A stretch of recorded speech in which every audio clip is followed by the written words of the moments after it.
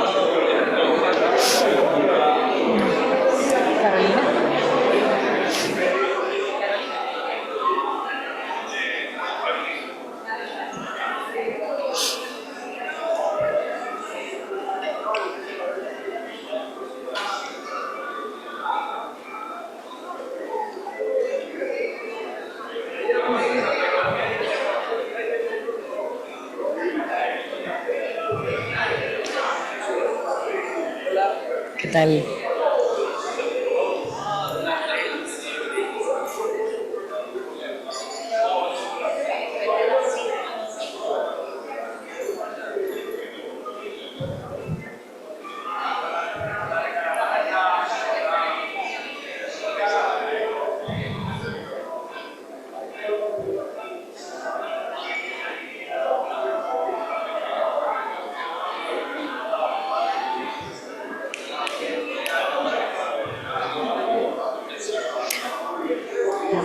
¿Cómo se llama para ver ya? Ah, ya lo ya está pero no tengo más para las fotos, simplemente pero pusimos las cámaras, porque no las necesitamos. Otro año.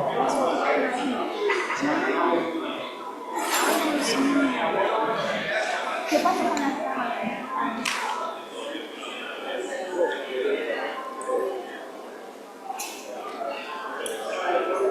Bueno, viene el ministro.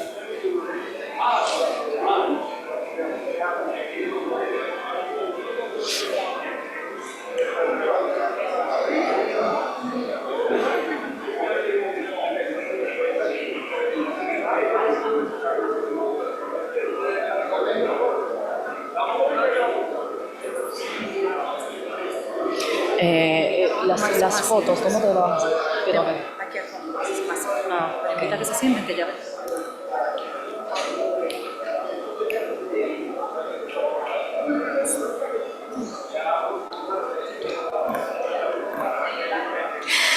Les invitamos a todos a tomar. Ladies and gentlemen, we invite you to please be seated since we will be opening our meeting shortly. To proceed with the opening ceremony of this sixth meeting of the ISA Regional Committee meeting for Latin America and the Caribbean here in Dominican Republic, we appreciate your presence here. We remind you, for those of you who still have not retrieved your simultaneous interpretation device, you can go to the interpretation kiosk in the back of the room.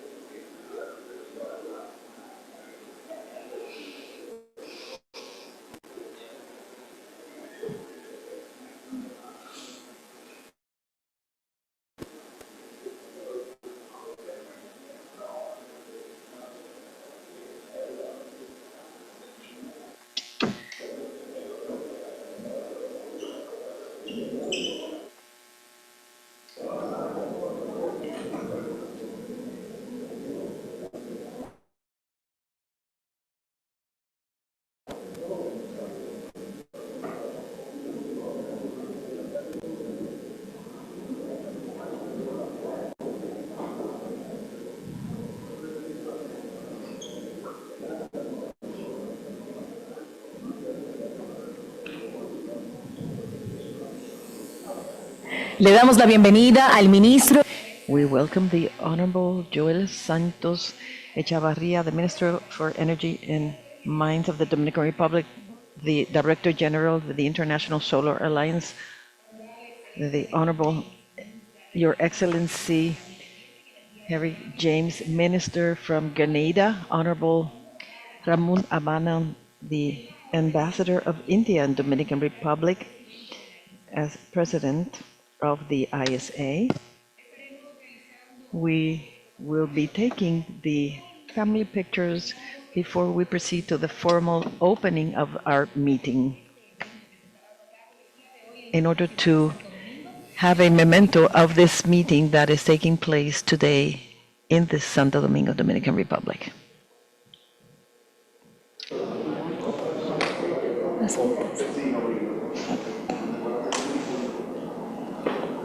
Quisiéramos invitar We would like to invite the Honorable Joel Santos Echavarria, Minister of Energy and Mines, and Dr. Ayan Gapur to take the first picture that we will be taking of this opening session, the first picture. So we invite these distinguished authorities to take the picture, to go to the back of the room.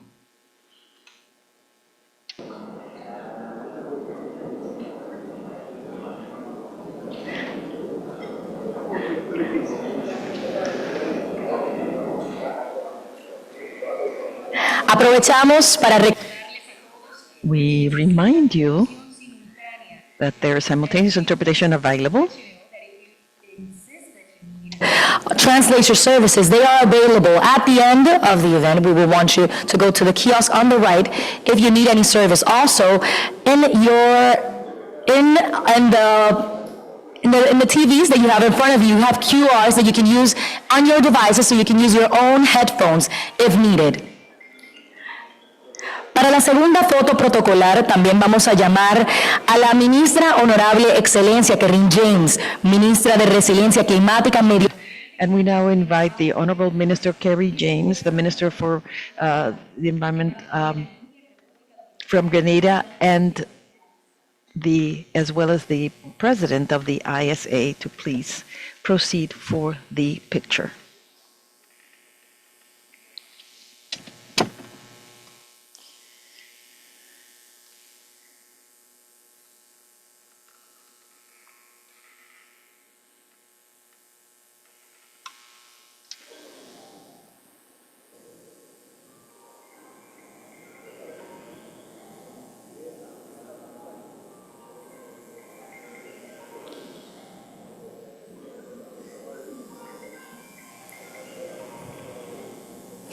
Para la tercera foto protocolar.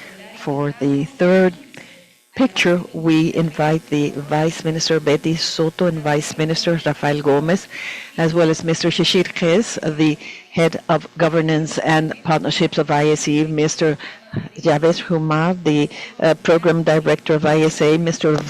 Max Brick, Executive Vice President of the Executive Council on Climate Change, Mr. Mejia Ricard, Director for Energy and International Relations of the Ministry of Energy and Mines, as well as Mr. Leslie Smith, Director for Renewable Energies from the Government of Grenada.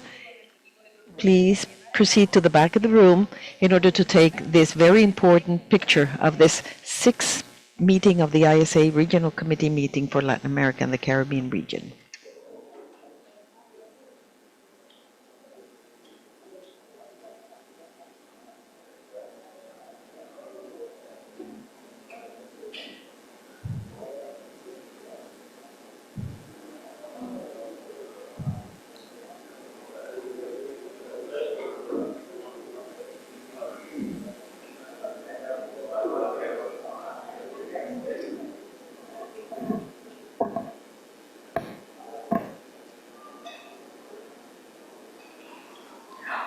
la próxima y última foto. For the next and the final picture, we call upon all the international delegates and ministers from member countries and ISA staff in order to take the final picture before we proceed with the formal opening ceremony. And international delegates that are members of the ISA to please stand so we can have our final picture of the protocol today.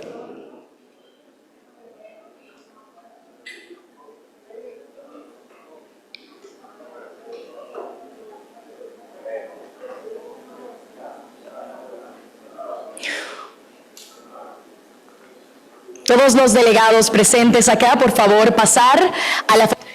All the authorities that are present, please proceed to the back of the room to take the photo.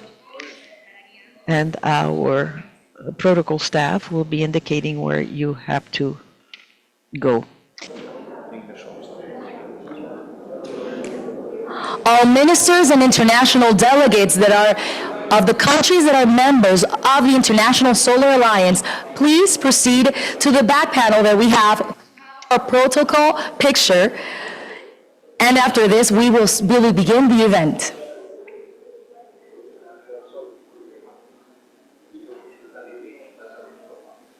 Do you need me to call someone else? Yeah, okay.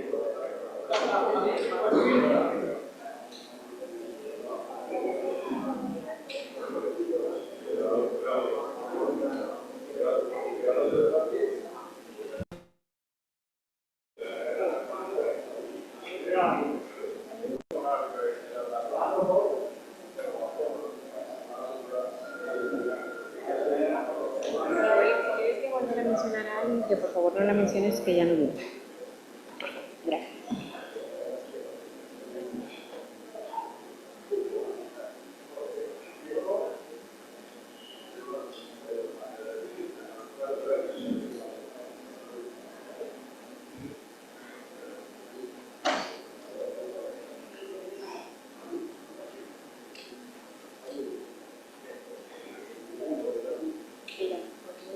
Okay.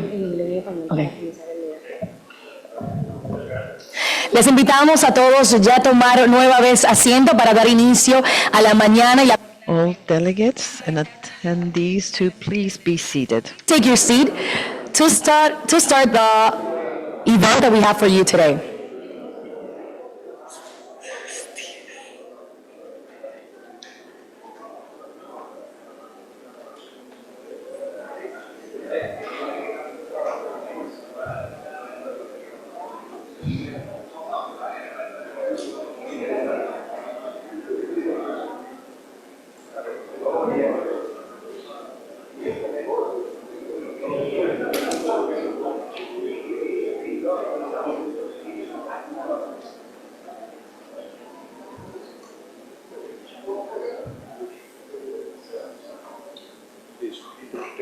Channel 1, Yeah. Spanish channel 2. Thank you. Is announced. In our translation service, if you put channel 1, that is for Spanish, and channel 3 for English. En nuestro servicio de traducción simultánea, el canal número 1 es para español y el número 3 para inglés. Favor todos hacer uso de sus equipos de traducción simultánea, ya que daremos formal inicio a este evento.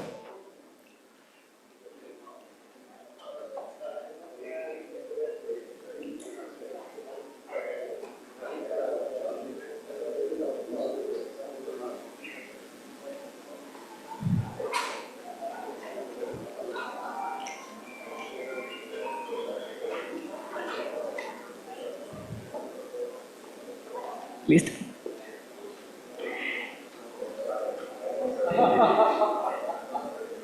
Muy buenos días. Estimados ministros y delegados internacionales de los países miembros, es un honor para mí darles la bienvenida formalmente a la 6ª reunión de la ISA en esta vibrante y cálida ciudad de Santo Domingo. Queremos expresar nuestra más sincera gratitud por su presencia en este evento crucial para el futuro energético de América Latina y el Caribe. La energía solar es, sin lugar a dudas, una oportunidad crucial para el futuro de América Latina y el Caribe. En esta reunión, que no solamente va a marcar un hito en la búsqueda por una energía más sostenible, sino que también va a resaltar el papel fundamental que tiene la energía solar y que ésta puede jugar en nuestra región. En los próximos días van a tener la oportunidad de explorar juntos estas vastas oportunidades que la energía solar ofrece, desde la implementación de proyectos innovadores hasta la movilización de inversiones que transformen nuestras economías y sociedades.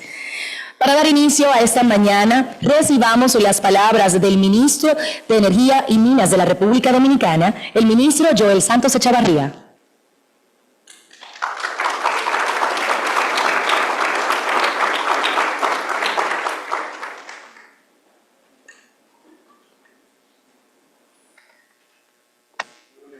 Good morning, ladies and gentlemen. It's a pleasure to join you this morning. I'd like to begin my remarks by welcoming Dr. Ajay Mathur, Director General of ISA. Last night that I was going to say something that I didn't say in my words last night, and it is that I've seen in a short period of time the great electrifying personality that he has, which is actually, according to the business, going well. Quiero también aprovechar y saludar. I also wish to take this opportunity to welcome the Your Honorable Excellency Karen James, Minister of Energy of Grenada, Honorable Embajador, the Honorable Ambassador Ramon Afghani, Ambassador of India, here too. El señor Mr. Sashir Seth, Director for Governance of ISA, también as well as Mr. Ramesh Fumar, the Head of Programs of ISA, as well as Mr. Rafael Gomez, a colleague Vice Minister of Energy from Dominican Republic, as well as another colleague, Mr. Walkiria Camaño, the Vice Minister of Hydrocarbons, which has also joined us today, another Vice Minister, part of our team, Mr. Fausto Perez, the Vice Minister for Energy Security and Infrastructure, and through them, I'd like to take advantage to welcome Mr. Max Puig, who also joins us, and with this, I greet all of you attending this very important activity. It's a pleasure for me being here in this great activity. Es una satisfacción. It is a very high satisfaction to the government headed by our President Luis Abinader to welcome you very warmly to our Dominican Republic, a country that is honored to host this sixth meeting of the ISA Regional Committee meeting for Latin America and the Caribbean region, which, as I also indicated last night, throughout the years has brought me together to most of the countries of the region. On behalf of our government and the Dominican people, we welcome our honorable guests very warmly who have traveled all the way to our blessed homeland to join us in this very important meeting. Here in our country, we firmly embrace the shared responsibility of addressing the challenges posed by climate change as well as energy security. Transition towards renewable energy is not only an urgent need for the world, it is also an opportunity for the Dominican Republic to lead the way towards a cleaner and sustainable future. Of course, whenever I have to address matters related to energy, I always mention that it should also be something that are undertaken hand in hand among all countries. Hence the importance of initiatives such as this one, because one single country on itself is unable to address all the challenges posed by the world today. Our strategic location, as well as abundant natural resources, especially as I believe that you've all been able to realize, which is sunlight, provides it with a unique advantage, well, to many of our countries. And this is why we have taken up with great determination the commitment of leading, along with you, the advancement of solar energy in the Latin American Caribbean region. The Dominican nation has been witness to a significant progress in adopting clean energy technology.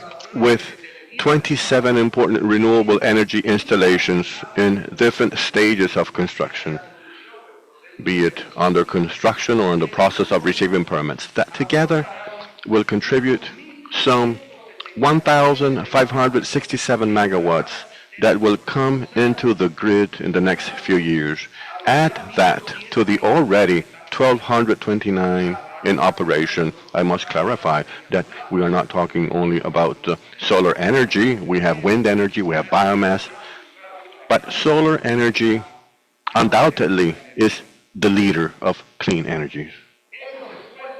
These efforts are fundamental to achieve our ambitious objective of covering 25% of the national energy demand with renewable sources before 2025.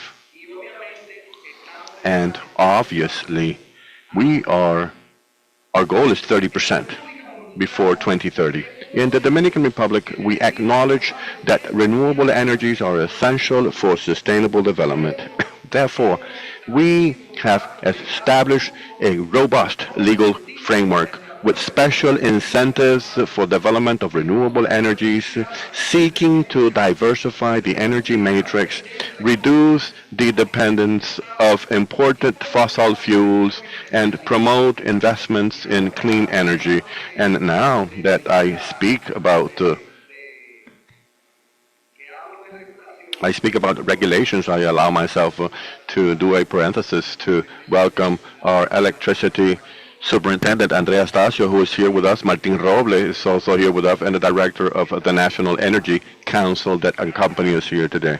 Thank you so much for being here, and I apologize for not welcoming you before, but the truth is that the Energy Cabinet works hand in hand, together, shoulder to shoulder, and obviously all the efforts implemented are hand in hand with this important team. These actions have already provided results with a notable increase in investments and the quick expansion of renewable energy projects throughout the nation.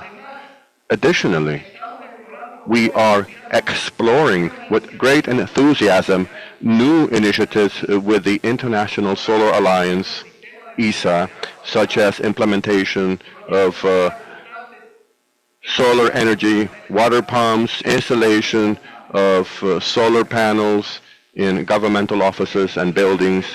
Of great importance to us, this shows our commitment not only with the advancement of solar energy development, but also with innovation and diversification of energy solutions in our country. The International Solar Alliance, ISA, has been an invaluable partner in this road forward, supporting member states with pilot programs, including implementation of pilot projects in solar energy. Ladies and gentlemen, the Dominican Republic is decided to become a reference in transition to renewable energies in Latin America and the Caribbean. We understand that challenges are significant, but we also acknowledge that there are extraordinary opportunities for a brilliant future, a sustainable future that is at our reach, the reach of all our nations. I would like to express my sincere thanks to the International Solar Alliance for their continued support and visionary leadership. Together, prepared to convert our aspirations into specific actions, concrete actions, to make solar energy the pillar of our future, of our sustainable future Welcome to the Dominican Republic. As our poet Pedro Mir said, a country that is located right in the middle of the pathway to the sun. Thank you so much. We thank our Minister, Joel Santos Echavarria, Minister of Energy and Mining of the Dominican Republic. James, Honorable Minister, Government of Granada. Para mí es un placer recibir a la ministra Kerrin James, Ministerio de Resiliencia Climática, Medio Ambiente y Energía. Of Climate Resilience and Renewable Energies of Grenada. Thank you. Honorable delegates, distinguished guests, and esteemed colleagues, I bring you greetings on behalf of the government and people of Grenada, the Spice Island of the Caribbean. It is an immense honor to stand before you today at the 6th meeting of the ISA Regional Committee for Latin America and the Caribbean. We gather not just as representatives of our nations, but as custodians of a shared vision, one that demands our collective action to transition toward a resilient, low-carbon future. In a time when climate change is the defining issue of our age, our work here becomes even more urgent and necessary. Today, we have the unique opportunity to discuss and shape the trajectory of renewable energy in our region, particularly so for solar. As we embark on this journey, I would like to extend my gratitude to the International Solar Alliance for its unwavering commitment to promoting solar energy deployment across the globe. The ISA has emerged as a pivotal player in renewable energy landscape, uniting countries to harness the power of the sun for sustainable development. Their efforts in Latin America and the Caribbean have been fruitful as they strive to enhance energy access, reduce carbon emissions, and foster economic growth through solar initiatives. In recent years, ISA has facilitated projects aimed at increasing solar capacity and improving energy infrastructure. For instance, the ISA is supporting the establishment of grid-connected solar projects in 5 LAC countries: Cuba, Paraguay, Suriname, Nicaragua, and Venezuela, which shall not only generate clean energy, but also create jobs and stimulate local economies. ISA has also provided grants of up to $50,000 to support least developed countries and small island developing states for demonstration projects in the region, significantly contributing to our collective goal of transitioning to a low-carbon economy. Grenada, like many of our neighbors, and as a proud member of the ISA, is deeply committed to developing a more sustainable and resilient electrical infrastructure. Our nation recognizes that solar energy is not only key to reducing our reliance on fossil fuels, but also essential for building climate resilience. To date, Grenada has achieved well over 5 megawatts of cumulative installed solar capacity. While this progress is commendable, it is but a fraction of our potential.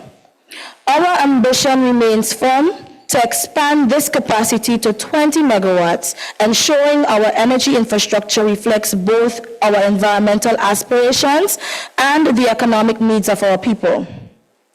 To stimulate growth in the solar sector, we have implemented tax exemptions for solar installations, fostering an environment that encourages investment and innovation.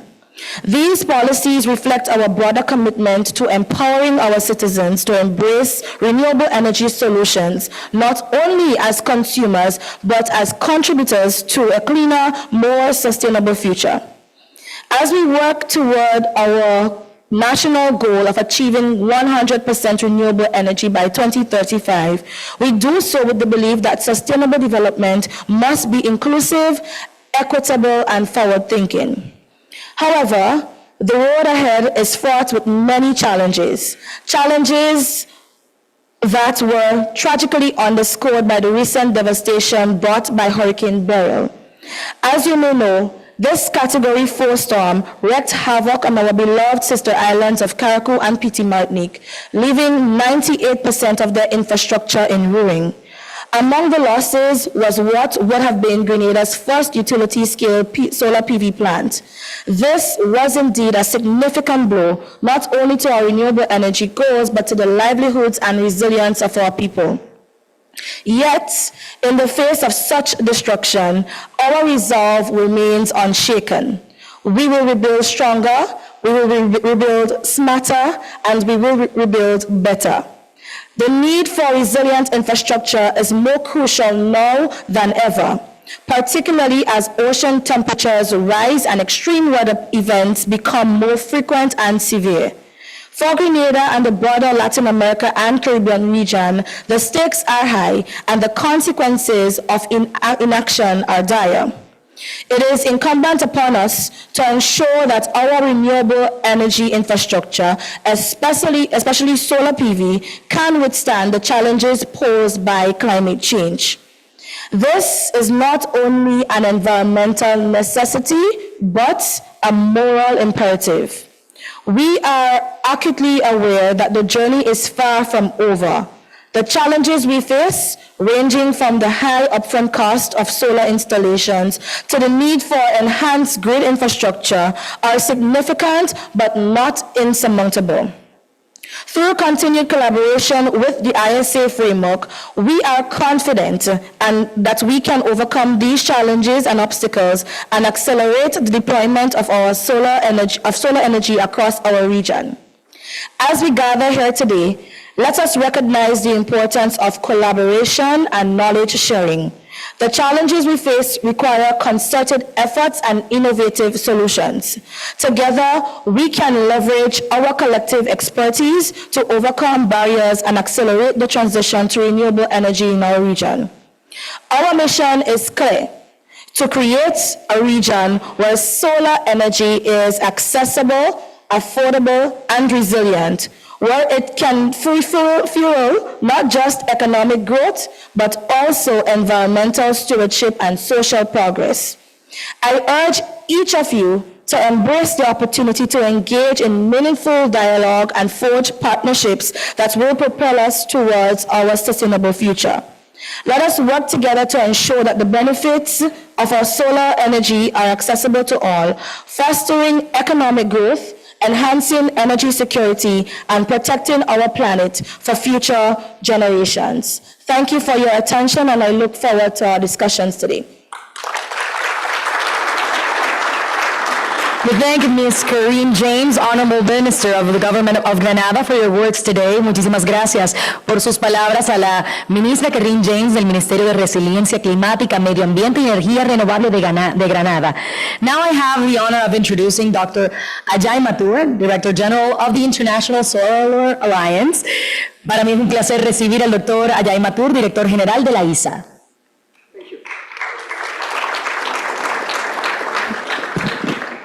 Thank you very much.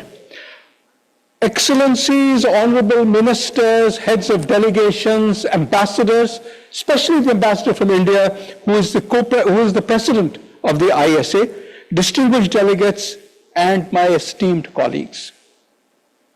It is with the greatest pleasure that I welcome you all in this wonderful country of the Dominican Republic. I thank the Dominican Republic for all that they are doing to make this stay enjoyable and these discussions meaningful. Thank you very, very much. This region is blessed with some of the highest solar potentials in the world, whether it is the deserts of Atacama on the one hand, or it is the sun-drenched beaches of these islands on the other hand. All of these require concerted efforts and strong partnerships. We at the ISA stand ready and work with you, and will continue to work with more and more countries hand in hand to overcome the challenges to unlock the region's solar future. Over the past few years, the ISA has been closely working with many countries, especially on the demonstration projects. We have seen significant interest from 5 of our member countries in this region on the development of large-scale, grid-connected solar plants, both ground-mounted and floating solar. This is a clear indication of the potential that solar energy holds for this region and, more importantly, for the energy development of the region for all people. In addition to the large-scale projects, the International Solar Alliance is also committed to providing support, as the Honorable Minister mentioned, to our least developed country and the small island developing states in the region. We offer a grant support of up to $50,000 for the establishment of solar pilot projects with the goal that the communities may get the benefit of these and talk to neighboring communities about the benefits that they get. We are working on primary health care through solarization, on solar water pumping systems, on solar cold rooms to enhance the agricultural produce, and are implementing these projects in Cuba, Jamaica, Guyana, and Suriname. Capacity building is another cornerstone for us. We have to date trained about 1,000 people from this region, 1,000 solar energy professionals, officials, bankers, who are working to build up their skills and knowledge necessary to drive solar energy transitions effectively in their own countries. All these require changes or modifications in the regulatory regime so that solar energy projects are more effective and investment for those continues to occur. We are delighted that the first projects have already taken off in Cuba after the changes that they've made to their regulatory structures. However, our challenges remain. We want to work together with you to address the resilience required for solar energy infrastructure, as pointed out by our Honorable Chair, the Minister from Grenada. As a founding member of ISA, India has been playing a pivotal role and supporting the Latin American and Caribbean countries in their solar energy transition. Enterprises in India, such as the NTPC, which is a large public sector undertaking, are providing project management consultancy to assist the development of grid-connected projects. Moreover, we look forward, well, there are a lot of training organizations we are already interested in. We look forward to bringing more of them on board so that this exchange, this cross-fertilization of knowledge can continue to occur. Ladies and gentlemen, as we gather here today, we are reminded of the immense potential that exists for all of us. This, as I said, this potential can lead this region to lead the way in solar energy deployment and therefore set an example for the rest of the world. We remain ready to help enable collaboration, help enable innovation, and help enable investment. We, as I said, also remain ready to build up the capacity and help in the regulatory changes that may be required to make this happen. We are delighted to have this meeting here in the Dominican Republic. And this country, like all of you, is a signatory to the ISA agreement, and we hope would be ratifying it soon as well.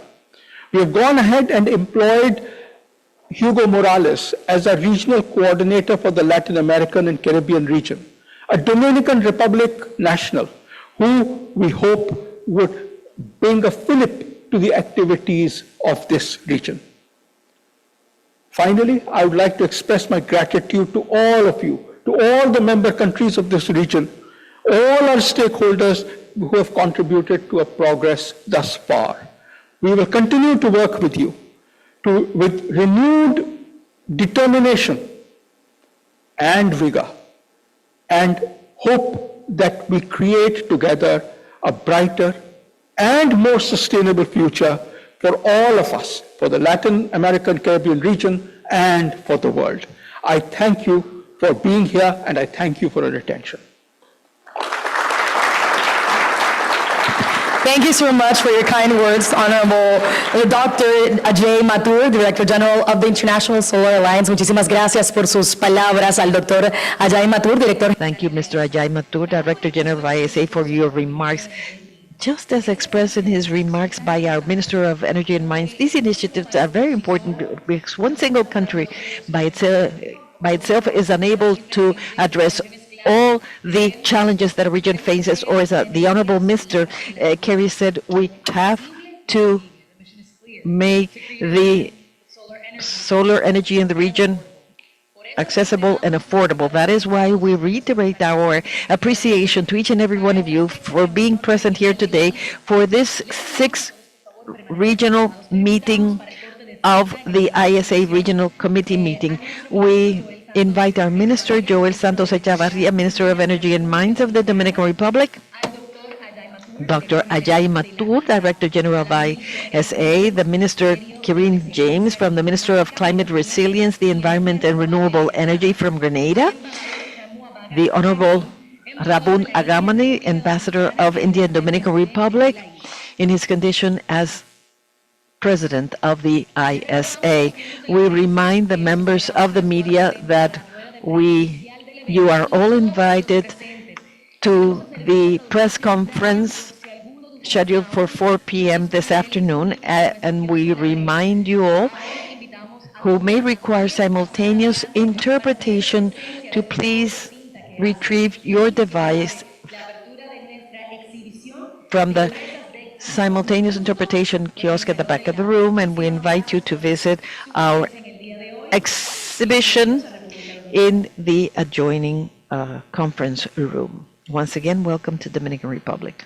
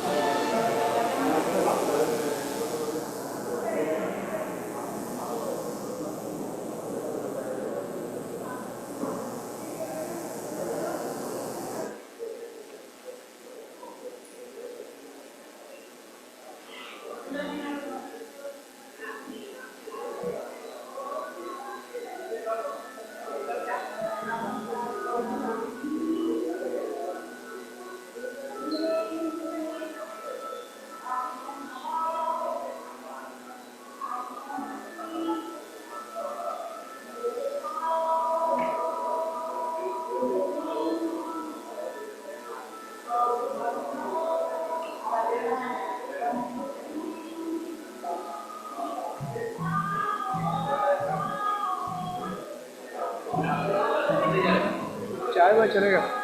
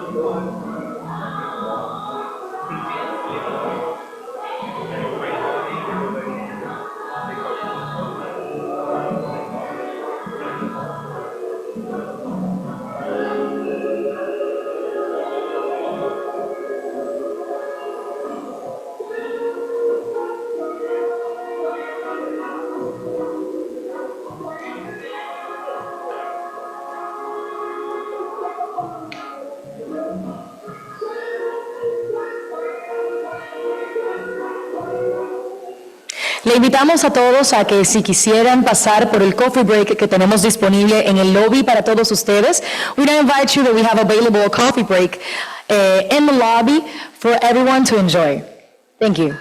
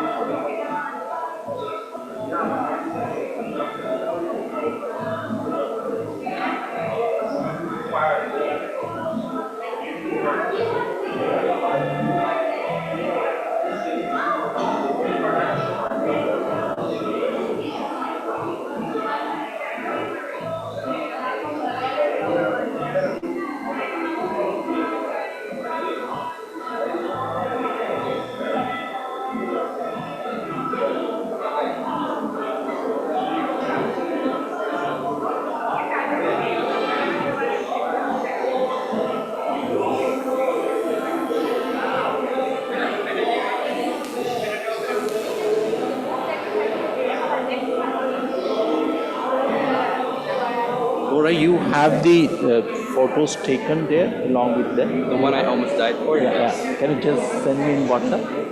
Yeah. Let me transfer. Yeah. Especially that Indian ambassador, he wants that. He wanted him.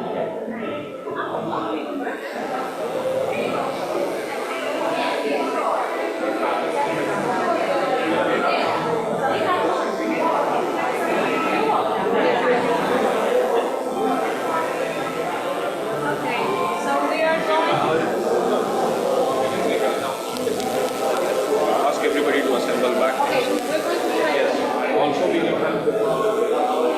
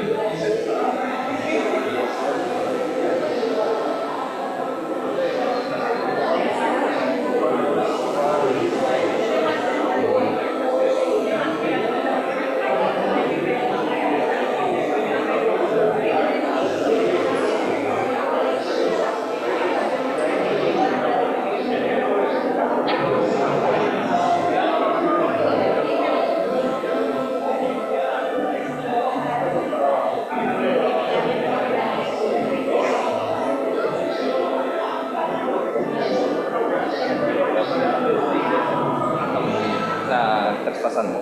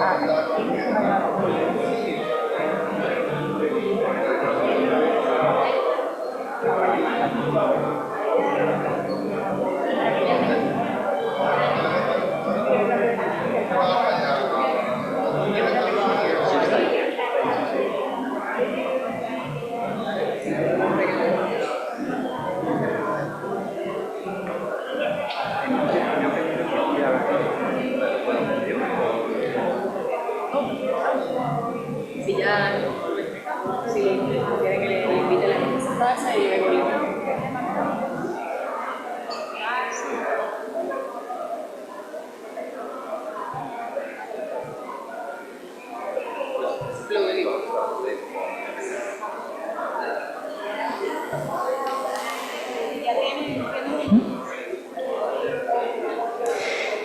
Invitamos a todos los delegados miembros, favor tomar asiento para We ask all delegates to please be seated so that we may continue with the sixth ISA meeting for Latin America and the Caribbean.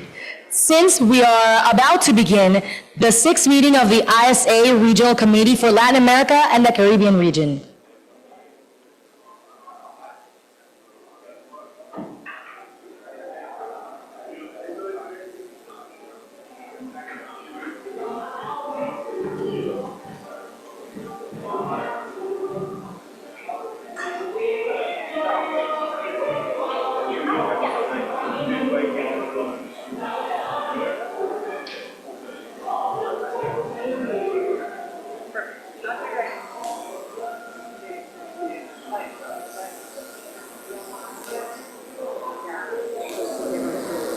Listo.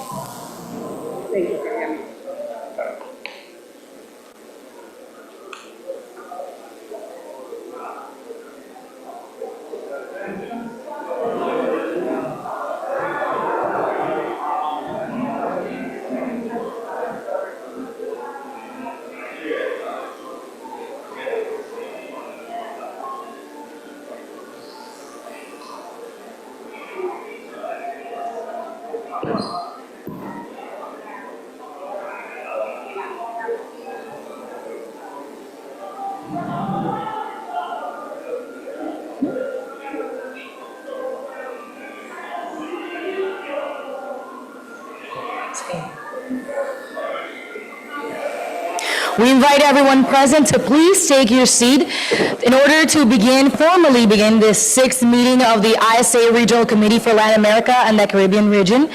Por favor, le invitamos a todos a tomar asiento e incluso invitamos a las personas que aún se encuentran en el área del lobby del coffee break a que pasen adelante para poder dar formal inicio a esta sexta reunión del regional del Comité de Latinoamérica y el Caribe de la ISA.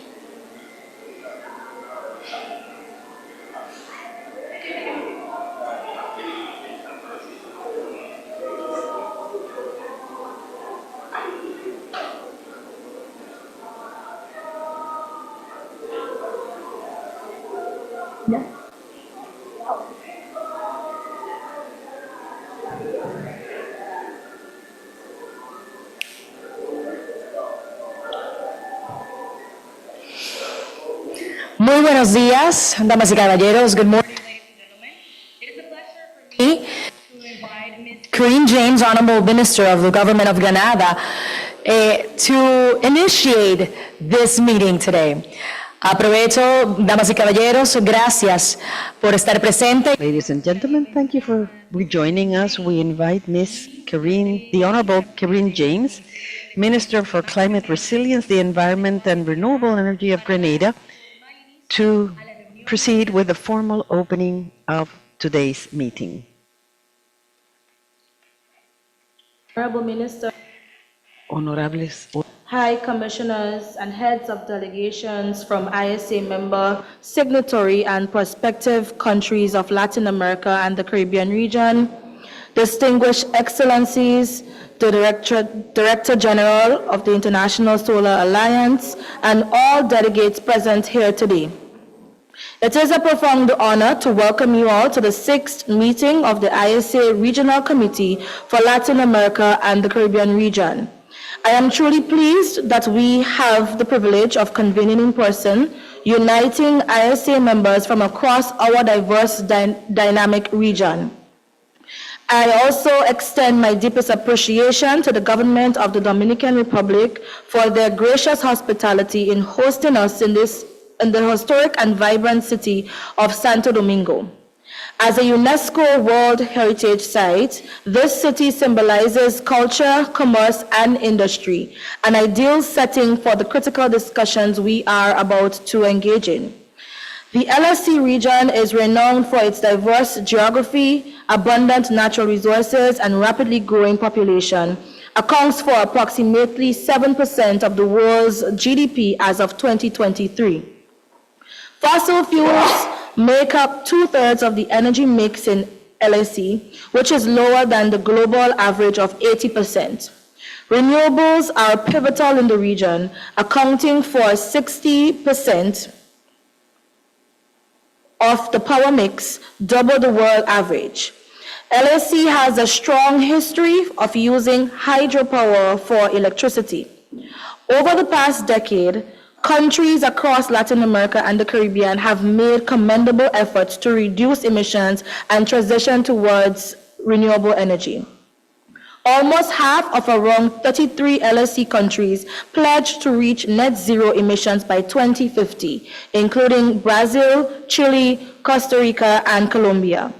In the region, Uruguay, 39%, and Chile, 32%, have the highest shares of wind and solar. In 2023, Brazil added 36 terawatts of wind and solar, accounting for 78% of the wind and solar growth in the region and 7% of total global growth.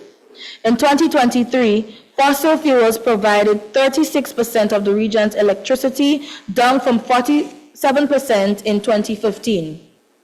Brazil, Mexico, Chile, and Argentina are leading the charge in solar PV and wind development, paving the way for a greener future. As we look ahead, we see that although progress in sustainable energy have been substantial in the region, it is imperative to further accelerate our efforts. Investment is one of the key factors in building a sustainable energy ecosystem. The LSE region is poised for significant energy sector investment with an estimated $185 billion expected to be invested in 2024 alone, marking a record high. The power sector will account for over 30% of this investment, while fossil fuels will represent almost 55% and end use will constitute less than 10%. Encouragingly, renewables and energy storage continue to experience strong growth, with solar leading the way, including small-scale projects. Investment in storage is accelerating, particularly in Chile, where it is being deployed to alleviate transmission bottlenecks. Additionally, several countries are actively developing long-term hydrogen strategies and implementing pilot projects, with Brazil and Chile making significant progress, as seen in Brazil's recent approval of a 1.2 gigawatt plant. These efforts reflect the region's commitment to a sustainable future. In this context, the International Solar Alliance is uniquely positioned to assume a pivotal role to aid the region in advancing their green energy agenda. ISA has conducted ecosystem readiness assessments and country deep dive analysis of green hydrogen for phase 1 and 2, aimed at accelerating member countries in developing green hydrogen value chain, especially for hard-to-abate sectors. This initiative supports the acceleration of green hydrogen demand, positioning these countries as both exporters and domestic consumers. ISA is introducing a strategic regional plan aimed at promoting economic resilience, enhancing energy access, and strengthening energy security across the region. Further, with its comprehensive suite of 9 programs, initiatives, and the country partnership framework, ISA is dedicated to fostering collaboration with member states to achieve neutral solarization objectives. One of the key initiatives is the Solar Technology Application Resource Centers, or STACI, which focuses on capacity building and institutional strengthening in developing member countries. The STACI in Cuba is already operational, and the Secretariat has ambitious plans to inaugurate additional centers across the region in the coming years. I commend them for their achievements so far and extend best wishes for the continued success in these initiatives. ISA remains steadfast in addressing the challenges and seizing the opportunities that lie ahead in the Latin America and Caribbean region.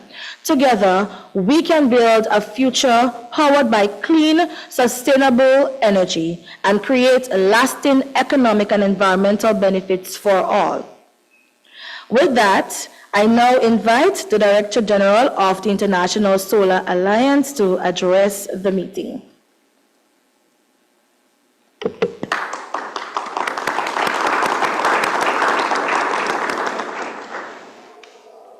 Thank you, Chair. Let me again reiterate how delighted I am that all of us are meeting here today. It's a huge change from virtual meetings. We look forward to this meeting in this particular region, which is very solar rich, which accounts for just 5% of the world's greenhouse gas emissions, has a dependence much more on renewable energy, renewable electricity, hydropower, than almost any region of the world. In other words, it's ideally suited to move towards solar power and other renewable sources of power. It is no surprise that, for example, Brazil has been adding about a gigawatt of renewable energy per month over the past year, and is expanding wind power generation. There is about 24 gigawatts of wind and 9.6 gigawatt of solar generation in large parks, along with 22 or something of that sort gigawatts of distributed solar generation as well. If we look at Mexico, we have seen the allocation of a huge amount of money, something of the order of nearly $50 billion for investment in clean energy and what they call as near-shoring of clean energy. It obviously includes a LNG liquefaction plant as well, but it also includes about a gigawatt solar plant, green hydrogen initiatives, and therefore is looking at moving the country as a whole towards a clean energy future, a green energy transition. Another country which has done a lot in this region is Chile. Chile has huge lithium reserves, and consequently it positions itself to become both a battery as well as a hydrogen development leader. Because of macroeconomic stability, we are seeing something of the order of 60 hydrogen plants at various stages of development, green hydrogen plants at various stages of development, and there is one pilot plant which is already producing green gasoline and methanol, if I'm not wrong. This country which we are in, the Dominican Republic, looks at achieving 25% of renewable energy by 2025, as the minister said, and 30% by 2030, and therefore is investing in new solar and a very ambitious rooftop program as well. This is one of the things that always confuses me. There is yet another country in the region with a very similar name, Dominica, not the Dominican Republic. Dominica has set a target of achieving 100% renewable electricity generation by 2030. And with the support of organizations like the World Bank, is looking at implementing various kinds of initiatives to make that happen. What we see is that more than any other region in the world, this particular region, the Latin American and Caribbean region, is on the brink of an energy revolution. And we, as the ISA, stand ready, have been collaborating and stand ready to help in any other way as this transition moves ahead. Now, one of the things that we are fully cognizant about, and I hope this meeting will discuss, are the challenges ahead. Some of the challenges which you mentioned, for example, the need to carry out, need to make standards that take care of solar facilities in the presence of high winds, high velocity winds, is one such challenge. But a larger challenge which occurs across all economies is how we can use solar energy to dramatically reduce the kinds of losses that distribution companies have. So we also recognize that the financing costs may be high. And consequently, one of the things I request you is to please advise us on the kinds of financial challenges that this region focuses. For example, as far as Africa is concerned, what we found that the greatest challenge was that there was a perceived risk imbalance. Money was not coming to Africa because investors thought that they would not get a return on their money, but when we looked at the African investment profile, we found that the non-repayment rate on solar loans was less than 2%. It's much higher in most of the regions, including this one. Consequently, a perceived risk becomes the issue. When we looked in the Asia Pacific region, which we did together with the Asian Development Bank, we found that the absence of equity capital or a scarcity of equity capital was what was the key issue. We would like to similarly start working on what is the key challenge as far as the Latin America and Caribbean region is concerned. At the same time, we have also been working with Africa, then with the Asia Pacific region, and next year with the Latin American region on identifying solar startups. Now, this is a bit of a challenge because of the fact that the vast amount of people in this region have access to electricity. It is much higher than almost any other part of the world. The number of solar startups are relatively few. Therefore, what we are looking at are eligibility criteria which would allow people to be solar startups, be recognized as such. We will work with them on enhancing their capitalization. We would work with them on enhancing technological cooperation and on brand building. We want these guys, at least some of them, to be the Amazons of the world, providing solar products and services to everybody. But for this, we need to understand why we should do this.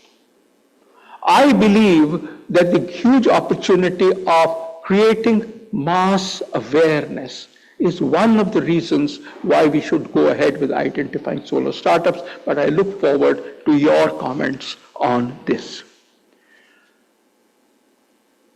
There is a lot of work that we are doing together. So, for example, we have identified the problems of distribution companies. This is across the world. And consequently, the challenges in sharing best practices is something that we look forward to as the time goes on. Ladies and gentlemen, as we begin this meeting, we are wanting to re-stress our commitment to collaboration, to knowledge sharing, and to harnessing our collective strength in order to enable, not just enable, but fast track the transition to clean energy in a manner that everybody has access to energy. Universal access to energy takes the first priority. Madam Chair, I want to thank you for agreeing to come to the Dominican Republic.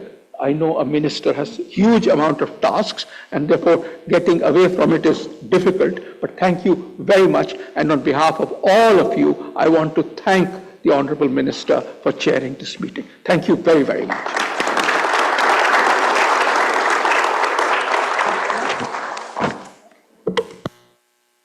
Thank you so much, Director General. Once again, we extend warm welcome to all of our members. As chair of the ISA Regional Committee for Latin America and the Caribbean region, I hereby open the meeting. Honorable members, the ISA Secretariat has circulated the provisional agenda for the meeting as Working Document 1. I request the members to provide your comments on the provisional agenda.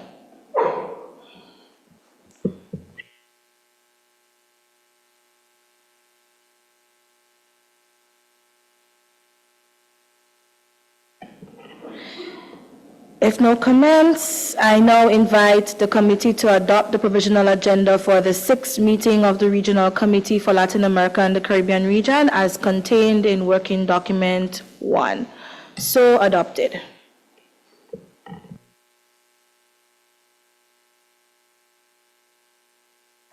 The next agenda item is the action taken report of the 5th meeting of the Regional Committee for Latin America and the Caribbean region. The working document 3 provides the details of the actions taken by the ISA Secretariat in addressing the committee's recommendations during its 5th meeting in 2023 The report is placed for the consideration of this committee. I would also like to invite the members of this committee to provide their comments on the report.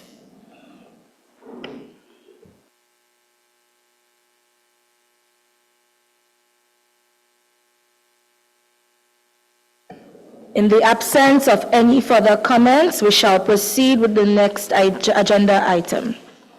The next agenda item is the report of the Director General on ISA programs and activities. The fourth session of the ISA Assembly approved the ISA 5-year strategic plan. This addresses 3 key issues of energy access, energy security, and energy transition by focusing on specific broad-based priorities or priority areas, including programmatic support from member countries, particularly least developed countries and small island developing states, capacity building and advocacy support for all member countries.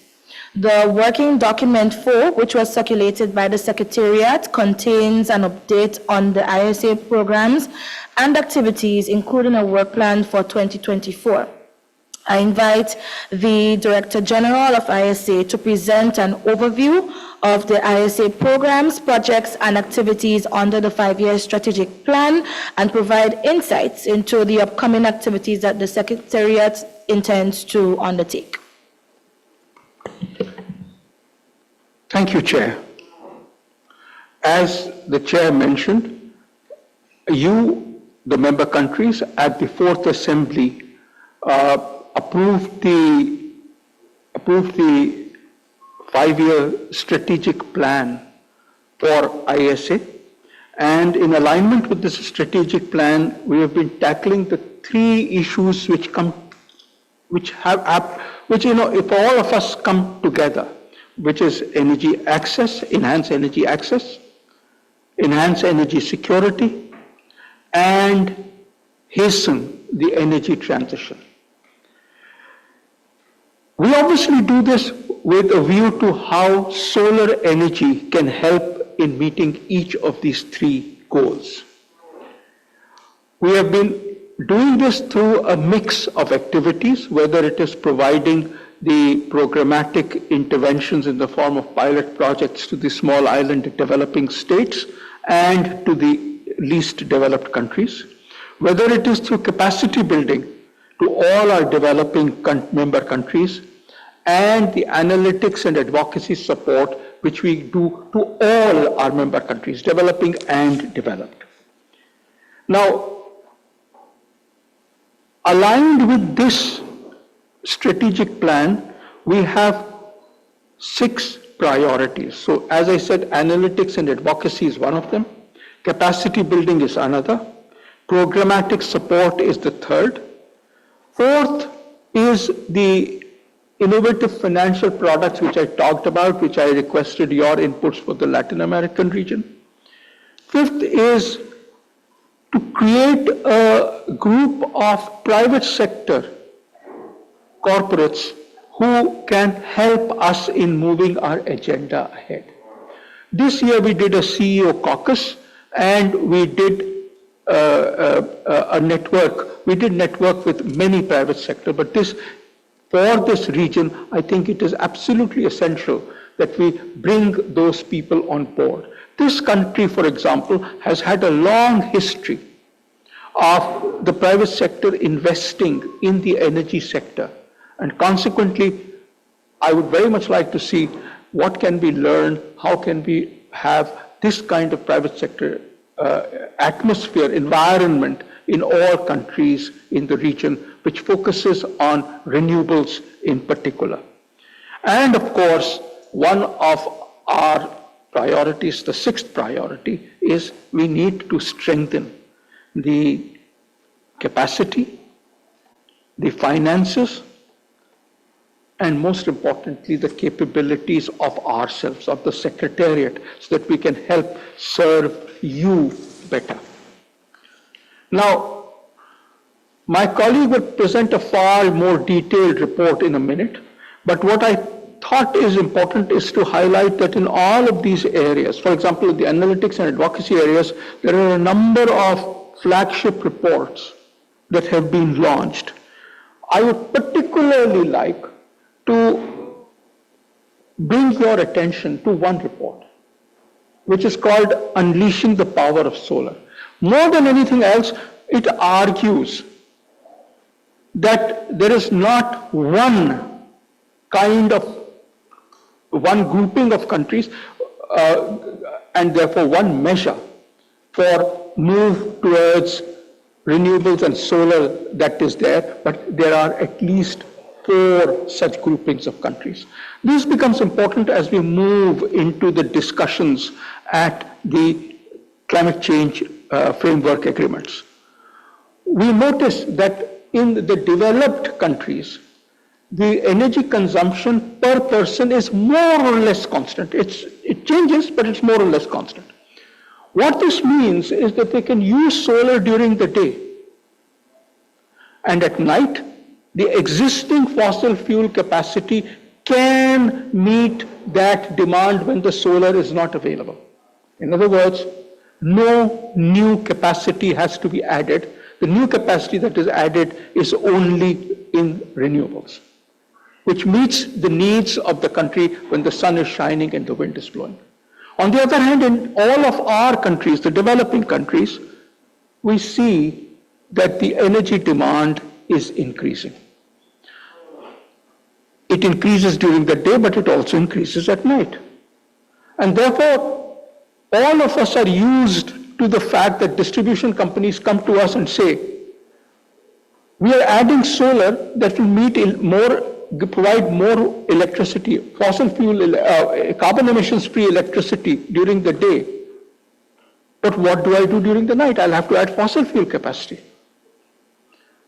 And then the question they ask is, do I need to add both solar capacity and fossil fuel capacity? That doesn't make sense.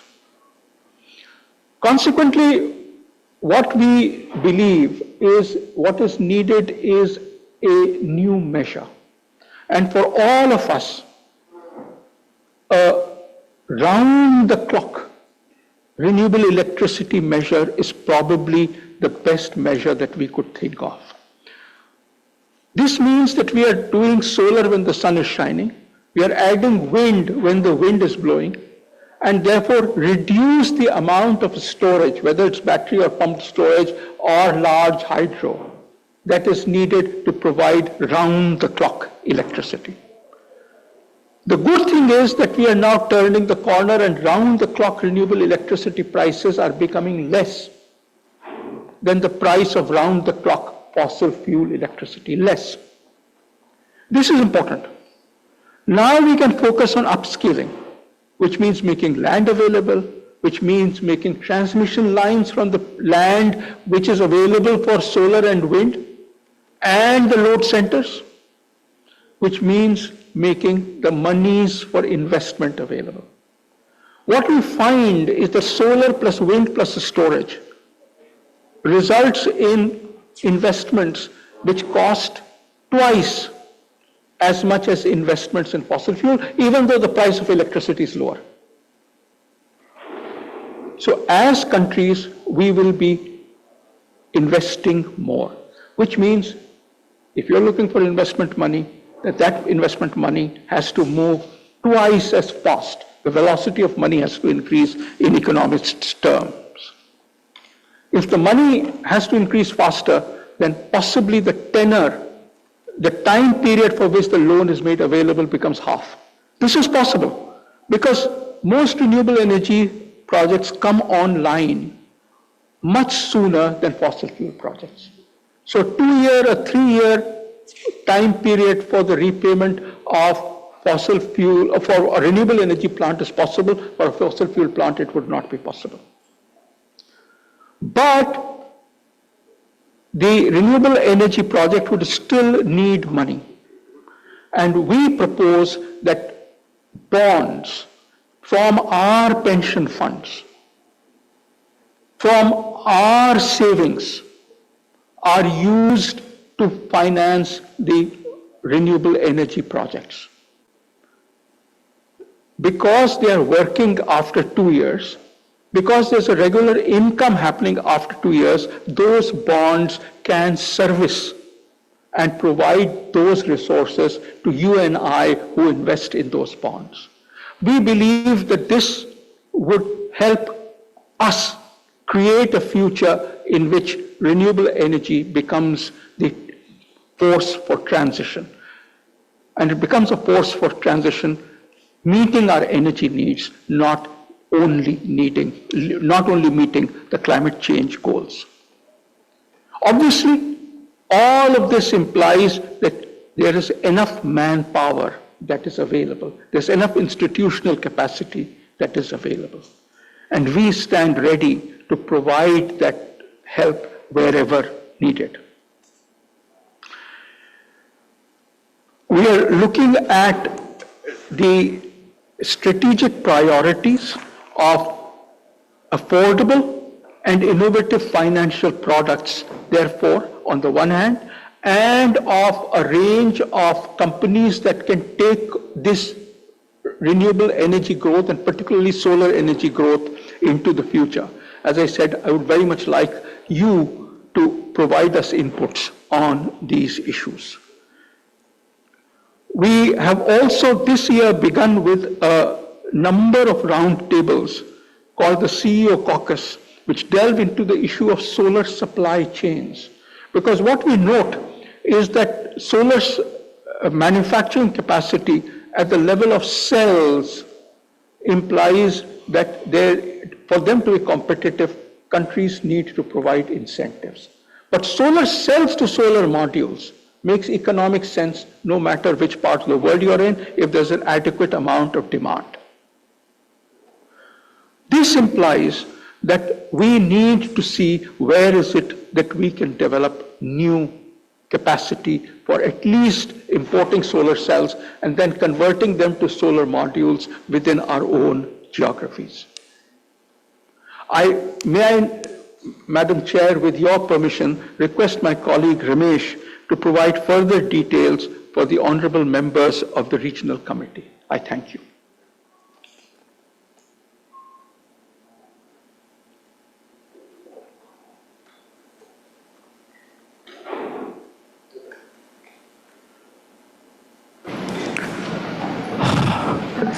Thank you, Honorable Chair, and thank you, Honorable DG, for giving me the floor to expand more on the programmatic interventions given to all the member countries of ISA.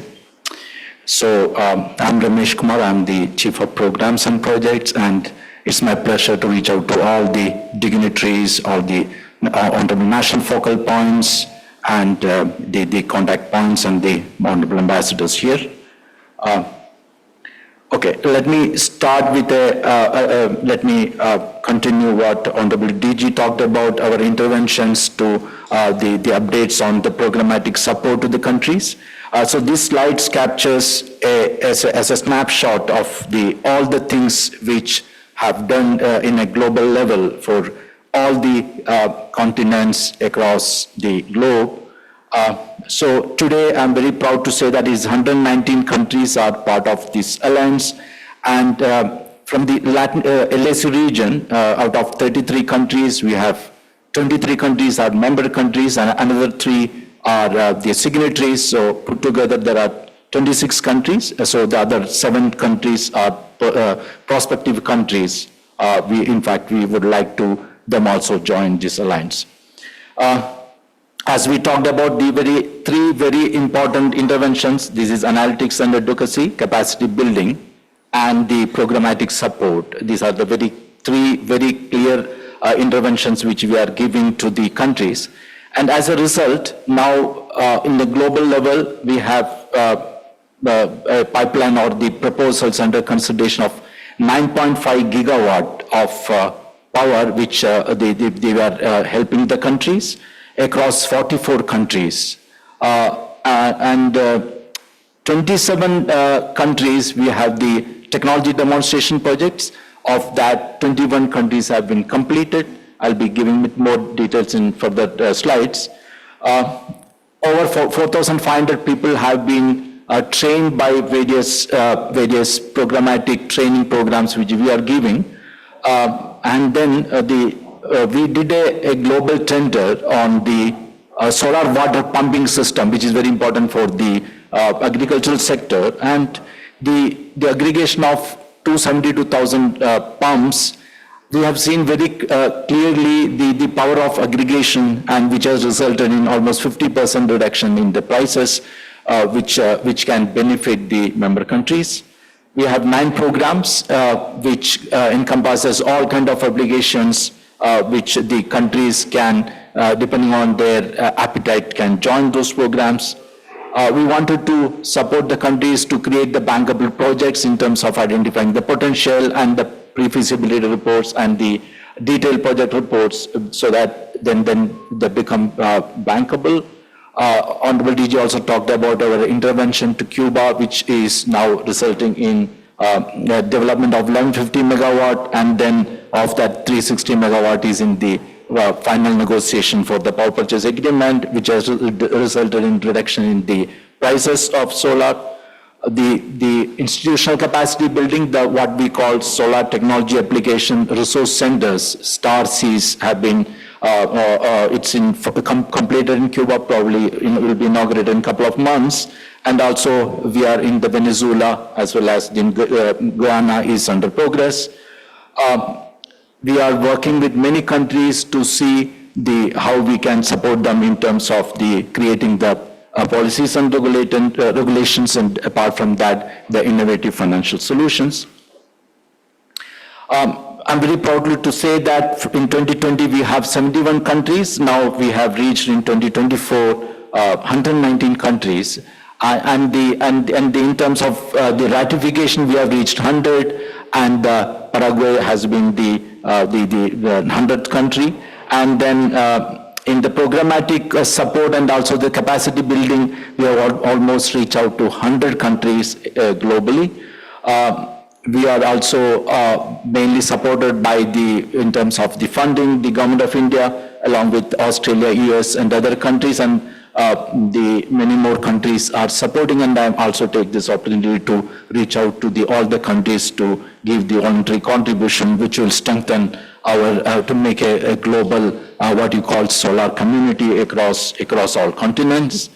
In terms of analytics and advocacy, we talked about the global trends in solar, and then every year we will be in the assembly will be launching the reports on the updates on the solar market, solar investments, and solar technologies, the latest development, which will be very useful for all the countries to see the latest updates on that. The ease of doing solar is one of the very flagship initiative of ISA. This gives a platform to see where the country stands today and to do an introspection and what are the areas they need to take more actions so that they can have accelerate the solar application across all the energy requirements. Solar data portal is one such initiative. There will be a presentation on that. We are also looking at various thematic supports or thematic developments like solar, what we call the energy storage system. In fact, afternoon we will have a very detailed the energy storage solutions across various kind of solutions, which will be I'm very sure it will be very useful for all the countries. Green hydrogen is a very emerging and fast picking up across the countries as a alternative to the fossil fuels. E-mobility is another thing which is happening in the developed world and also catching up with the developing world. Many reports have been launched across all the applications. So please reach out to our website always to get updates and these reports readily available there. More than 4,500 people have been trained, and in couple of discussions yesterday I think the requirement of to reach out to all the stakeholders on solar, say for example, the grid operators, because they also need to get update with, as you know, there will be more and more renewable energy being pumped into the grid. So they need to be geared up to take care of that. So we'll be happy to have such best practices which can be given to the grid operators and the installers. Installers are a very important part of the ecosystem, so we will be ready to give more training on that apart from the other stakeholders. Let me also just very briefly, there are 9 programs which, if you see, in the large-scale projects, which is on solar park or floating solar projects, which will play an important role in the grid connector. But the decentralized applications are equally important, whether it is in solar mini grids for rural applications, the solar rooftop in the urban and semi-urban, which can take a substantial chunk of reducing the fossil fuel generation, and then the what you call the solar application for the agriculture, because many of the countries are agrarian societies and they can be benefited by solar. Solar heating and cooling is another important area which can reduce the loads, the burden on the fossil fuels. Apart from that, the emerging areas which we have the programs on solar PV, battery and storage. In fact, the waste management is another key area which will be ready to support the countries. E-mobility and storage is very emerging area, and especially for the least developed countries and the developing economies. The green hydrogen, which again I talked about it, so this is another program which we are supporting all the countries. This shows the 27 projects which 27 countries where these demonstration projects have been done. In the LAC region, we have already completed in Guyana. Then the other 2 countries we have already, Jamaica and Cuba recently we have completed. Suriname, the friend here, she will be committing yesterday to complete it as early as possible before our assembly happening in November. I mean, many of these given a lot of lessons for us to see how these technologies could be improved and then eventually can be scaled up in these countries. The Honorable DG talked about the Solar Festival which was done recently. Please reach out to our website to give all the details. There is the program which has actually increase the engagement of the community, youth, women and the private sector, how they will play a very important role, and many insights have been discussed in this, and we will also be representing in the forthcoming COP, and one of the other initiative which is the CEO caucus and the private sector participation. Please reach out to our website for more information on that.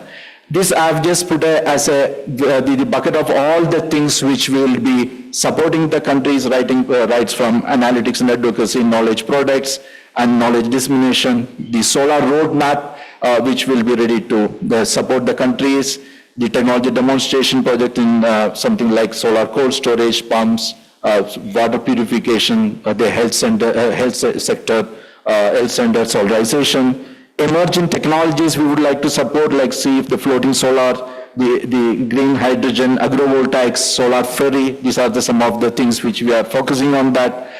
We are supporting them to do the potential assessment, create the project pipeline, which include the feasibility, DPR. Regulatory support is another important area which will be, we are ready to support the countries. Innovative financing mechanism, the global solar facility, which you have already in the advanced stage for the Africa and then the Asian region, and then we will also look at this region, LAC region. And viability gap funding is another mechanism which we are working. We would also, for wherever the substantial projects are identified, we'll have a national focal point support units, capacity building, which we talked about both institutional and the human, and we are representing all the important the forums across all the regions and the important forums will be representing, where the countries can also showcase their achievements. And finally, all these things will be captured through the country partnership agreement. Just before concluding the last one, all these things are possible through very effective collaboration across countries, across institutions, across the financial institution, and put together, let's work for a global, the global community across the world. So many thanks for listening to me. Thank you very much.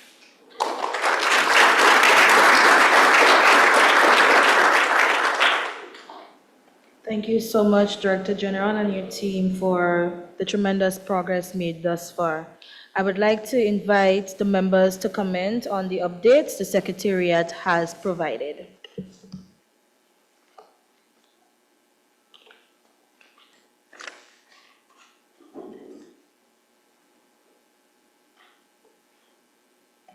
In the absence of any further comments, we shall proceed with the next agenda item. The next item is an update on the ISA Strategic Plan for Latin America and the Caribbean region. The Secretariat provided all members of this committee with Working Document 5, which contains the ISA Strategic Regional Plan. The Latin America and the Caribbean region, comprising 33 countries, holds critical strategic significance for the International Solar Alliance.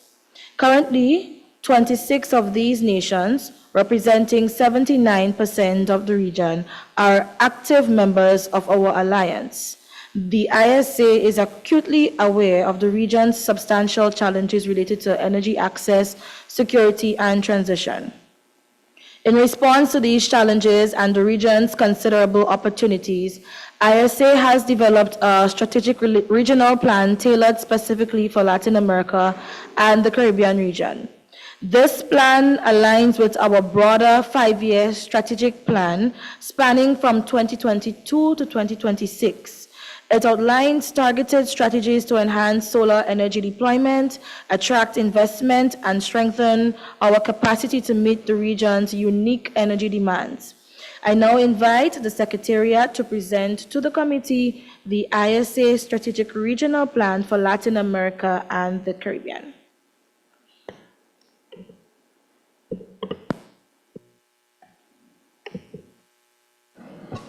Thank you, Honorable Chair. Thank you, Honorable DG. I'll be inviting my colleague, Mr. Hugo Morales, who is the regional head for LAC. Just to start with, as we have a 5-year plan for as an ISA level, so based on that, we are making a consultative draft, which we have circulated to have your inputs on that. So on that, Mr. Hugo will be presenting. 2-3 important points I would like to present from my side. What we think is very important is ISA Secretariat and the country works very closely on implementing any programs and projects. What we believe the ownership need to be with the countries, because ISA secretaries would be supporting, all the supports will be given, but the ownership needs to be in the country level so that it's sustainable. And in a long run, it requires maybe the focus from the country apart from the budget allocation and all these things. This is very important for us to as a strategy which we are looking at in the strategy. And secondly, the power of aggregation can be one of the sources for reducing the prices, because one of the mandates which we are working also to see how the prices can be reduced.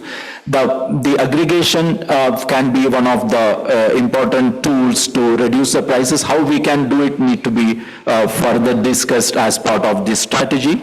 And then the innovative financing is very key. That's why for the LDCs and SIDS, we have the VGF scheme, where the part of the funding we could be there in the rest of the funds, or maybe with the in combination of the respective government and also maybe other funds put together, we can work on projects, and then the possibility of scaling can be taken up. capacity building will be key. Maybe some time back, the training requirement is limited to the who are actually part of the energy production, but now no more it is the case. The community, because we now become the generators, the people have become generators, so the awareness and training is equally important so that they understand the responsibility of generation. Where do they get the benefit, how best it can be done. So the requirement of capacity building also keeps changing, apart from which I just discussed about the grid operators also need to be trained. So these are the focus areas. I will invite Mr. Hugo to give the presentation on that. Thank you. With the permission of the chair. Yeah.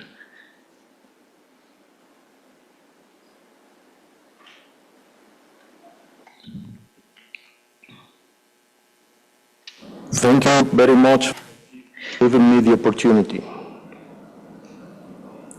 So first, I want to begin telling you the achievements in Latin America and the Caribbean during the first 6 months of this year. Regarding demo projects, one project was completed in Cuba, and there are 3 projects under progress in Suriname. The ISA has carried out 4 country missions and have conducted more than 35 virtual meetings and discussions with 10 countries. And the International Solar Alliance has been an active participant in the Energy Transition Working Group of the G20 in Brazil. Also, there are discussions on regulatory support to Cuba. That's under progress. And also the deployment of a national focal point support unit in Cuba is under progress. Regarding the ongoing engagement right now, the finalization of a PPA with the developer for 360 megawatt as phase 1 of a large-scale solar project is under progress in Cuba. It's a project of 1,150 megawatts. So also the feasibility study for 100 megawatts solar project has been completed for Paraguay. For Venezuela also a feasibility study for 200 megawatts solar projects have been completed. The feasibility study for 100 megawatt solar project in Nicaragua also have been completed. And engagement with Argentina is under progress. Country partnership framework planned for Cuba, Venezuela, Paraguay, Grenada, El Salvador, and Suriname. And a solar energy roadmap is under progress for Grenada. And regarding the Starseed Center, there is the first one in the region that have been implemented in Cuba, and the ISA have provided training during this first 6 months of this year for more than 225 people regarding solar energy technology. And I want to highlight in this that we have received during those months also the expression of interest from Grenada, Guyana, and El Salvador. And I highlight that because ISA want to work and to support all of you, but we need to receive the expression of interest of you, and we are going to be very happy to support all of you. So the strategic focus of the 5-year plan, 2022-2026, aim is to support ISA goal of what we call 1,000 strategy by 2030. That means mobilizing $1,000 billion in solar investment, enabling energy transition transition of 1,000 gigawatts of solar capacity, ensuring energy access for 1,000 million people using clean energy solutions, and reducing carbon emissions by 1,000 million tons.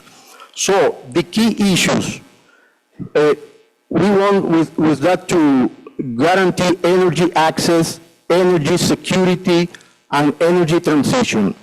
And for doing all of that, the International Solar Alliance has 3 priority areas: analytics and advocacy, capacity building, and programmatic support for all the countries.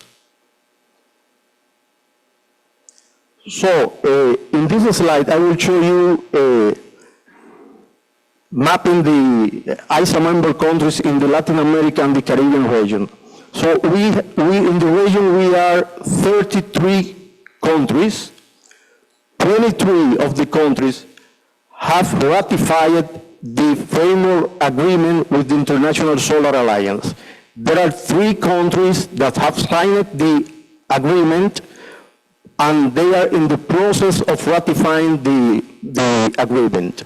And there are 7 countries that are prospective countries that we are going to be very happy of them to join the ISA as soon as possible. So we have received also 24 expressions of interest in different areas, in different programs that the ISA can give support to all of you. And regarding trainings, more than about 1,300 people have received trainings in different programs of the ISA, also including training for the bankers and financial institutions.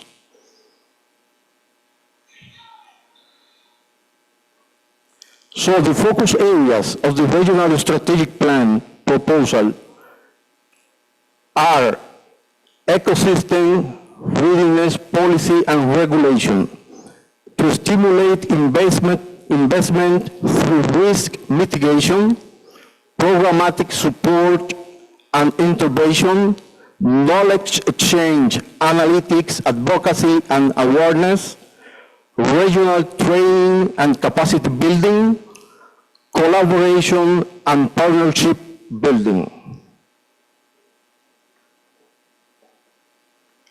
So the suggested interventions for this mid to long-term strategy proposal are demand aggregation of high potential solar technologies and create bankable pipelines to investable projects and programs to unlock commercial capital and stimulate private growth of scaling with the following framework: ecosystem, readiness, and enable environment, global solar facility, and the viability gap funding. Regarding the viability gap funding, I want to highlight that under this mechanism, the International Solar Alliance shall extend project financing options, including collaboration with government and other funding agencies. So the expected outcomes are increased solar capacity, collaboration and partnership,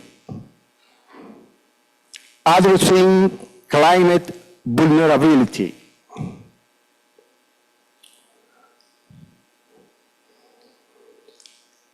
innovation and readiness ecosystem,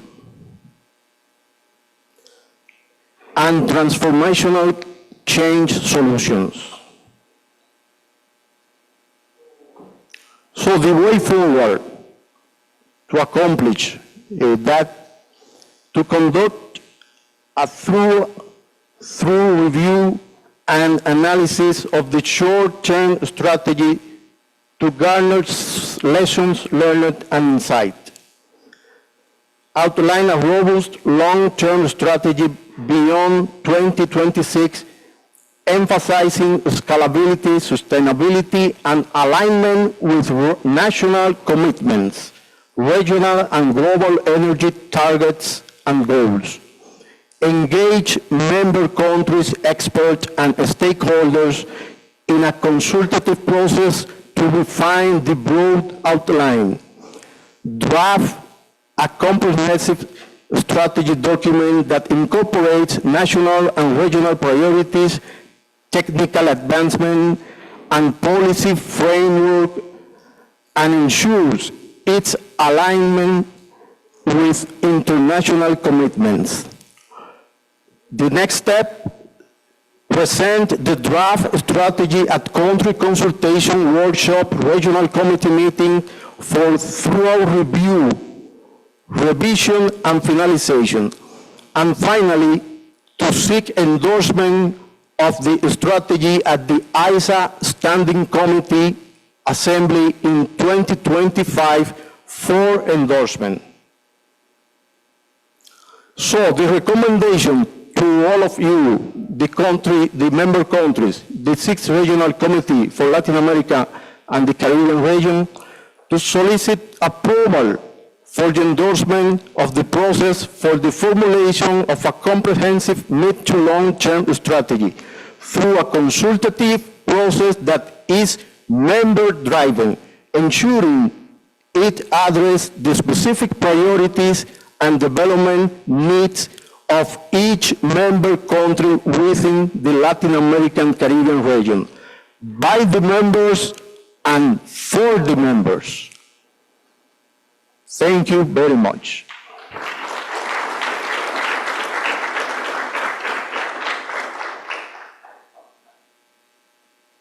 Thank you so much for the presentation, Hugo. I request the members for their comments on the strategic plan as presented by the Secretariat.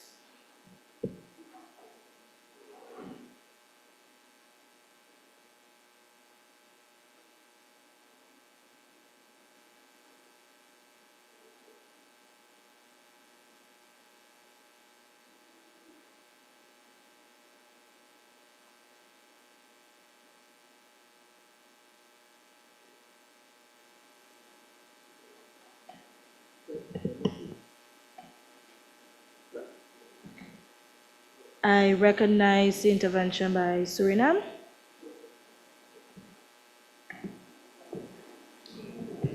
Yes, Madam Chair, thank you so much.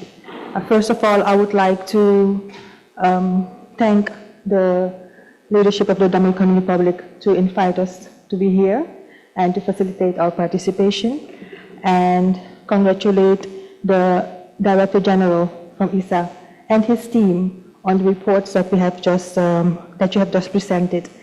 I have actually two remarks. I'm very happy to be part of this initiative, and Suriname has, since Suriname has been part of it, we have seen the progress being made by the ISA team and of course by the country itself. And I would like to take this opportunity to ask to add Suriname to the list of maybe starting to develop the National Focal Point Support Unit. It's something very interesting, and I see that with that in the country, that it can give more opportunity to the Surinamese people, but also to the partnership of Suriname with ISA. Furthermore, we are happy that we are part of the demo project being implemented now in Suriname with the solar water pumps. And just one question, maybe, Director General and your team. Thank you for what we have been planning and to actually advance and make more use of the facilities that are there. But is there maybe something else that the countries itself, the member countries, and in this case specifically Latin America and the Caribbean, can do to enhance our participation or make use of the opportunities that are there created by ISA? Thank you so much. Thank you, Suriname, for your intervention.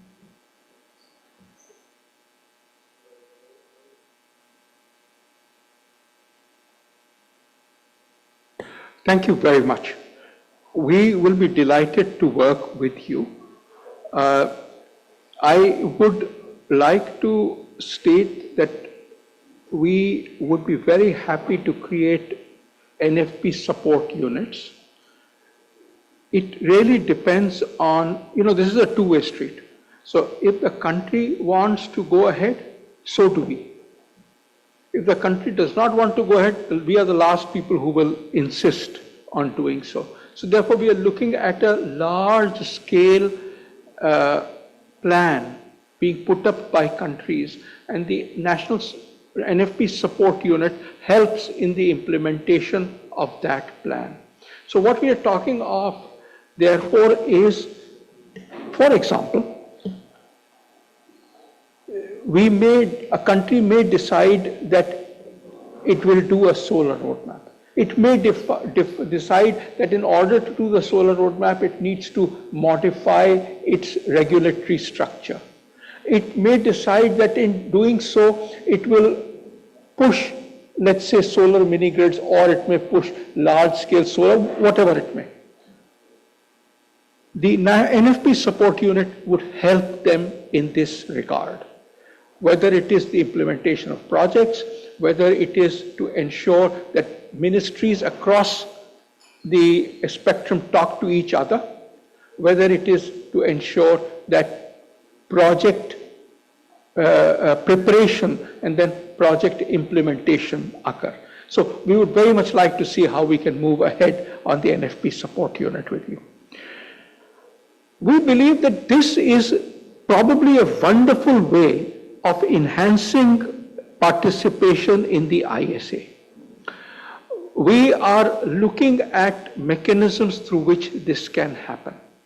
As you know, we, as the International Solar Alliance, are not a financing mechanism. But what we would very much like to do is to develop with each one of you a program in which we enable with you to see what works. So for example, a technology that works, a business model that works. Enable organizations in your country which carry those out. Once that happens, then we would work with you to get the multilateral development banks, the private sector institutions in place so that large upscaling, I learned this word last week, population level changes can be made. So what we would very much like is to develop this kind of an approach with each one of you to see how this population level change could be enabled. Thank you very much. Thank you, Director General. I also see the flag of St. Lucia.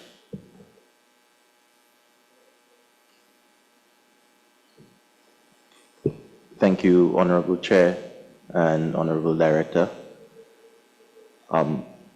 First, to thank the ISA and the government of people and peoples of the Dominican Republic for your gracious welcome to this meeting.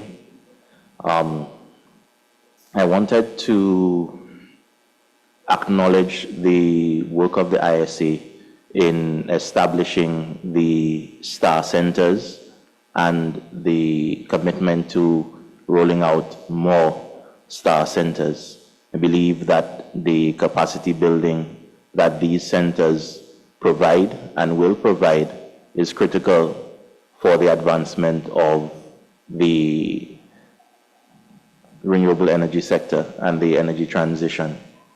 With that said, I wanted to also seek the ISA's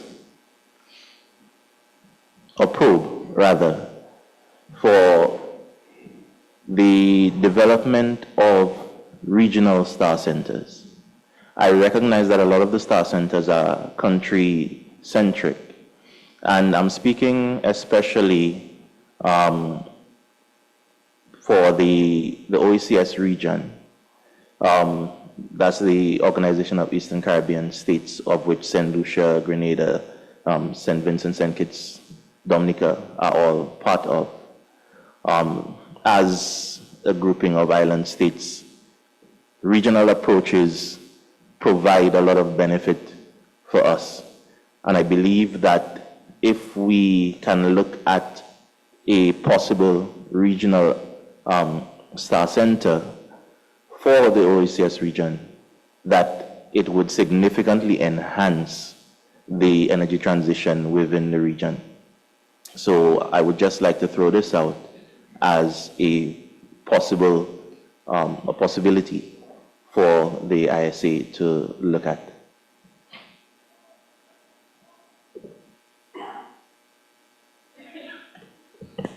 Thank you very much. I think this is a great idea, because one of the challenges that we in ISA have is that many of the economies that you spoke about within the OCS are not large enough to have star centers on their own. We will work with you to see how a regional star center can be created, which will involve obviously hands-on training, but also virtual training. And what we can do is locate it in one of the islands in the region, get people from the other islands there for training, and then send them back so that they can do more training in their countries. At this moment of time, this is very early thinking, but I would like to spend more time with you and my colleague Sabah Kalam, who unfortunately could not be here because he could not get a transit visa to come here, but he will be joining us virtually.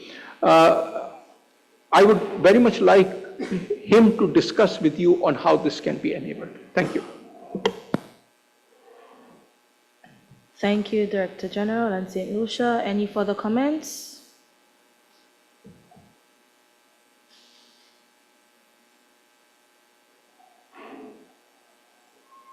If no further comments, thank you for your comments and recommendation, and I request the Secretariat to please take note of all of the members' comments.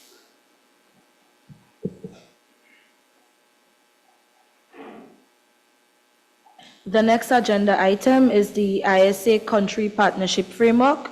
In the fourth session of the Assembly, a Country Partnership Framework, CPF, was approved to implement a comprehensive programmatic strategy aimed at enhancing collaboration with member countries on various programs and projects. As part of this initiative, ISA has developed the CPF in partnership with member countries. The CPF is a strategic document that outlines collaborative areas between ISA and its member countries to achieve shared solarization objectives. The selected projects and programs are carefully aligned with members' priorities and ISA's programmatic support, while also engaging strategic partners, including those offering expertise and funding. The Secretariat provided all members of this committee with the working document 6, which contains an update on the ISA Country Partnership Framework. The Secretariat is now invited to present to the committee on the ISA Country Partnership Framework.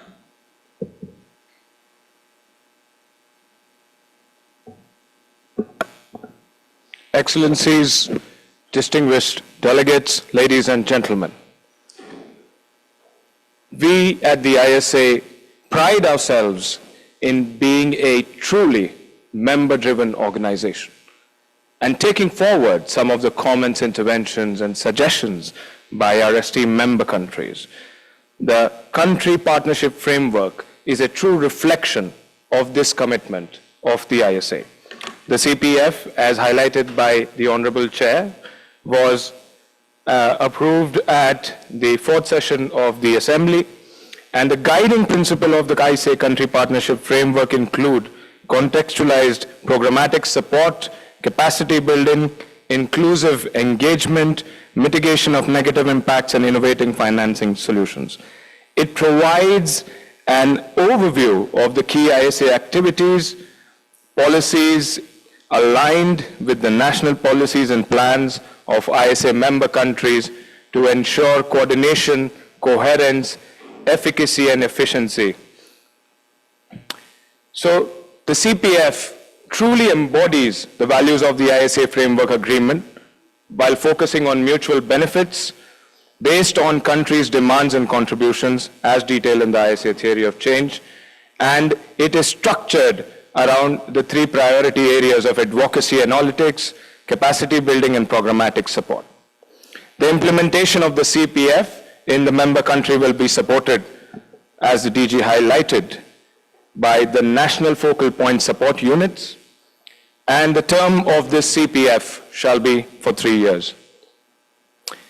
These are some of the aims to support the member countries through the CPF, whether it's the development of a CPS, which is a country partnership strategy, which is member country driven and need-based, aligning with the national priorities of the member countries, development of review of solar roadmaps, including relevant knowledge products to facilitate decision-making for deploying solar-based solutions, development of facilitatory regulatory support and frameworks, and review of existing policy and regulations to promote the deployment of solar, development of high-quality bankable project pipelines, and building capacities, not only technical but also regulatory and financing, aligned with the needs of the member country.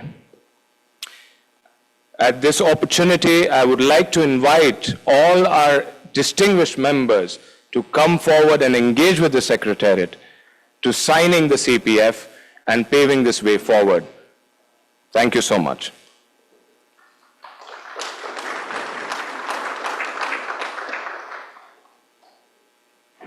Thank you so very much. I would request the members to comment on the ISA Country Partnership Framework as presented by the Secretariat.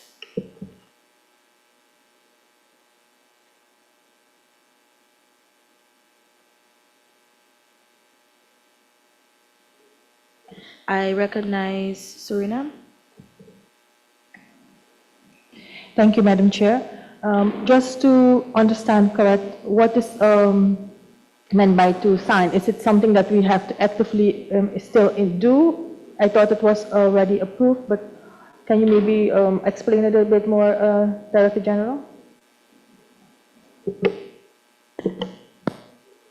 The long and the short of it is, this is a way for us and you to help understand where you are going, where the country is going in the long term, and what we are doing in the short term to help. So there's a clear expectations on both sides, and it therefore, may I say, most importantly, puts the short term, the things that we do together. Why are we doing this? In terms of achieving the longer term, right? Now, we obviously want to have this discussion with countries. Generally speaking, though this is not a requirement by any chance, generally speaking, once you have a country partnership framework, we would very much like the question that you had raised earlier about the NFP support unit, because then you identify a number of things that need to be done. And therefore, we say we will provide 1 or 2 or 3 people to help make this country partnership framework go ahead. So I'm not very sure whether I answered your question, but that's the general approach that we follow. Maybe I misunderstood, but I did understand. Thank you for the explanation still. But the colleague said that he invites member state to sign. Did I understand that correct? So I thought, is there something else like a deliberate action that we have to take? So the issue is that once you and we agree to move ahead, we need agreement at the highest levels. So, for example, you represent the highest level. And therefore, what we will do is sign this as something that what you will do, what we will do, what we together seek to achieve.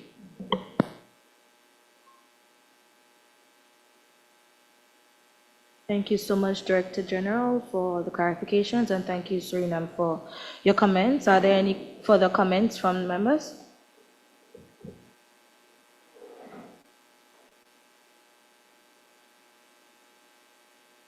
If there are no questions, I request the Secretariat to record the members' comments. The next agenda item is the ISA Solar for She initiative.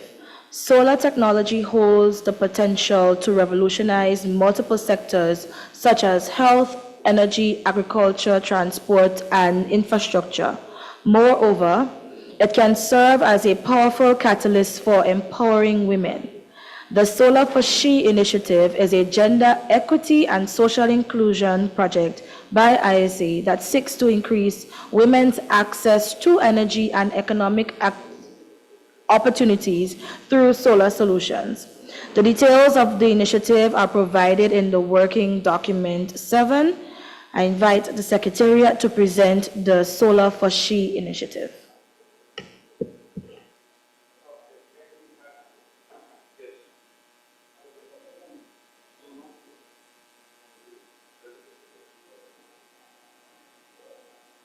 You know, this is a new initiative of ISA, and my colleague Vardhani is the person who is taking this. Essentially, what we want to ensure is that we respect and promote the diversity in our actions. Solar has the great advantage of bringing, it's done at a very disaggregated level, and therefore we have the advantage of bringing women in as producers of technology as well as users of technology. What we want to do is to understand what are the key challenges in the region, and I would request my colleague Vardhani to present a view on how we are going ahead with it. Thank you, Chair, and thank you, DG. I hope I'm audible. Yes. Thank you so much. So as our DG mentioned, this is a new initiative that we've launched. The idea behind it is that, we have programming for all kinds of groups and all kinds of different solar technologies, but we don't have a specific program to cater to women. So we started Solar for She keeping that in mind. As we can see, there's a global transition happening towards renewables, and by 2030, renewables are going to be around 38 to 40% of the total share. And there's a huge amount of money which is flowing into the sector, trillions of dollars, and there are more than 140 countries who pledged their net zero targets, and there are millions of jobs that are being created.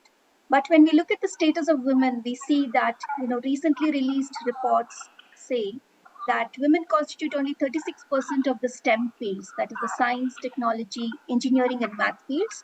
And even 11% of women who are already in the workforce are at a danger of losing those jobs because they do not have adequate STEM skills. Keeping this in mind and ensuring that there is a just transition, ensuring that we take along all the different groups which are currently excluded, for example, women, persons with disabilities, minority communities, indigenous people, etc. We try to look at gender just transition as to how do we ensure that in this global energy transition that is happening, we are able to address the needs of these different groups so that we can take care of many of the sustainable development goals. We can help in reduction of poverty, increasing health outcomes, promoting gender equality, economic growth, as well as climate action. So the Solar for She initiative, as I mentioned earlier, is an initiative which is focused on women specifically. And within that, we are looking at a lot of different areas, but two main aspects is to ensure that we enhance women's access to energy as well as we are able to empower them by creating income generation opportunities for women. So we would be working to integrate gender across the different programs that ISA runs. So I've listed the 9 programs that we currently have and how is it that we can integrate gender within these 9 programs. These are the focus areas of the program. we would be looking at policies across our member countries to see whether they are gender sensitive or gender informative, and how can we ensure that they become gender responsive. We would be looking at financing which is flowing into the sector to see whether certain amounts can be specifically allocated for women specific initiatives. Of course, we would be looking at capacity building of women on different solar technologies, and then ensuring that we provide them job opportunities. And we are also advocating for the inclusion and need to empower women in the sector through various fora, like our participation in the regional committee meetings, participation in the the COP and many other conferences. Plus, also coming out with a lot of analytical product, publications, etc., which highlight the need for gender inclusion and gender empowerment in the solar sector.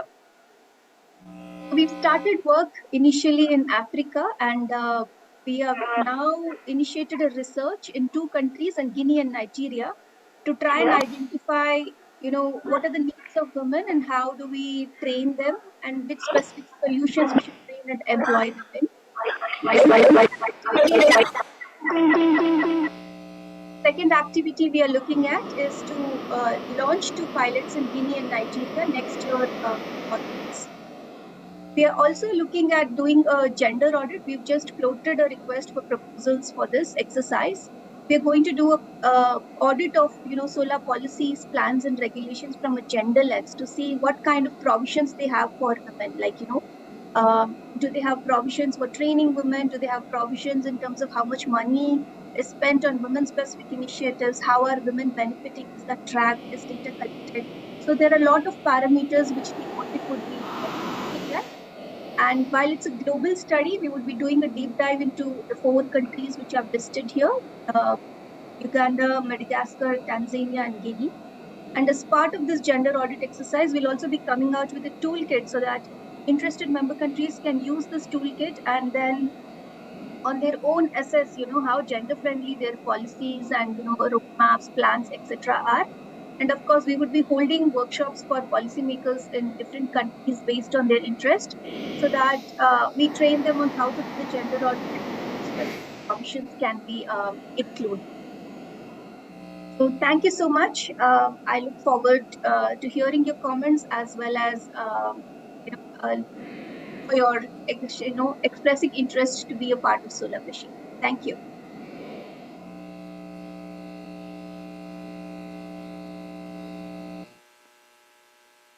Thank you. I would now like to invite the members to comment on the Solar for She initiative presented by the Secretariat.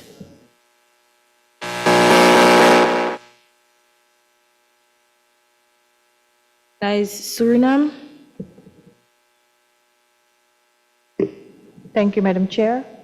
Thank you so much for the presentation. I really enjoyed that, and I see very interesting activities there. I have one specific question regarding the gender audit toolkit. Is that something that will be developed and shared with all the countries, even though we are not on the list of the 4 where they will start with this initiative? And is it specifically to cater to energy or renewable energy, or is it just like a general gender audit toolkit that will be developed? Because that would be very beneficial for us. Okay, I will get Vardhini to answer this, but the quick answer is that in the beginning it is general, but with specific countries we want to make it as specific as they need it. And the reason for this are 2. One, of course, that each country has a different legal process, and we wanted to match with the legal process. That's number 1.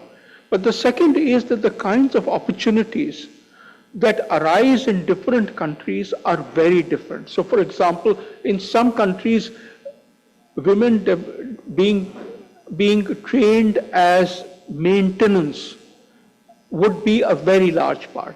In other countries, women being trained to sell the device would be, or even manufacture the devices that are made out of solar would be the bigger part. So yes, it would mean a certain amount of customization.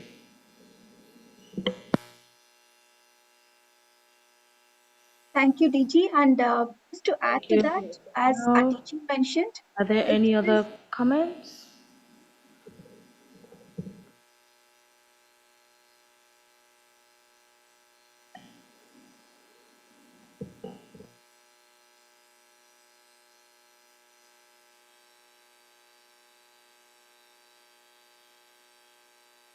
So in the absence of any further comments, I request the Secretariat to take note of the members' comment, and we shall proceed with the next agenda item 8, which is an update on the ISA Solar Technology and Application Resource Center, or the STAR-C initiative.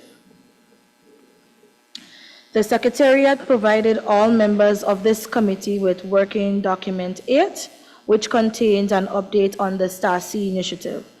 The STAR-C initiative aims to develop the necessary human capacity and skills within member countries to drive significant energy transition activities, create jobs, and boost economic growth.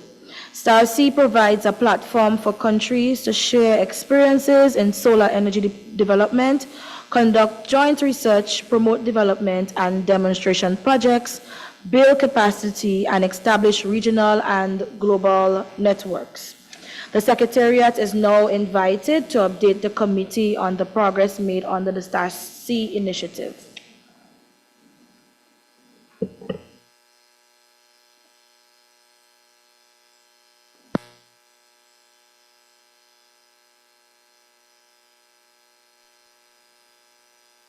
Thank you, Chair. Thank you, DG, and thank you, Chair. I hope you can hear me.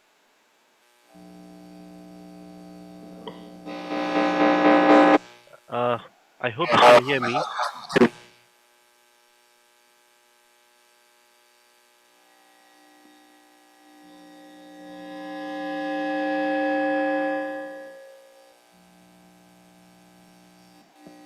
Sabah, go ahead. Can Sabah hear us? I can hear you, sir. My Okay, bandwidth is not very good, but so I'm switching off my video. I hope that's okay. Yeah, your voice is absolutely clear. Please go ahead. Okay. Thank you, DG. Thank you, Chair, and good afternoon to everyone, Excellencies and delegates. First of all, thanks to the Excellency from St. Lucia. I'll discuss with you, sir, in the coming weeks the potential to establish a regional center in the OECS region.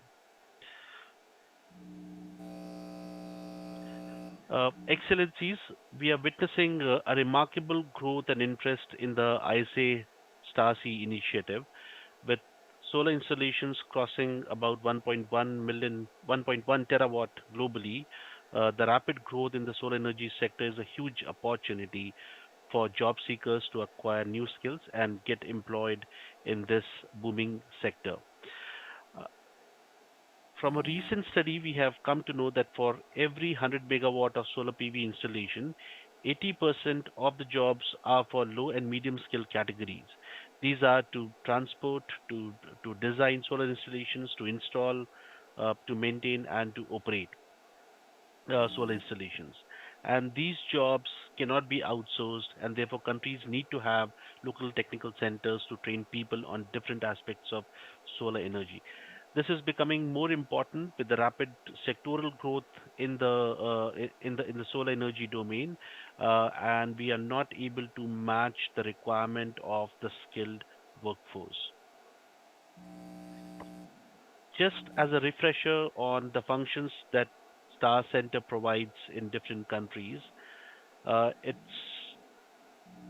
the center has four functions. The first function is trainings to create a skilled workforce. The second function is to test solar components and applications and support countries on adoption and implementation of solar component standards. The third function is the information repository, which we also call as knowledge center, that collects data, guidelines, policies, case studies on different aspects of solar energy.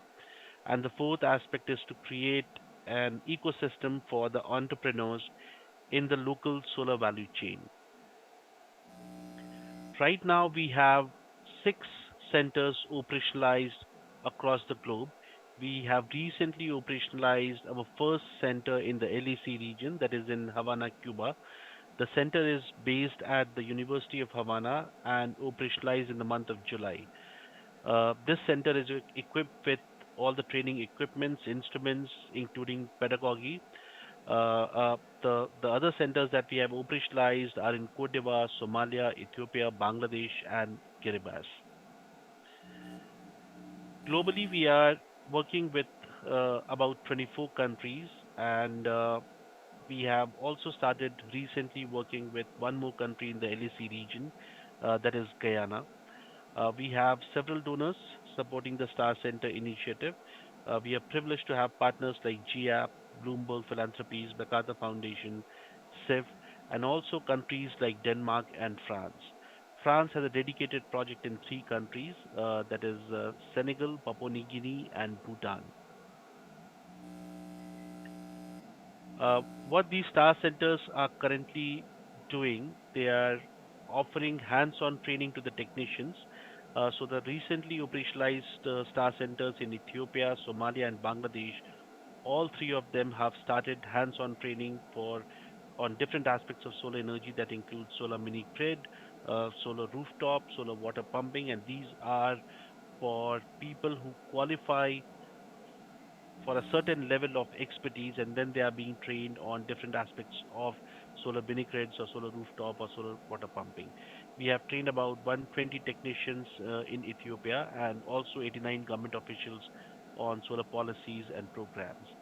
Same in Somalia, we have already covered 4 batches of technicians for 8 to 9 days on different aspects of solar energy, and about 140 government officials on solar policies and programs. These are pictures from the trainings that we have conducted at the country level. Bangladesh, same, we have done 3 batches. We are waiting for the last batch to happen. That will happen very soon once things settle down in Bangladesh. The center that we have established at Havana University in Cuba looks like this. It has got all the equipments, instruments, as well as pedagogy to conduct training for technicians, for government officers, for financing institutions, and also for university students. This center is going to be sort of a regional center in the Caribbean region, and is going to offer trainings to other countries as well. We are also trying to make this center as a testing center on solar components and solar applications. I'll be really happy to assist more countries in the LAC region to set up star centers. And as one of our excellencies have suggested to have a regional center in OECS region, of course, will also support such kind of initiatives where we are not able to set up physical centers because of technical reasons or because the place is very small or the country is very small. Thank you. I'll be happy to answer any questions you may have.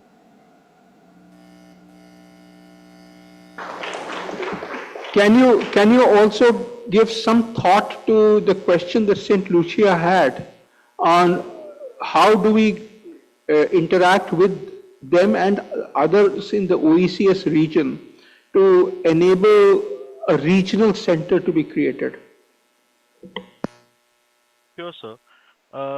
Right now, we classify trainings into virtual and hands-on training. For virtual training, of course, we can start it immediately because we already have pedagogy and we can hire trainers who can offer virtual trainings in these countries. For setting up a physical center to provide hands-on training, which is the second part of training, which is required mostly for the technicians to touch and feel the components and applications, to connect the solar panels with the inverter, to connect solar panels in series. All of that needs physical handling of equipments and instruments. For that, we can set up a center in a country which is accessible to all other countries. Of course, there will be some challenges, but I hope we'll be able to overcome that with the help of these countries. Can I suggest that you start off interacting with the OECS member countries and developing a plan on how we to go ahead? Sure, sir. Sure, sir. I'll do that.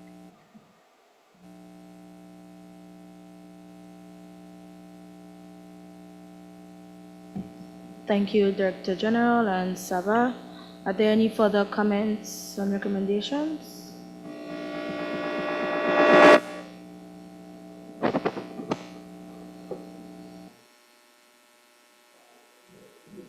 I recognize our colleague. Muchas gracias. Cuba.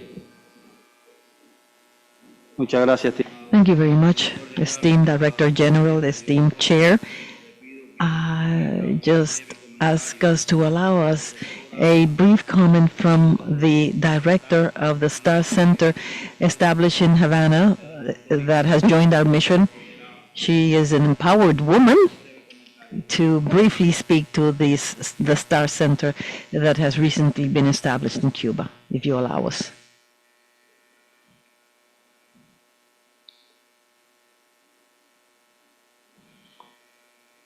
Can she proceed, Madam Chair? I think they're waiting for you to. Well, first of all, we would like to see if possible that we could show a short video that we've brought to show to the other countries that are attending, are participating in this meeting, the very short and brief experience of our center. So if possible, can you help us with this video? Secretariat assist you with the.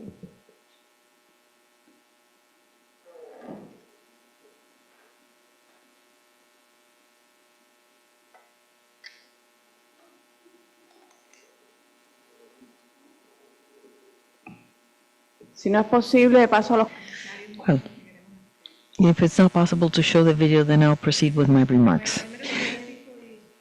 Here we would have the video shown to the members under the agenda item, any other business, so you can proceed with your comment.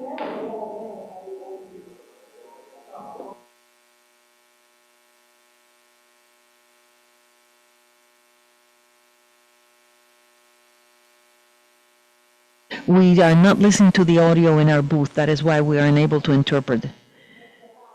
We need to listen to the audio. It's being heard in the room, but not in the booth for the interpreter's sake.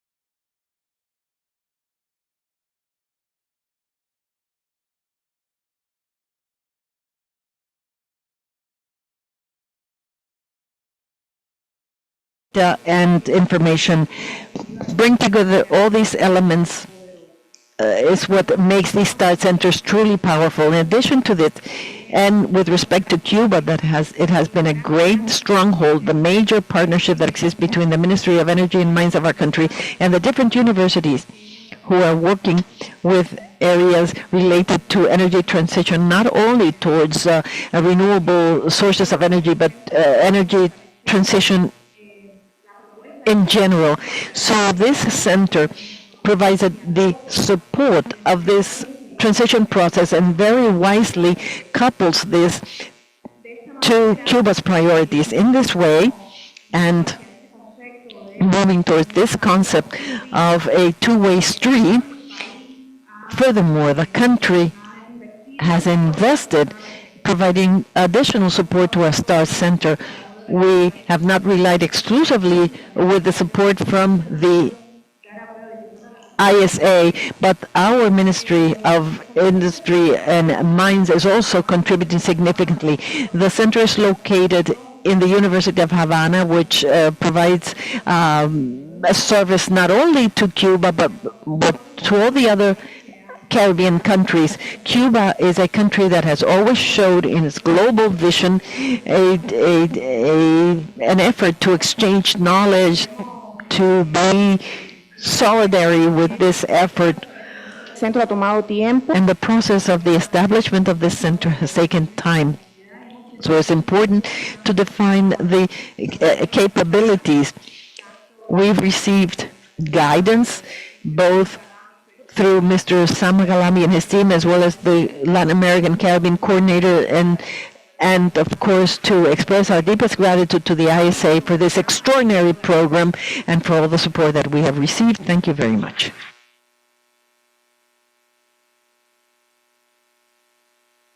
Thank you, Cuba. Are there any further? Gracias, Cuba.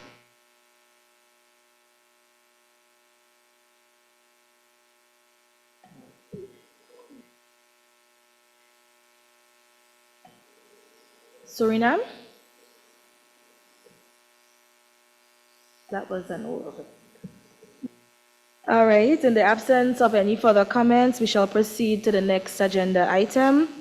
The next agenda item is the update on the ISA Global Solar Facility. The Global Solar Facility is yet another ISA initiative of immense importance and potential. The facility aims to boost solar investments in Africa's underserved regions, unlock commercial capital, and focus on off-grid solar, rooftop solar, and productive use solar projects through country-specific interventions. The facility includes payment guarantees, insurance and investment funds to mitigate project risks, provide technical assistance for regulatory issues, reduce currency risks, and address contractual and financial uncertainties in the solar sector. The Secretariat has provided all members with Working Document 9, which contains details on the facility. I request the Secretariat to brief the committee on the progress made under the facility. Thank you, Chair. Can I request my colleague, Pragya Gupta, who's online, to brief us about the solar facility, and then, Chair, with your permission, in order to save time, we'll also move on to the next agenda item 10 on the SolarX Startup Challenge. Thank you, sir. I hope I'm audible. Yes, you are. Good afternoon, Chair, Co-Chair, esteemed dignitaries, and I'm really glad to meet you today. I would be presenting on two agenda items, the Global Solar Facility and the SolarX Startup Challenge. But let me take a step back and tell you why we've launched these two products. So on one side, we're trying to create a bankable pipeline of projects, which are projects, through solar innovations on ground, and we launched it for the African region, did it for the APAC region this year, and next year, hopefully, we would be launching it for your region as well. And on the other side, we're trying to create a pool of investments through the Global Solar Facility, wherein we would be mobilizing resources for solar. But let me start with the update on the Global Solar Facility right now. I've divided my presentation into two parts. One, I'm talking about the structure and the need of creating this facility. And on the other side, I would be talking about the progress update of what this facility is all about. As you can see, the Global Solar Facility is looking to crowdsource investments to promote decentralized projects across the globe. It is a financing vehicle comprising of three funds: the Solar Payment Guarantee Fund, the Solar Insurance Fund, and the Solar Investments Fund. It was approved in ISA's assembly in 2022 and further strengthened last year. We also aim to start this facility for the African region with USD $200 million to start with, and we will hit the ground running once we touch USD $50 million. As you can see in this slide, this presents the structure of the Global Solar Facility. Many investors talk to us and talk about what is so unique about this proposition, what is so unique about this fund per se. And let me tell you that the Global Solar Facility is very unique because one, it looks at decentralized solar projects across the world. And second, we're looking to pool in investments and from various countries, from donors, from philanthropies and investors alike. As you can see on the right-hand side, we are standing at total commitments of USD 39 million right now, with major contributors from the Government of India, the Bloomberg Philanthropies, the Children's Investment Fund Foundation pledging in USD 2 million each, and ISA's putting a skin in the game of USD 10 million, wherein we would be hand-holding and doing technical capacities on ground. This slide talks about housing of the facility. And as you would be aware that we did speak to a lot of investors across the globe. And in this presentation, as you can see, we shortlisted 5 major locations where we could house the facility, where Netherlands, Luxembourg, Singapore, Mauritius, and Gift City in India were the potential options. But of course, based on the capital contribution and the investor preference, we are looking to house the Global Solar Facility in Gift City in India, Gujarat, and we would be announcing it soon in our ISA Assembly and COP29 this year.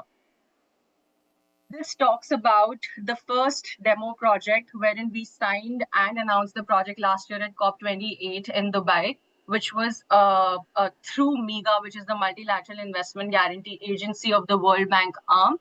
And we did this project in the Democratic Republic of Congo, wherein this project resulted in a 20% reduction in the cost of electricity.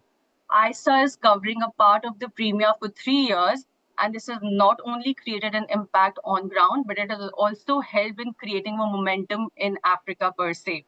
I'm also very happy to tell you that last week in Delhi at the International Solar Festival, we have announced the partnership with Africa 50, wherein we are looking to announce the investment manager for the African facility this year at the ISA Assembly. And this brings me to the last slide, wherein we are seeking USD 11 million to start the facility this year at USD 50 million. We currently stand at USD 39 million. We would also be recruiting the CEO of the Global Solar Facility, hopefully by this year end. And of course, we are going to be announcing the second project, and the second pilot project, I would say, and the first actual project once we hit the ground running at COP29 in Baku, Azerbaijan this year. Thank you, and I'm happy to take any questions.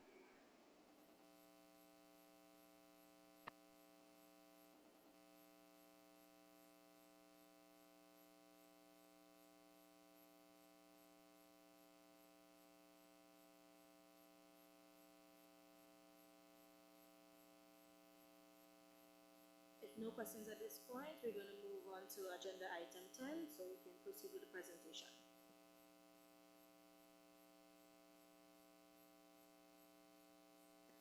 Pragya, go ahead with the next presentation on the SolarX Startup Challenge.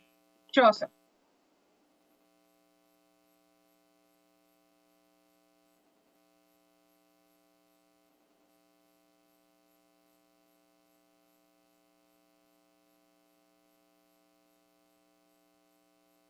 I hope the slide is visible.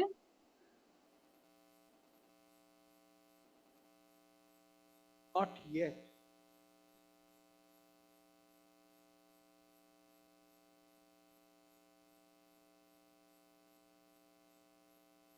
I've shared it from my end.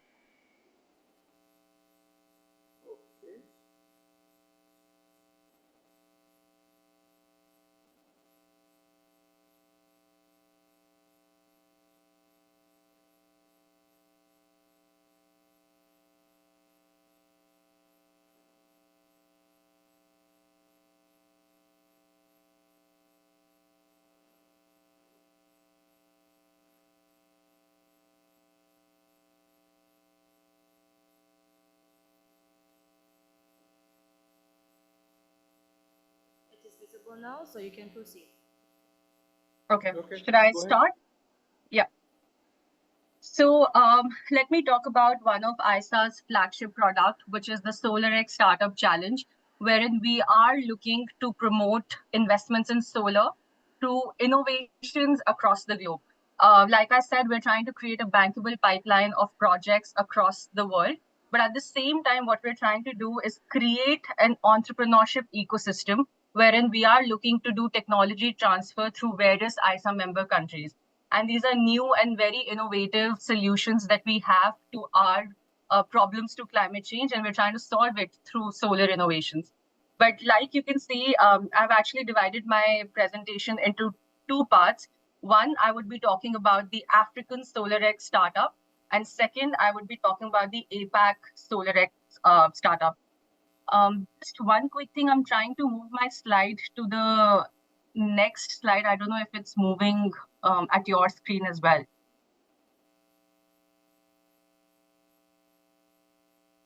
The slide has disappeared.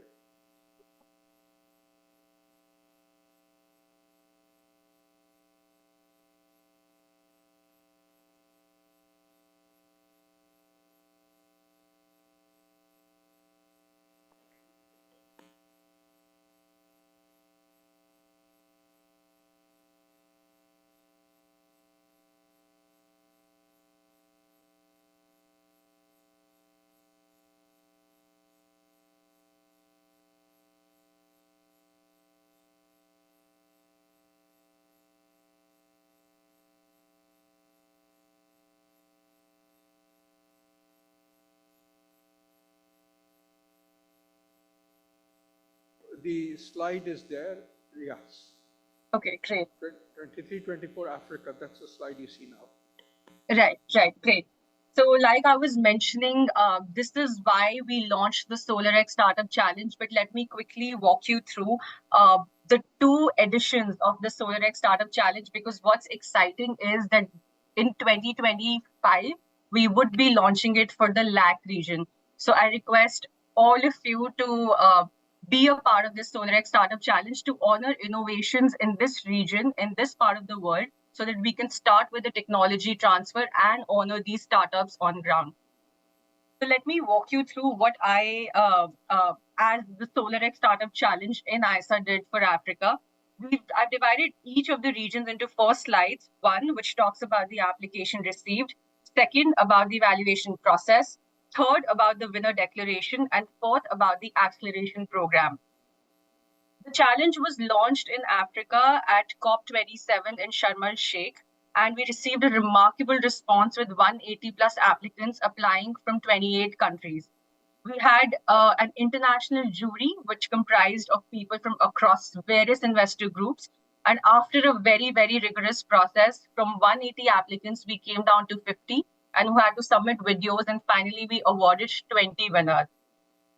These 20 winners, as you can see, were announced by DG Sir at the G20 meeting in Goa in India last year.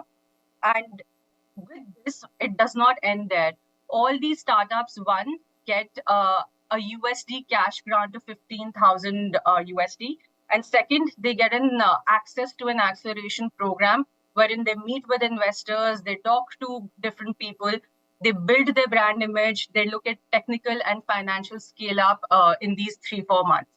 Like you can see, we had physical outreach workshops in Kigali, in India, in Uganda, and these are now a part of our acceleration program.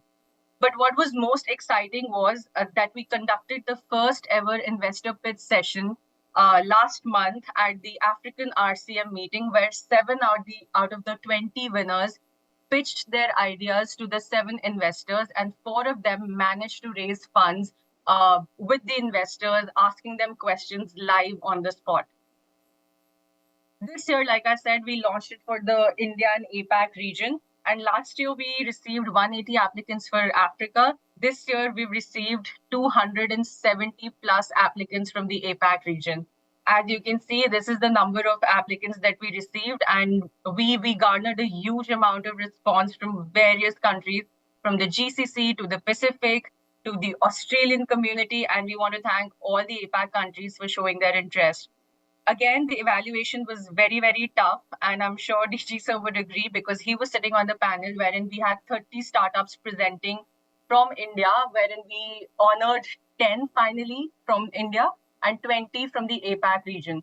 So currently we are on a cohort of 50 SolarX startup innovations from Africa, APAC and India, wherein we are looking to create a cohort of these new innovations and possibly start technology transfer once we finish with the LAC region as well.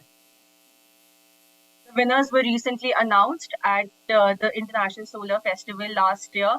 And again, what's really exciting is that these 10 winners from India will get a platform to pitch their business ideas and their innovations to a list of global investors next week at RE Invest in India.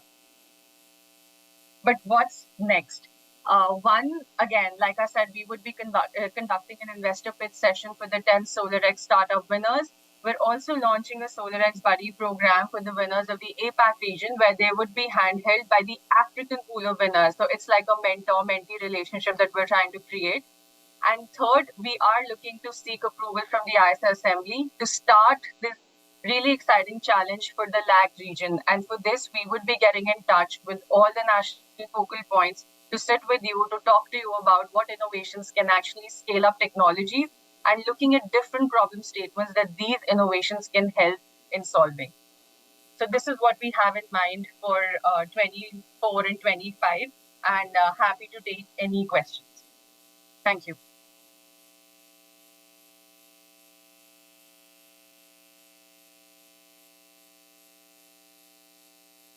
Thank you to the ISC Secretariat. I now invite the members to comment on both agenda items. Do you have any to say? The only comment that I would make is that next year, 2025, we plan to bring the SolarX to the Latin America and Caribbean region. I want you to let us know what are the kinds of eligibility criteria that make sense to you. I recognize Suriname. Thank you, Madam Chair, and thank you, Isa, for the presentation. Very interesting, and I'm really looking forward, DG, to the start of next year in the Latin American and Caribbean countries. I was wondering two things actually. One is maybe a little bit more on what the body program entails, and is it something that and how is the success rate being measured in the sense of after the pitch, if the startup gets pitched, it gets the money or the investment, okay, then it will continue with that investor. What if it's not happening? What are the steps for those that are not being welcomed? Try and try again, and you will succeed at last. Remember, these guys go through a very rigorous process of the funnel. So, for example, in Africa, we started with 180. In the Asia Pacific region, we started with 280 and ended up with 20 or 30 people.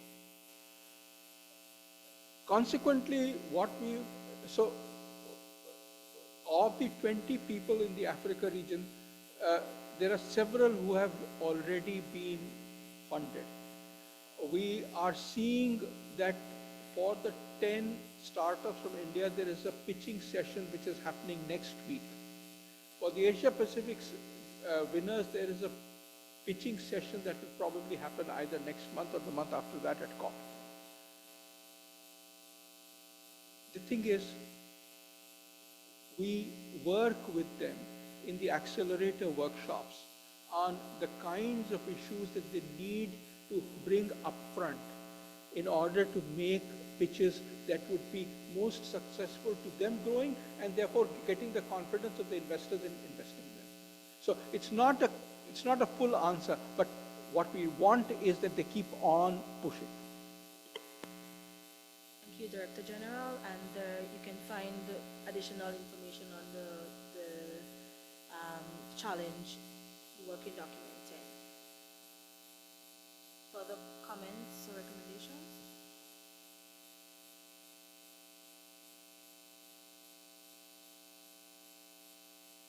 If no comments at this time, we implore on the Secretariat to take note of what was mentioned, and we move on to agenda item 11, which is the update on the ISA Solar Data Portal. As we advance towards our global energy goals, the adoption of solar energy is crucial. However, the full potential of solar remains largely untapped due to insufficient and inaccessible data, which poses significant challenges for stakeholders seeking insights. This data gap impedes decision-making and progress in the solar sector. In response to this challenge, the International Solar Alliance is proud to introduce the Solar Data Portal.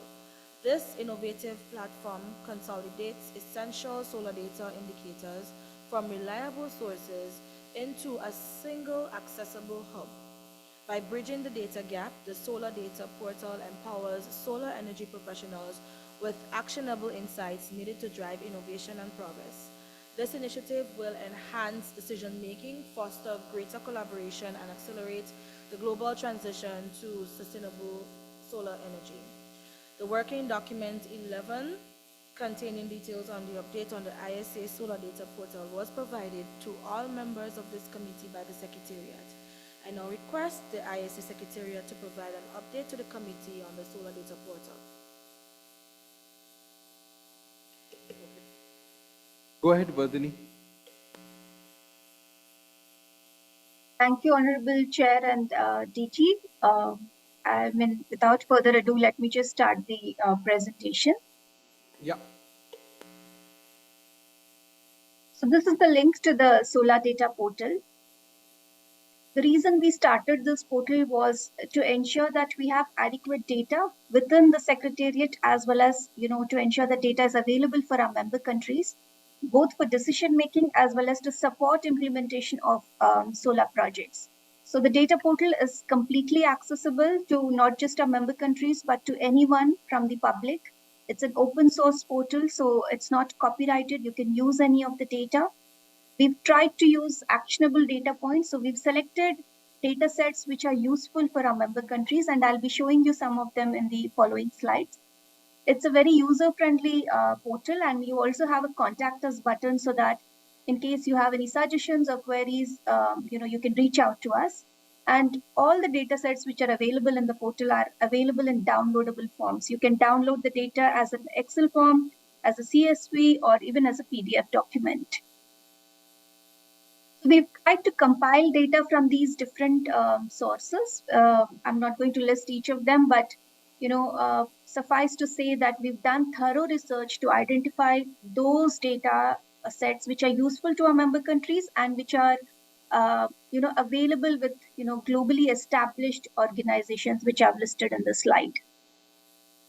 So the key features, when you log on to the portal, you will see that it has 4 sections. The first is an impact simulator section. I'll talk a bit about what exactly do we have in that in the next slide. And after that, we have an explore data section in which you can explore a lot of data sets. There's an introductory video, just to give you, overview of what exactly the portal is and what are the features. So it's a small video of a minute or so, which you can maybe share with stakeholders if they're interested to know more about the portal. And we are also going to upload thematic profiles to just showcase, the kind of data sets which are there and how useful that information is. The first section, as I mentioned, is the impact simulator section, and this has 2 aspects to it. First is generating a scenario. So for example, if I've selected a particular country, like say Suriname or Guyana, and I've selected a particular program that I want to install a solar mini grids project, and I can input all these parameters. I can select the grid emission factor, what is the average household size in the country, what's the gender ratio between men and women, the per capita electricity consumption, etc.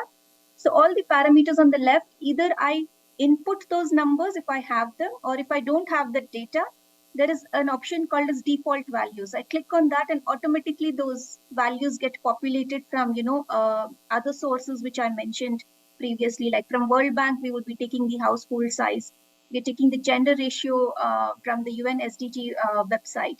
Similarly, we can populate all of these estimates. And then it will tell you, once you click on generate a scenario, that if you install this project in this particular country, then what will be the greenhouse gases emissions which you will avoid, the number of people who will benefit, the direct jobs which will be generated, and you can see a summary of all the benefits that that particular program in that country would create. So this is a tool which can help our member countries plan before they install a particular project or a program to try and see what will be the impact of that. As I mentioned, the second section is an explore data section where we've tried to put in different data sets. The 8 different parameters which I've listed on the left, these are the categories under which you can find different data sets. For example, if I click on emissions targets, I can see, the renewable energy target submitted to UNFCCC. It will tell you whether a particular country has submitted it or no, and then what is the target, which they have set, a net zero emissions target. It will also tell you what are the greenhouse gas emissions that a particular country has pledged. And at the bottom, you also have these options. You can select, that if you want to see all the 4 indicators together, you want to see one indicator. Like if I want to know only about net zero emissions target, I can choose that. I can choose the years for which I want to see the data, as well as I have the option to select a country or a region so I can see the data accordingly. Similarly, you also have, as I said, a lot of parameters like on gender and employment. You have data on, what is the renewable energy employment statistics currently for a particular country or region. And within solar, the percentage of people who are employed, and within non-solar, how many are employed. Similarly, you can look at share of women in solar, across different streams. All of this data is available.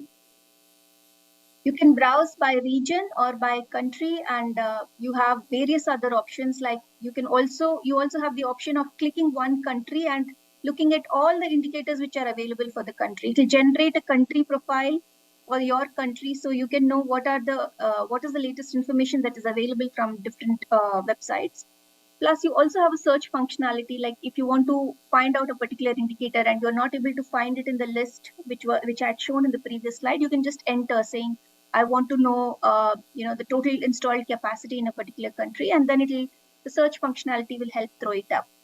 So these are the different features which are there in the portal currently. And as I said, it is based on data we've collated from other websites, but going forward in version 2 and version 3, we will try to include data sets which are relevant for our member countries and develop the member country data pages furthermore. We have 3 main reports that we come out, on an annual basis. We are this year coming out with the ease of doing solar, the latest report. And as part of that report, we will be reaching out to all our member countries and requesting them for data. Then the second report we're coming out with is the global trends in solar. And the third is we are doing a survey on, employment or jobs in solar sector.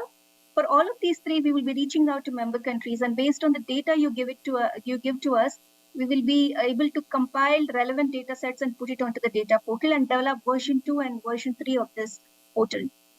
So I do request all of you that when we send out these surveys, please give us relevant information and participate in these data collection exercises so that we can make the data portal more useful with relevant data sets to you. Thank you so much.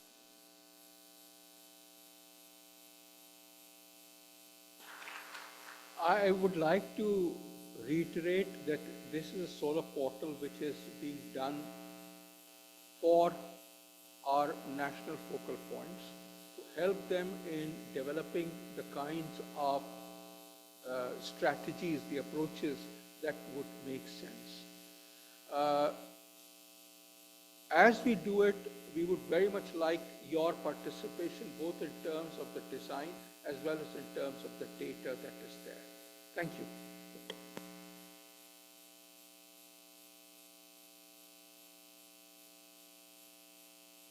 I recognize Belize.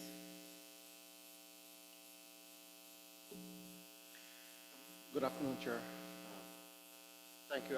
I think that this database can be useful to a lot of focal points and countries. The one request that I do have is that whenever these surveys are being requested, if they can be channeled through the regional program head so that he's also aware of these requests so that he can follow up with the countries.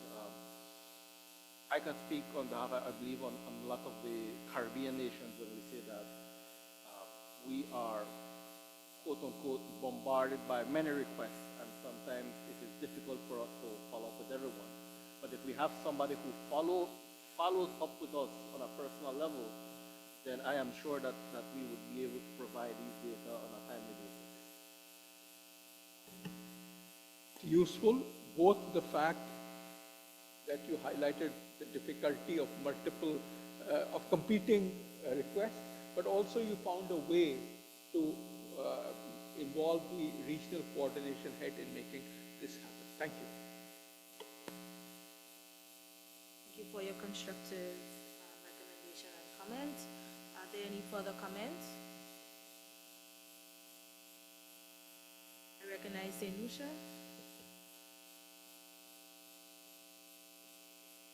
Thank you, Chair.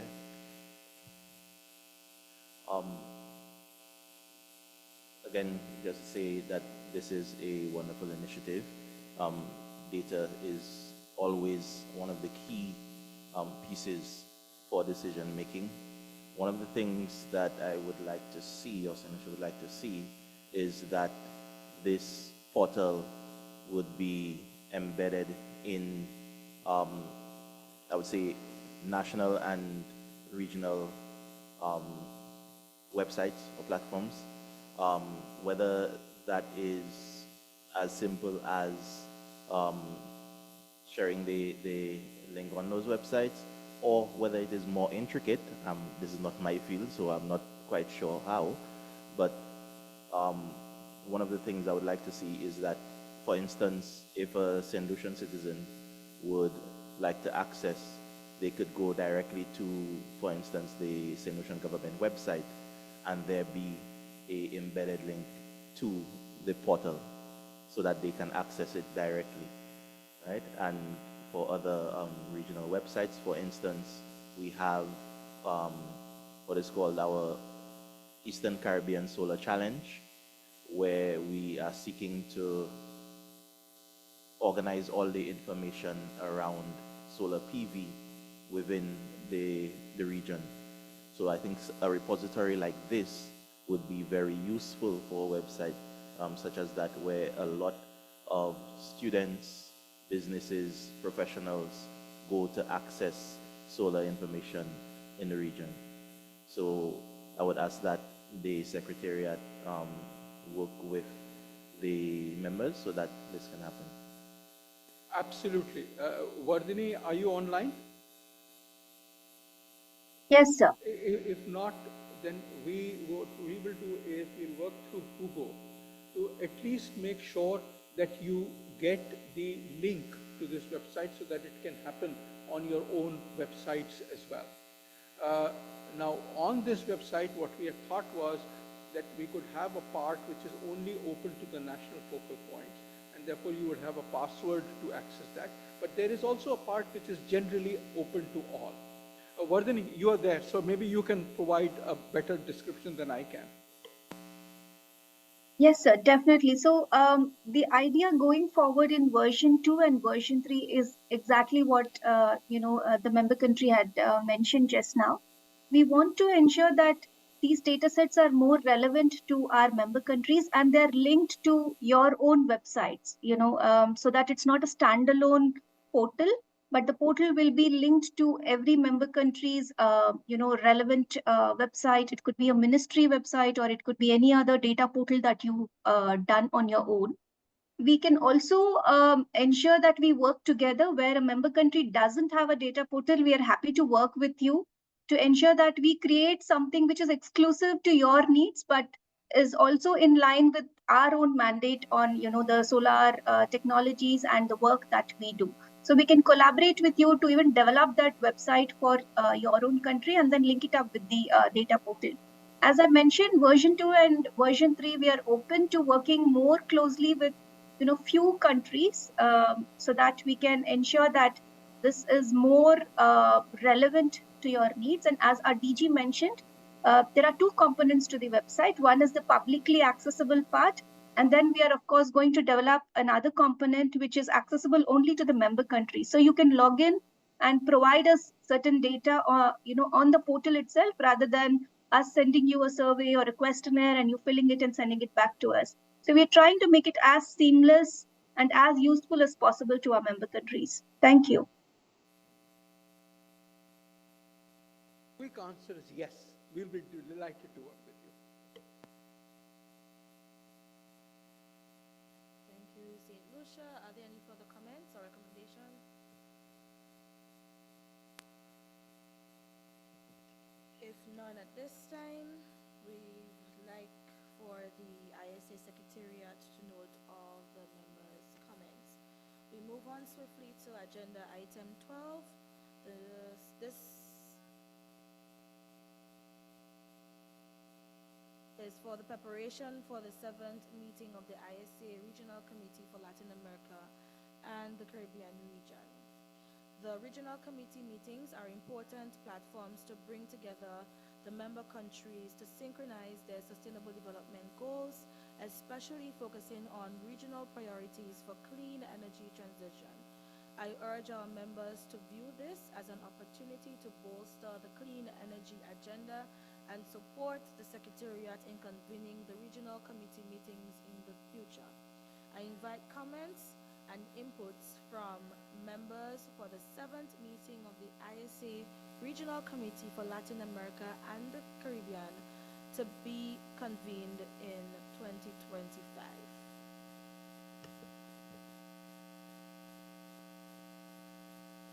Chair. Right now, yes, please.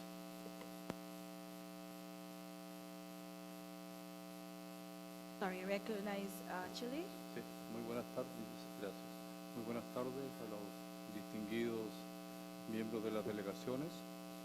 Como es la primera vez que hago uso de la palabra, quisiera destacar el trabajo de la Dirección General de ISA por la excelente organización y por el estupendo material que nos ha presentado para esta discusión, y también al Ministerio de Energía y Minas de República Dominicana por la extraordinaria acogida. Yo quisiera, a nombre del Ministro de Energía de Chile, don Diego Pardo, manifestar ante todos los países presentes que Chile desea ser el anfitrión de la 7ª reunión del Comité Regional de ISA en la región latinoamericana y Caribe durante el año 2025. De esta forma, además de invitarlos a conocer nuestro país, quisiera manifestarles el compromiso de Chile con la Alianza Solar Internacional y nuestro interés en compartir experiencias y continuar impulsando la energía solar y su estructura habilitante en la región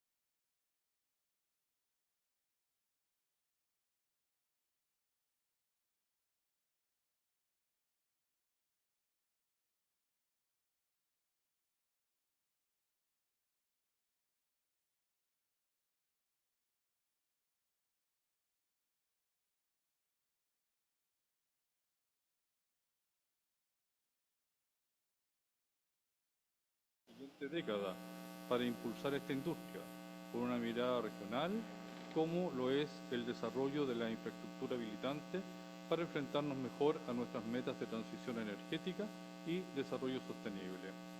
Finalmente, esperamos que sea bienvenida nuestra propuesta y verlos a todos el próximo año en Chile, para lo cual trabajaremos en estrecha coordinación con el Secretariado de ISA para informarles oportunamente la fecha y el lugar de la reunión.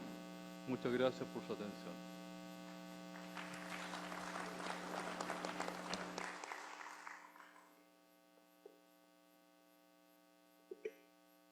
Thank you very much. May I say, this is something which is very close to my heart. I, on behalf of ISA, want to thank you for your offer. And may I say, we also wholeheartedly would all very much like to come to Chile and to see what is it that you've been doing to attract such good investments in this area. Thank you very much.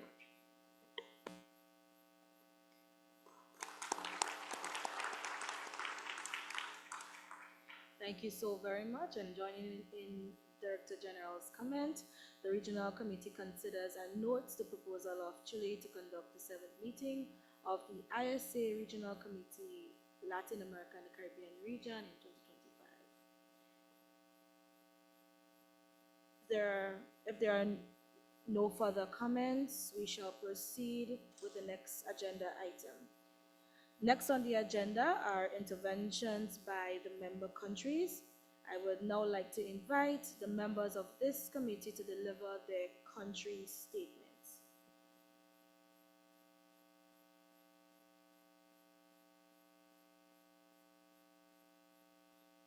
I recognize intervention made by Brazil.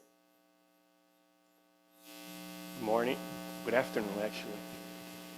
Honorable Chair, Honorable Director General, allow me to say a few words in the name of the Brazilian government.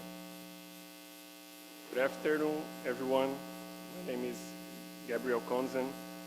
I'm honored to be here today representing Brazil at this important meeting of the International Solar Alliance. I'd like to thank the organizers for the invitation and the opportunity to contribute to this vital dialogue on solar energy.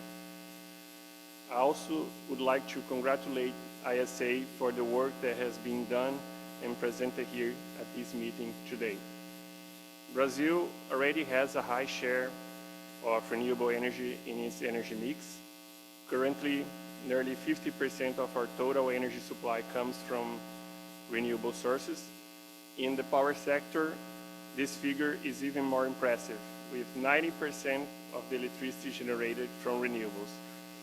However, as a party of the Paris Agreement, Brazil is committed to further reducing emissions with the goal of achieving climate neutrality by 2050. And solar energy will play a crucial role in achieving this target. As already mentioned during the meeting opening, Brazil proudly leads Latin America in installed solar photovoltaic capacity, closing 2023 with 38 gigawatts of installed PV power. 70% of that comes from distributed solar systems.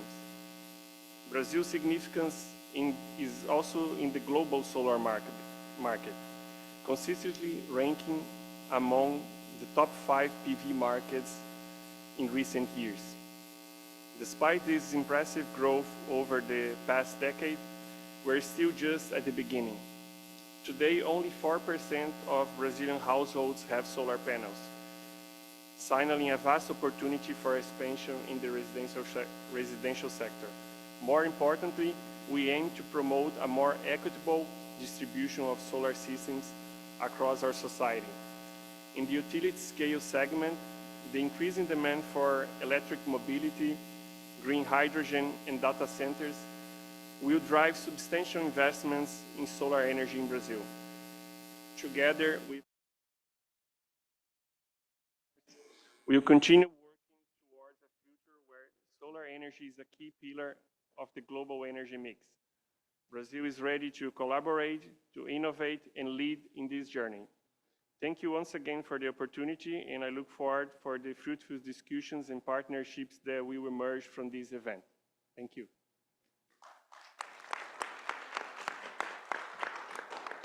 Thank you, Brazil. I recognize intervention to be made by St. Lucia.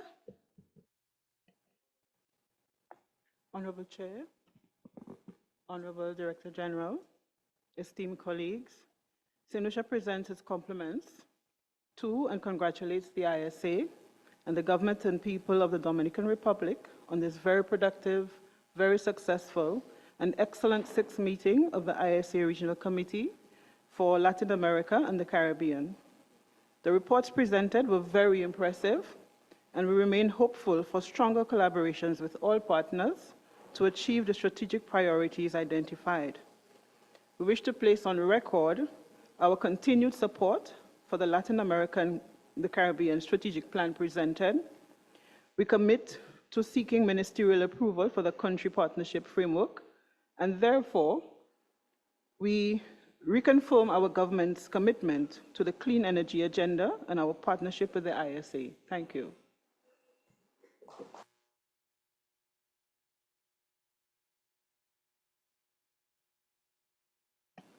Thank you, St. Lucia. I recognize Grenada.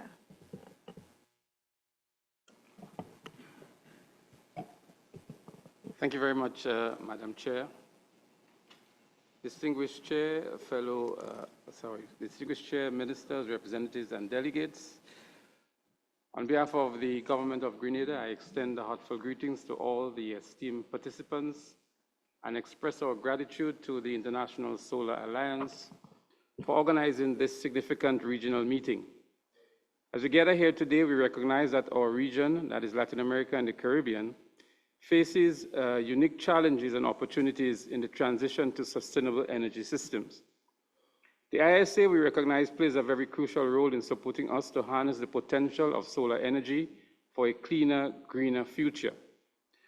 Grenada, being a proud member of the ISA, remains committed to strengthening our engagement and deepening our cooperation with regional and international partners to promote the widespread adoption of solar technologies. In Grenada, we firmly believe that through collective action and solidarity, we can enhance our energy resilience, accelerate the transition to renewable energy, and mitigate the adverse impacts of climate change. The devastating effects of climate change are already being felt across the region, and only recently we had a category hurricane that ravaged the country. And there is further evidence of rising sea levels, more frequent and intense hurricanes, and prolonged droughts. And so for small island developing states like ours, the transition to renewable energy is not just an environmental imperative, it is an existential one. By embracing solar energy, we are building climate resilience, reducing energy poverty, and ensuring sustainable development for our people. Grenada has taken bold steps in advancing solar energy deployment, and with the support of international partners, we have launched initiatives that include solar power desalination plants, solar PV systems for critical infrastructure, and the ongoing development of solar energy projects for rural communities. In this regard, the ISA's continued support has been instrumental in helping us realize those ambitions. However, we recognize that there is still much to be done, and so we are committed to scaling up our efforts to meet our nationally determined contributions under the Paris Agreement, and we aim to increase the share of renewable energy in our energy mix and reduce greenhouse gas emissions. To achieve these goals, we are focused on increasing the accessibility of solar energy to vulnerable communities, advancing energy storage solutions, and promoting capacity building programs for our citizens, particularly our youth. As a region, it is vital that we continue to work together to mobilize financing, share best practices, and develop policies that would accelerate solar adoption across Latin America and the Caribbean. We must strengthen public-private partnerships and encourage innovative solutions to overcome technical, financial, and regulatory barriers. In closing, Madam Chair, Grenada remains resolute in our commitment to the ISA and to working closely with fellow member countries in advancing solar energy initiatives. We reaffirm our dedication to a sustainable energy future one where solar power plays a pivotal role in ensuring prosperity, energy security, and climate resilience for all. Thank you very much, Madam Chair. Thank you very much, Grenada. I recognize El Salvador and then Dominican Republic. Muchísimas gracias. Thank you very much, and good afternoon, distinguished representatives of the International Solar Alliance and the countries that are taking part in this very important meeting. I salute you on behalf of our National Director for Hydrocarbons and Mines, Mr. Alvarez, who, for conflicting agenda engagements, has been unable to attend this meeting. I also express our gratitude to the government and the people of Dominican Republic for their hospitality, and to the and to the ISA for the organization of this meeting. It's a pleasure for me to address you in this very important space, inviting us to bring together regional efforts, promoting partnerships, recognizing solar energy as a pillar, fundamental pillar for decarbonization, and to address the challenges posed by climate change. Hence, I'd like to express our gratitude for the efforts of ISA. For this is effectively aligned to the objectives that we are developing under the leadership of our president, Mr. Bukele, who is fostering energy transition towards a cleaner, fairer, and sustainable future. In El Salvador, we recognize the potential of solar energy in our territory. And this is why in January of this year, we've accomplished a significant milestone by opening the first photovoltaic solar plant owned by the state, generating approximately 27 megawatts. We will be providing clean energy to over 2 million inhabitants connected to the national grid.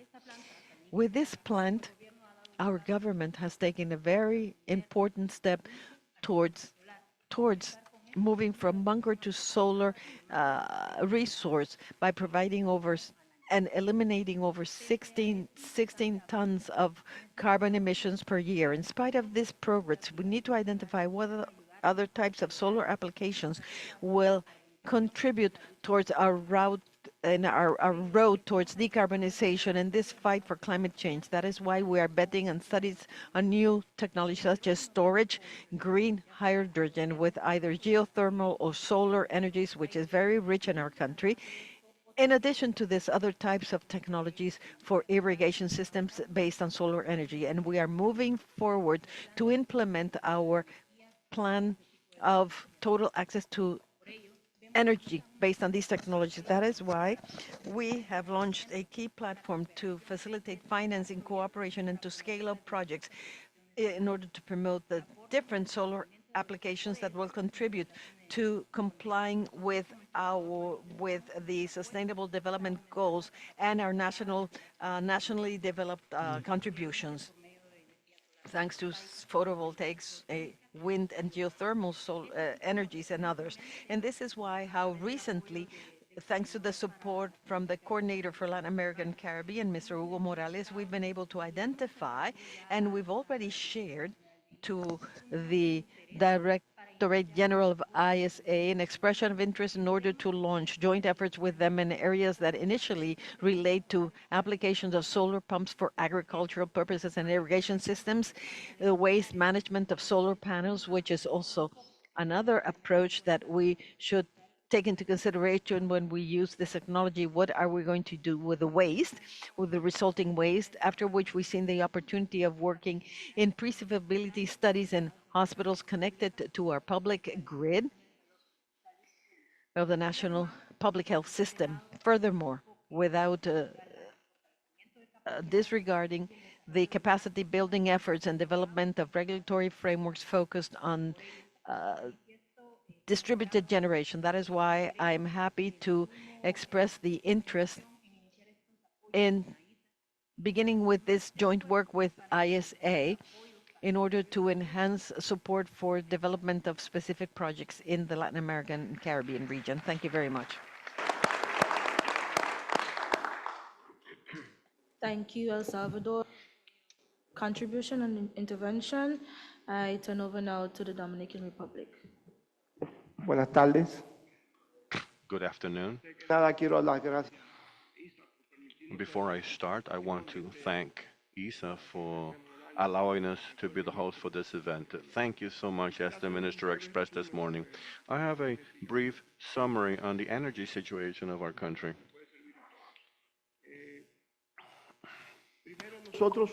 Firstly, we are an island, as we all know, that have no fossil fuels. Our water sources are limited, and the first option is for human consumption and irrigation, agriculture, and last resort, generate electricity. We're not interconnected with any other country. We know who our neighbors are, the Republic of Haiti, who face very difficult situations. We have no interconnection, such as Central American countries and South America, that when they have an energy shortage, they can buy electricity from each other. That's why we must use the resources that God gave us, and that is the sun. We have a strong commitment to develop our renewables in general terms. We have Instalaciones de energía renovable based our installations in renewables in the private sector. We've given the opportunity to the private sector to develop projects. We have developed a regulatory framework and a framework that allows them to develop projects, and all renewable projects are foreign investment. So much that in the last 3 years, direct foreign investment in energy has been above the investments in tourism, which is our main source of earnings. This reinforces even more that investors believe in our countries, they trust our country, they're implementing their best efforts in developing renewable energies. As the minister said in his speech, we have commitments for 2025, 2030, 25% in renewables for 2025 and 30% 2030. But also, we have a plan of decarbonization of our matrix, and we're working on that with the CIF funds and the ACT funds for climate action funds. We have always implemented our best efforts to develop storage centers. We have a project that is being tendered now to provide our country with storage system to be able to manage the variability of solar energy. In the last 3 years, we have more than doubled generation in renewables. In 2020, when we came to government, we had 500 megawatts of installation. Now it's 1,200 megawatts. And as the minister said this morning, we have 27 projects under construction right now or in development phase. That's an additional 1,500 megawatts that are in the pipeline. Also, our National Energy Commission, that is the planner, they have more than 200 projects with provisional concessions or in process of receiving a concession. That means that in the next years, we are going to be much stronger in development of renewable energies. We will have a stronger presence in solar energy and wind energy. But that's not all. With our hydroelectricity generation project, we have 2 projects for hydro pumps. We will use water from our dams using solar energy, and then it will be repumped upriver and go to the turbines again, and that will help us develop our resilience further. We base this development firmly, but we never lose sight of energy security.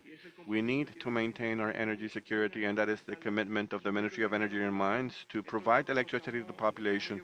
We are doing this together with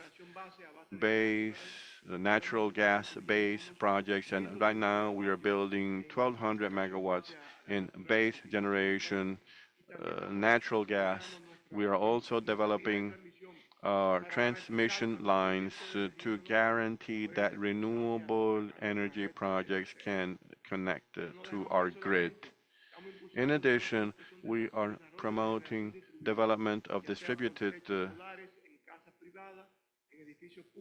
generation in private houses and homes, in buildings. There is a project that mandates that all public institutions must have solar panels in their roofs, in the rooftops. We also have a project of energy efficiency at the Senate and an executive order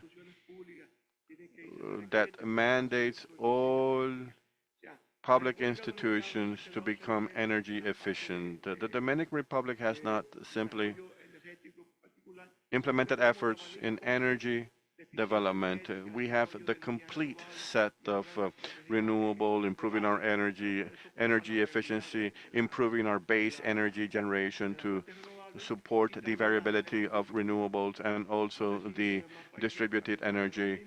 I don't know if other countries are doing the same now. We have more than 350 megawatts of distributed generation in government institutions, houses, banks, public installations. With this general overview that I presented of our country, that gives you a clearer vision of what the Dominican Republic is doing in energy. Thank you. Thank you so very much, Dominic. I now turn over to have interventions by Cuba. Sí, muchas gracias, honorable. Yes, thank you, Honorable Chair, Director General, delegates. In the names of the Ministry of Energy and Mining of Cuba and the government, I want to thank the Dominican Republic for the organizing of this important event, and the International Solar Alliance, thank you for the constant, sustained support that our country has received from you. I want to tell you that the vision of Cuba is to change completely our energy matrix in favor of renewables with priority given to the use of solar energy. It is well known that we have a high cost of energy generation that we transfer to our economy, and we must reduce that cost and provide all the energy that the economic development and the people of our country need. Let me tell you that in our country we have approximately 350 megawatts installed in solar parks, generation parks, and right now we're implementing a project of 2,012 megawatts. The 30 first parks, 22 megawatts each, are under construction right now, and we will install them. The resources are there to install them in a very short period of time. So what we have installed, plus the 2,012 megawatts, 92 parks, plus the efforts of the Solar Alliance together with us, supporting us as explained during the meeting, to accomplish a 1,150 additional megawatts with foreign investment, we will be able to reduce the cost of energy in our country by 1/3, and at the same time meet the demand of energy of our economy and our population. The systems, mainly the islands of the region, can count on all the information that we have available. You can count on the collaboration of our engineers. We know that for the islands that are not connected to larger electricity systems, it is a great challenge to install large volumes of variable energy. As part of that project of 1,012 megawatts, we hired 200 megawatts in batteries for storage, and we are willing to share that experience with you. Another aspect that you need to share experience, we are also at your disposition for any information that you need in solar pumping We installed more than 2,000 pumps for pumping for the population in rural zones especially, and also 1,000 pumps of water for irrigation and agriculture. And thanks to the support of the Solar Alliance, recently pumping was installed for irrigation and agriculture. We have an accruance of the level of experience on that topic of solar pumping that we can support any country that needs it. We've also spoken about the capacity building center of the Star Sea Center. In the next few months, before the end of this month, we will officially open the center in Havana. We would love to have the participation of all the focal points of Latin America that can go there and visit us and participate with us. And there we would practically, directly agree on how we may collaborate and what we need to take action on to transfer the experience of the 10 universities. In Cuba, 10 universities came together to support change in matters of energy. It would be the perfect moment. We would be very happy to welcome you in Havana at that time. And Director General, I conclude by telling you that we are here to your avail to support the realization of the strategic regional plan, and we are here to give any support needed to any country member of the International Solar Alliance. Thank you so much for listening. I now invite Suriname to deliver your country statement. Thank you so much, Madam Chair. Once more, before I go into the country statement, I would like to thank the International Solar Alliance for all the efforts. We have seen the reports today, all the initiatives that have been taken, everything that has been done so far. It's tremendous work, I know, and we congratulate you, DG, on what has been done so far, and wish you all the best, of course, success for the coming period, together with the member countries, especially from Latin America and the Caribbean. So now I have to put on my glasses. I cannot look at you now, so I have to read from my phone. Otherwise, I cannot see the text. So Suriname faces both challenges and opportunities for energy security in Latin America and the Caribbean. The region as a whole is characterized by a diverse energy mix with varying levels of reliance on fossil fuels. As you know, Suriname still relies on that as well, and renewable sources and hydroelectric power. One of the key challenges for Suriname is to balance the production of fossil fuel with the status of being net zero country and being the greenest country on the planet. Another challenge we face is to modernize our energy infrastructure to improve efficiency, reliability, and resilience. By investing in renewable energy technologies and grid modernization, Suriname can reduce its dependency on fossil fuel use and mitigate the impact of energy price volatility on its economy, while on the other hand, earning with the production and export of fossil fuel.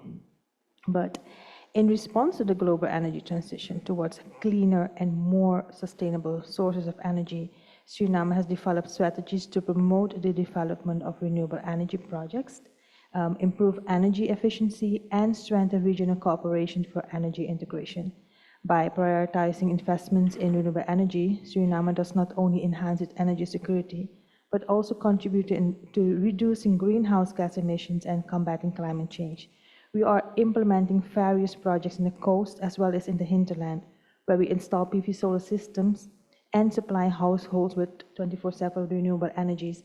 And for the main part of our installments of renewable energies, PV solar systems, we do it in the hinterland because we are a big country where the coastal area is being supplied by the national energy company.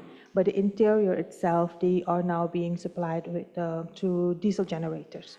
So now we are transitioning and implementing PV solar systems in the interior and giving them access, 24/7 access to energy. One of the other nice projects that we are doing together with the ISA is installing, actually the preparation to install solar pumps, solar water pumps, because we also provide them with water, clean drinking water. The interior doesn't have, not all the villages have natural sources, so we use surface water and then we treat that water to be able to drink it. And with the help and assistance of the International Solar Alliance, we will be implementing this project. It will be 4 villages that will be getting these solar water pumps and being provided with clean drinking water. Overall, Suriname's strategies against the global energy scenario and the energy transition focus on diversifying its energy sources, enhancing energy efficiency, and fostering collaboration with regional partners to create a more sustainable and resilient energy system for the future. With that, having said that, we as Suriname do again emphasize our commitment to ISA, and we look forward to all the initiatives that have been taken and the contribution that we as a member country can also put on the table. Thank you very much.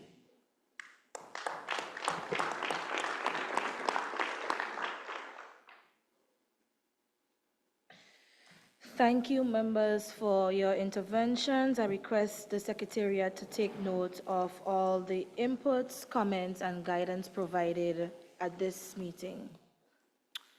The next agenda item, number 14, any other business. I invite members to raise any other matter of importance for the consideration of this committee or the Assembly to be convened later in the year, 4th November 2024.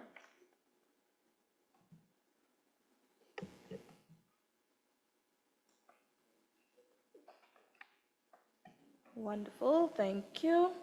We move on now to the final agenda item, closing of the meeting. As we reflect on the progress and challenges of our collective energy journey, we are reminded of the crucial role that the Latin America and Caribbean region plays in shaping a sustainable energy future. This meeting has provided us with an invaluable opportunity to review our achievements, learn from our experiences, and identify the collaborative actions needed to advance towards a cleaner, more resilient energy system. In closing, I extend my deepest appreciation to the ISA Secretariat for their exceptional dedication to advancing our shared vision. Your relentless efforts in fostering regional cooperation have been truly inspiring. We are eager to build on this robust foundation as we strive towards a sustainable future. I also like to acknowledge the valuable contributions of all honorable members of this regional committee, representatives of ISA partner organizations, and our esteemed special invitees. Your active engagement and insights have been pivotal to the success of this meeting. A special acknowledgement goes to the national focal points from Latin America and the Caribbean region also.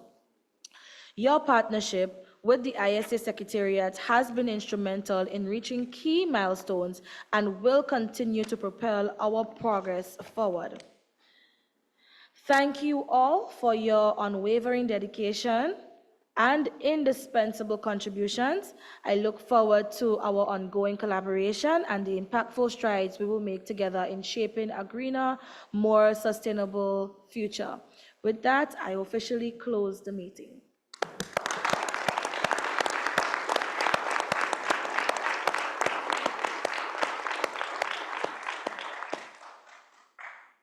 Thank you very much. We are only 45 minutes over time, which is good. Aditya, all yours. Excellencies, distinguished delegates, ladies and gentlemen, thank you so much for joining us for this very, very interesting plenary session. I know lunch awaits us. May I kindly request all of you to join us for lunch at the Sea Blue restaurant that is on the floor just below this. And post that, we shall reconvene again at 3:15 for an interesting side event on enabling large-scale solar deployment of energy storage systems and ISA perspective, following which we shall have a simultaneous coffee break. And may I invite all excellencies, distinguished delegates, ministers, vice ministers, secretaries, and any other interested delegates to join us at the press conference in the room just outside this room to your left, following which we shall also look forward to having your most esteemed presence this evening for the networking dinner in the same restaurant where you shall be having lunch today. Tomorrow, we shall begin early at 9:30 with the side event on floating solar, a brighter path towards sustainability, and a side event on powering growth, building a skilled solar workforce for job opportunities in the LAC. We also have a site visit, courtesy the host country. We shall assemble for the site visit in the lobby at precisely 2:15 and proceed for the site visit at 3. Thank you so much, ladies and gentlemen and excellencies. We look forward to having you all join us for lunch. Hugo. Hugo, Spanish. But still, make him repeat it.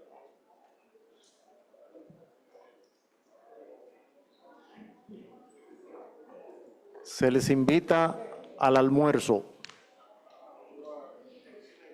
en el restaurante en el nivel 5.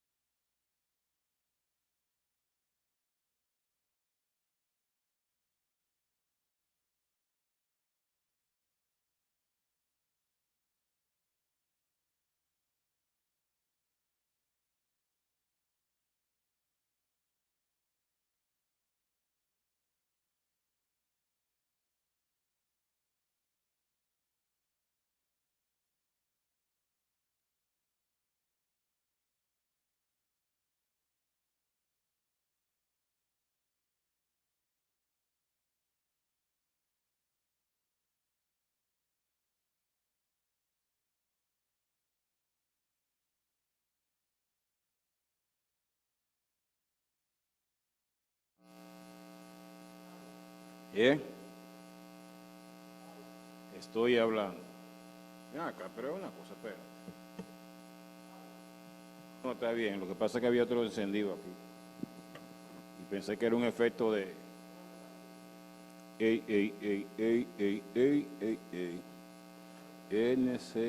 NFP, support, diablo, está en chino. Tutu, Dime, Josué. Oye ahí. Now we here. Now, ¿Qué me dices? Todavía.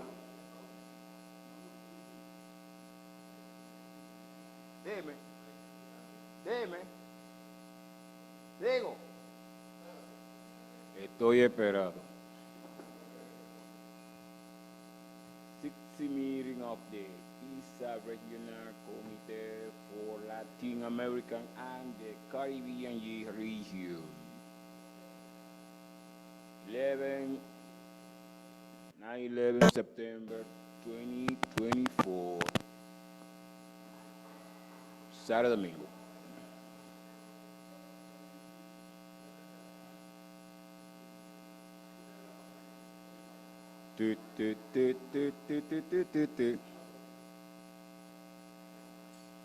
Eo.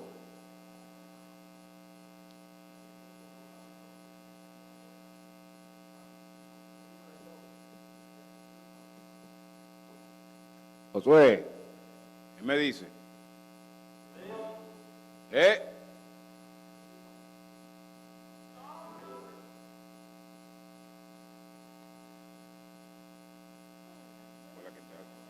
No se preocupe, póngalo ahí, así yo leo mejor.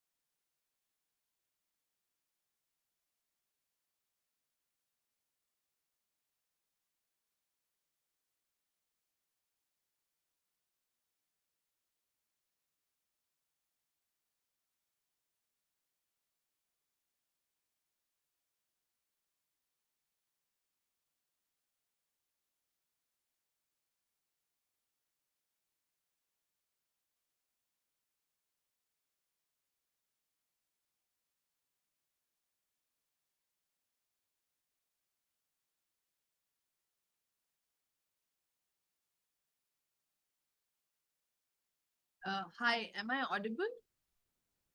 I'm just trying to check the volume. Yes, very much. Perfect. Yes, Sushmita, you're audible.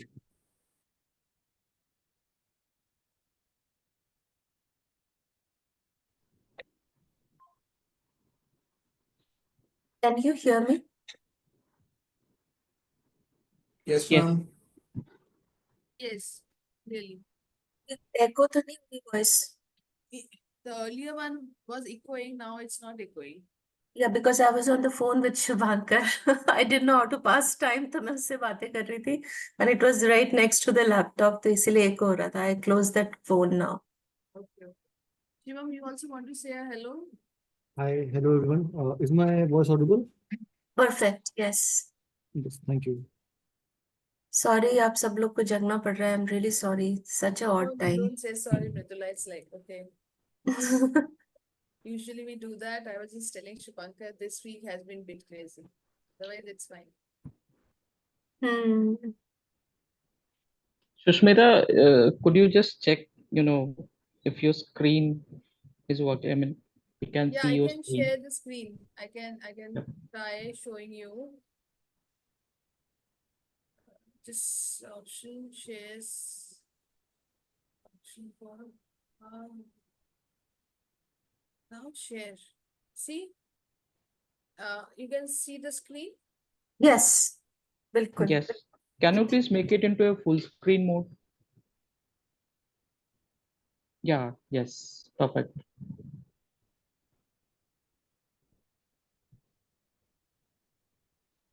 Okay, then we are set.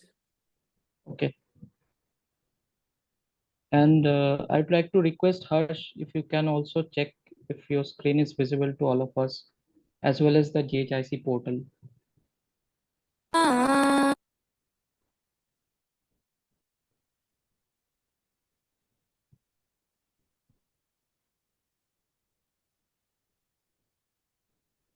Yeah, hi Shubhankar. Just give me a minute. Yes, please.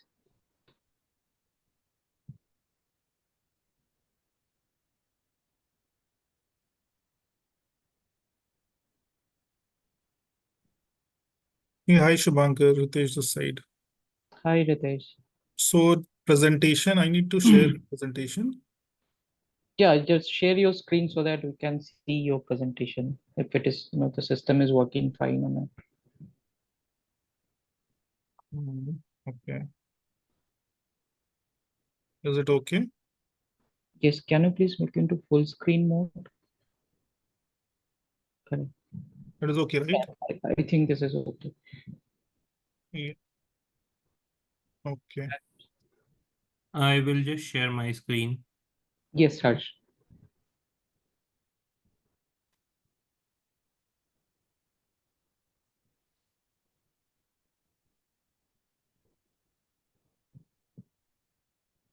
अगर जब Dominican Republic वाला activate हो जाए screen, that means कि then we'll be heard and seen. Right. Visible? Perfect. Yes, it is visible. Portal भी देख लो है हर्ष. Okay, I'll just put this down.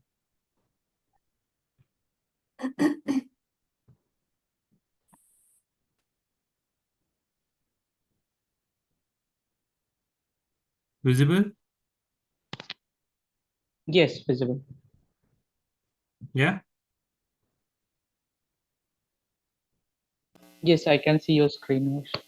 Okay, perfect. Harsh, Yeah. इसमें जब कंट्री इनसाइट का जरूर दिखाना, उसमें कौन सा दिखाओगे, कौन सा वेल पॉपुलेटेड है दिखाने के लिए? I was thinking of Chile since this was LAC. ठीक है, हाँ, चिले का प्रॉपरली लोडेड है Yeah, I just checked it. Data वगैरह.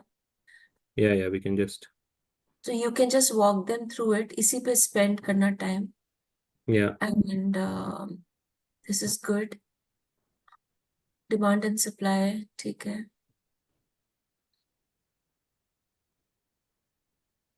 Since many of them wouldn't have seen the portal, Harsh, Yeah, तो yeah, उनको yeah. systematically प्रेफरेंस देना ये कंट्री इनसाइट और एक दो और चीजें Right. And knowledge portal can you can show and then walk them through कि और क्या क्या चीजें हैं ठीक है. and you can just mention that we are also beginning to develop tools and which will be integrated in few months down the line. Yeah, I'll do that.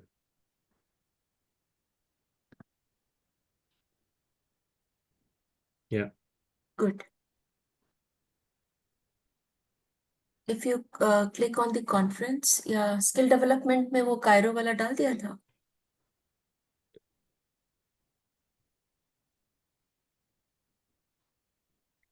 As of now, we have these okay because Cairo workshop document we could not upload. कोई We'll बात still नहीं we'll still tell them. क्या in any case मेरा एक slide है उसके ऊपर थोड़ा सा information Hmm. and why I'm saying is there were 3 LAC we invited there Right. so it's written in my slide so that's fine. ठीक है.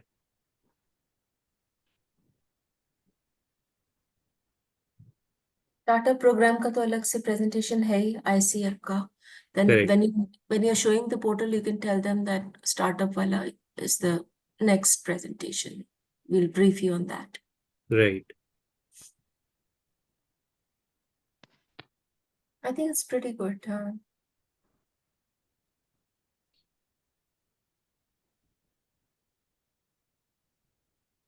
ठीक है. We'll just stop sharing. Yeah. Okay, let me share my screen as well. Let me know if it is visible to all of you. Yes, it's visible. Okay.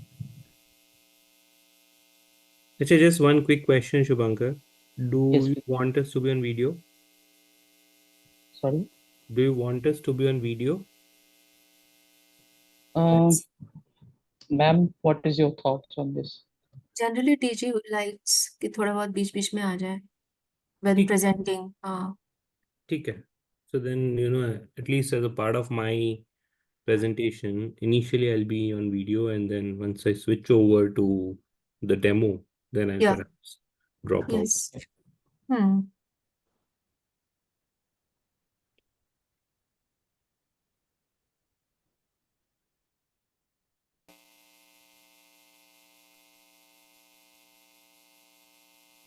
तो कुछ पता लगा press conference पहले है कि बाद में Ma'am, let me call Aditya.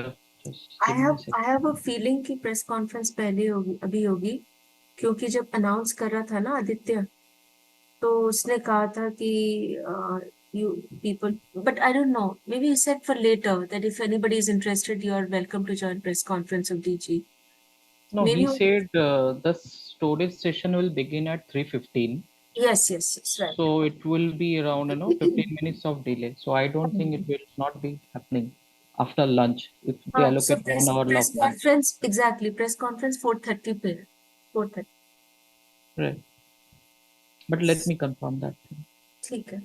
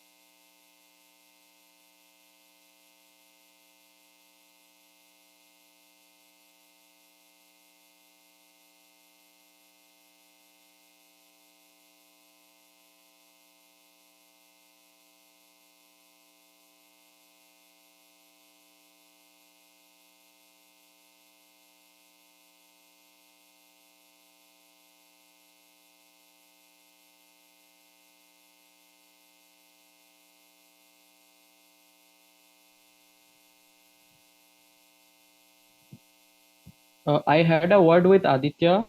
He informed me that there will be the press conference will be held after the side event. Okay. Thank God. And the tentative time of our side event will be 3:15 to 4:40. 3:15 तो अभी हो गया होगा वहाँ पे. Around, so maybe within 5 minutes they will begin. Within any time now. Good. Press conferences later on. Good. Thank God.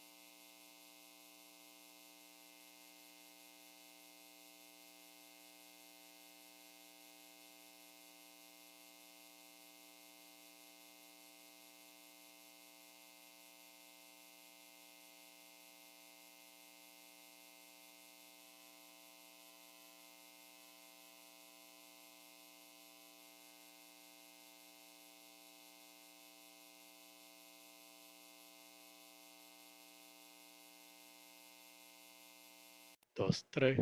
Hola. Hola. Dos, tres. Dos, tres. Hola. Ya.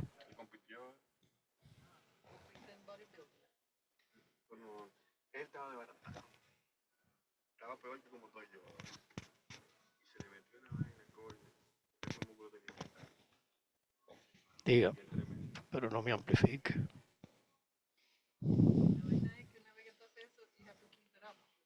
No, yo nada más lo hice para esa competencia. Eso fue el año pasado, hace 2 años. Entonces, Hola.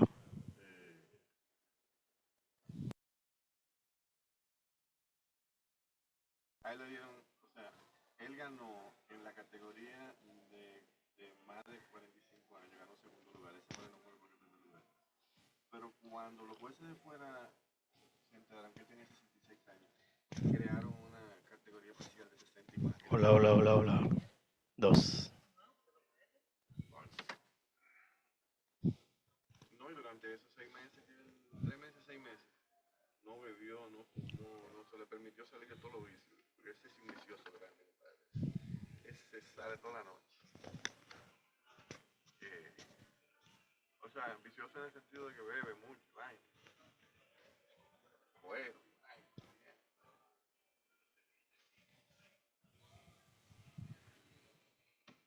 yo no sé cómo tú lo haces, yo no podría estar con Diga, varón.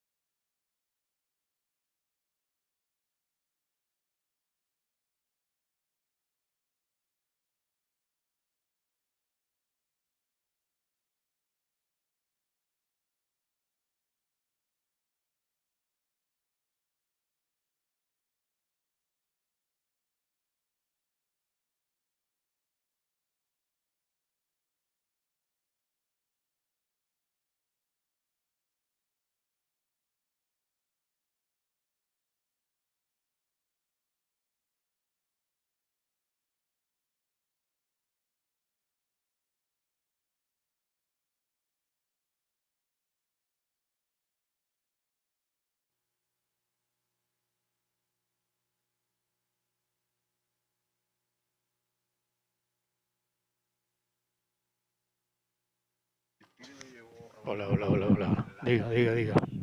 Nada. No hay forma.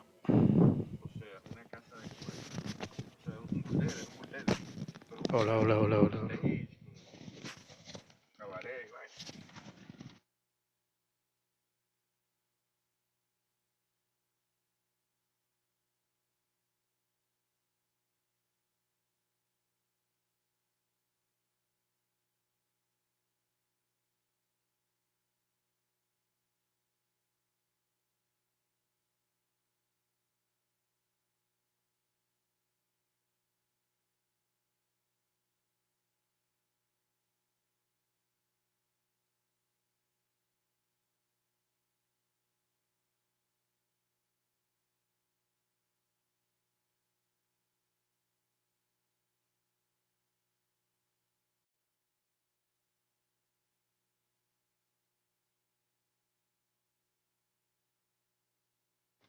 Diga, diga.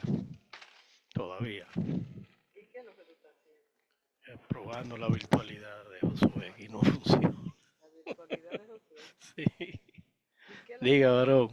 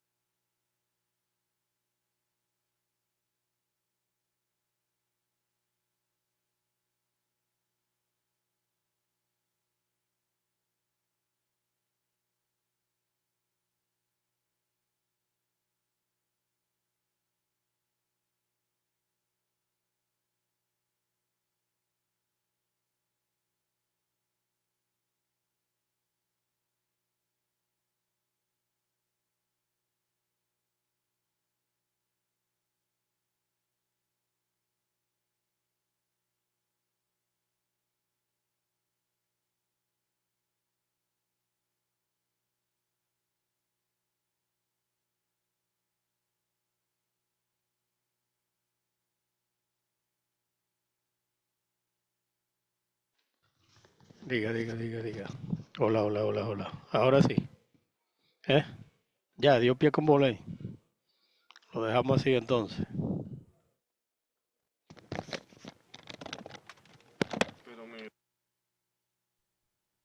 Mira a ver cómo se escucha ahí. Mira a ver cómo se escucha ahí. Mira a ver cómo se escucha ahí. Hola.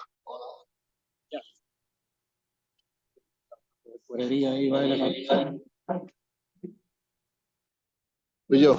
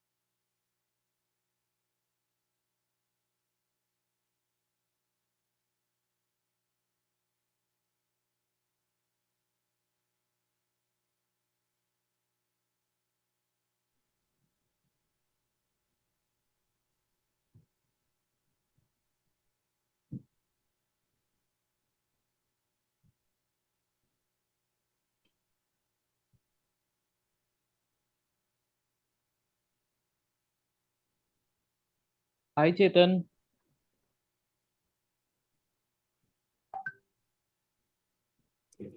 Hi, Soumya. Chetan, can you hear me? Yes, I can perfectly hear you. Any update by when we'll be starting the side event for storage? Although the time is, started, but they are a bit delay. I guess I just had a talk with Aditya. They are about to finish the lunch and they are about to join as a guest. Okay. He Yeah. told me that they will begin by 3:15 to 3:20. Mhm. So as per our time, that is over. So just Yes, keep us yes, posted. Huh? yes. I'm just asking. Yes. Okay. Yes, please. Yes. Thanks. Yeah.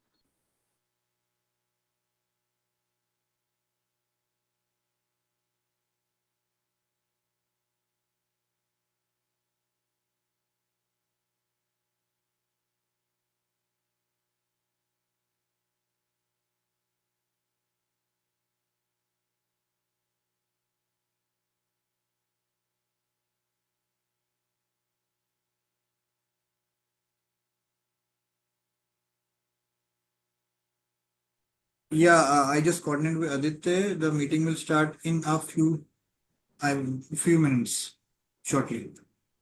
Okay. Thank you. Yeah. Thank you for Okay. the update. Yeah. Yeah. Thank you.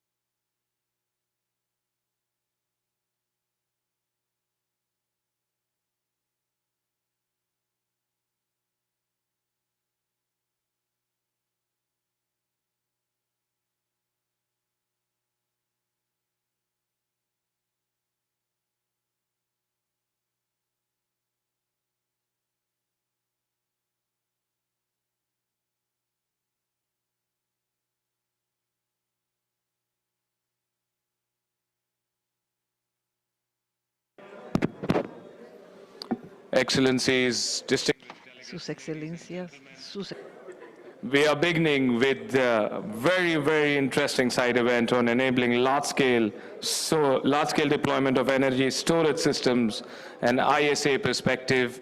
May I kindly request of you to take your seats, put your mobile phones on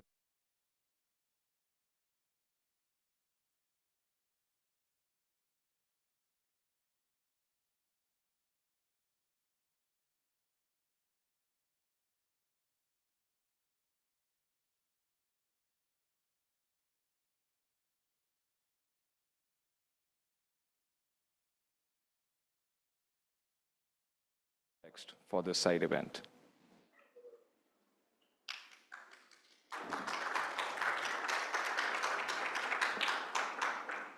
Thank you, Aditya. So we have this event enabling large-scale deployment of energy storage system, ISA perspective. It's for sure, or I think most of the countries across continents, it's very clear that renewable energy is the way forward. As we add more and more renewable energy into the system, because of the intermittency, it's also very important that we have the energy storage systems in place so that you have a very safe operation of the grid, if it's a grid connected, or even in the off-grid areas, energy storage will play a very important role. As we know, the solar hours, you need to find ways to get the power from the renewable energy source. For that matter, wind also is intermittent in nature, whether it is more of a seasonal in its character. All these things bring a lot of complications in the operations. And then as we add more and more power into the system, renewable power into the system, so the complexities are more and more there.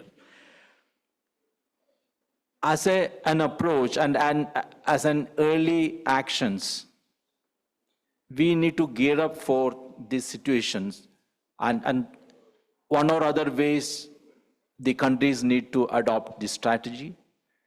Look for different technological solutions. There are multiple technological solutions which we'll be discussing on this. Have some merits, demerits, the economic sense, all this, there is so much of dynamics will be there. So considering all these things, we thought we will give our perspective, and then this event is looking for your interaction, valuable suggestions, your perspective, so that we work very closely and see how most economically these solutions could be deployed. So with that, let me very briefly talk about the agenda. We will have Dr. Ajay Mathur will be giving the initial address. Thereafter, I will be requesting His Excellency Rafael Gomez, the Vice Minister of Energy, Dominican Republic.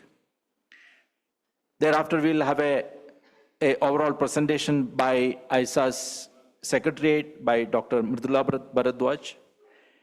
Thereafter, we will have a presentation on the framework of energy storage, on seeing the short-term, long-term perspective. Thereafter, one more presentation will be on the green hydrogen. As an energy storage, we are also looking at one of the options as green hydrogen storage. Per se, we may not be looking very closely on the thermal storage, but the other options will be doing that. After these presentations, we will be reaching out to all the countries to understand your perspective, where do you stand today, so that all this feedback from you will be able to incorporate in our agenda, and so that we can work very closely on that. So with this, let me invite the Honorable Director General, Dr. Ajay Mathur, to give the welcome address on this. Thank you.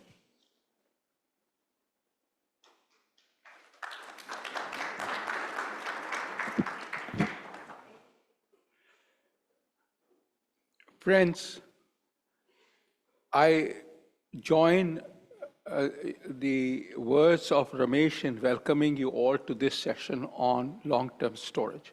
All of us are faced with this dilemma of having to do with an increasing amount of variable sources of energy, solar and wind to be particular.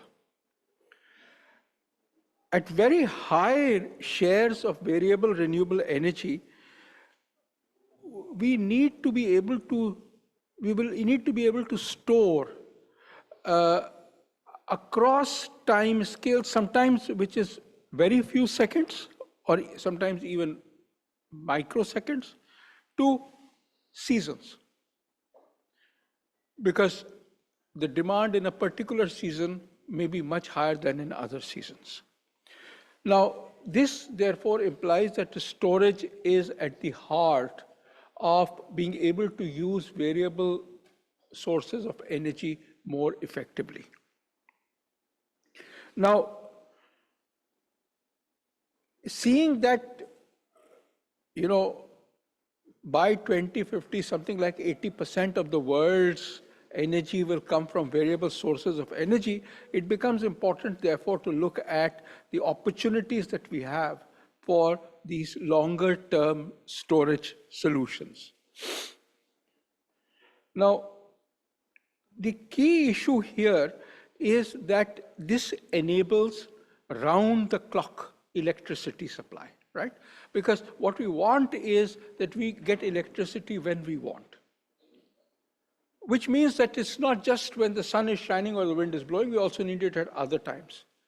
Right now, we've been able to get by because our current fossil fuel systems can be used. But what happens when they cannot? When the total demand is more than what the existing systems can supply. Now, we expect that the prices of batteries, which is one of the major storage systems, could fall by 50 to 60%. They say half to 2/3 by 2030. And the usage will increase by something like 17 times. That's okay. But remember that batteries are devices, or all storage is devices where they become users of electricity at some time and become producers of electricity at other times. These grid operators need to be able to work with this duality in mind.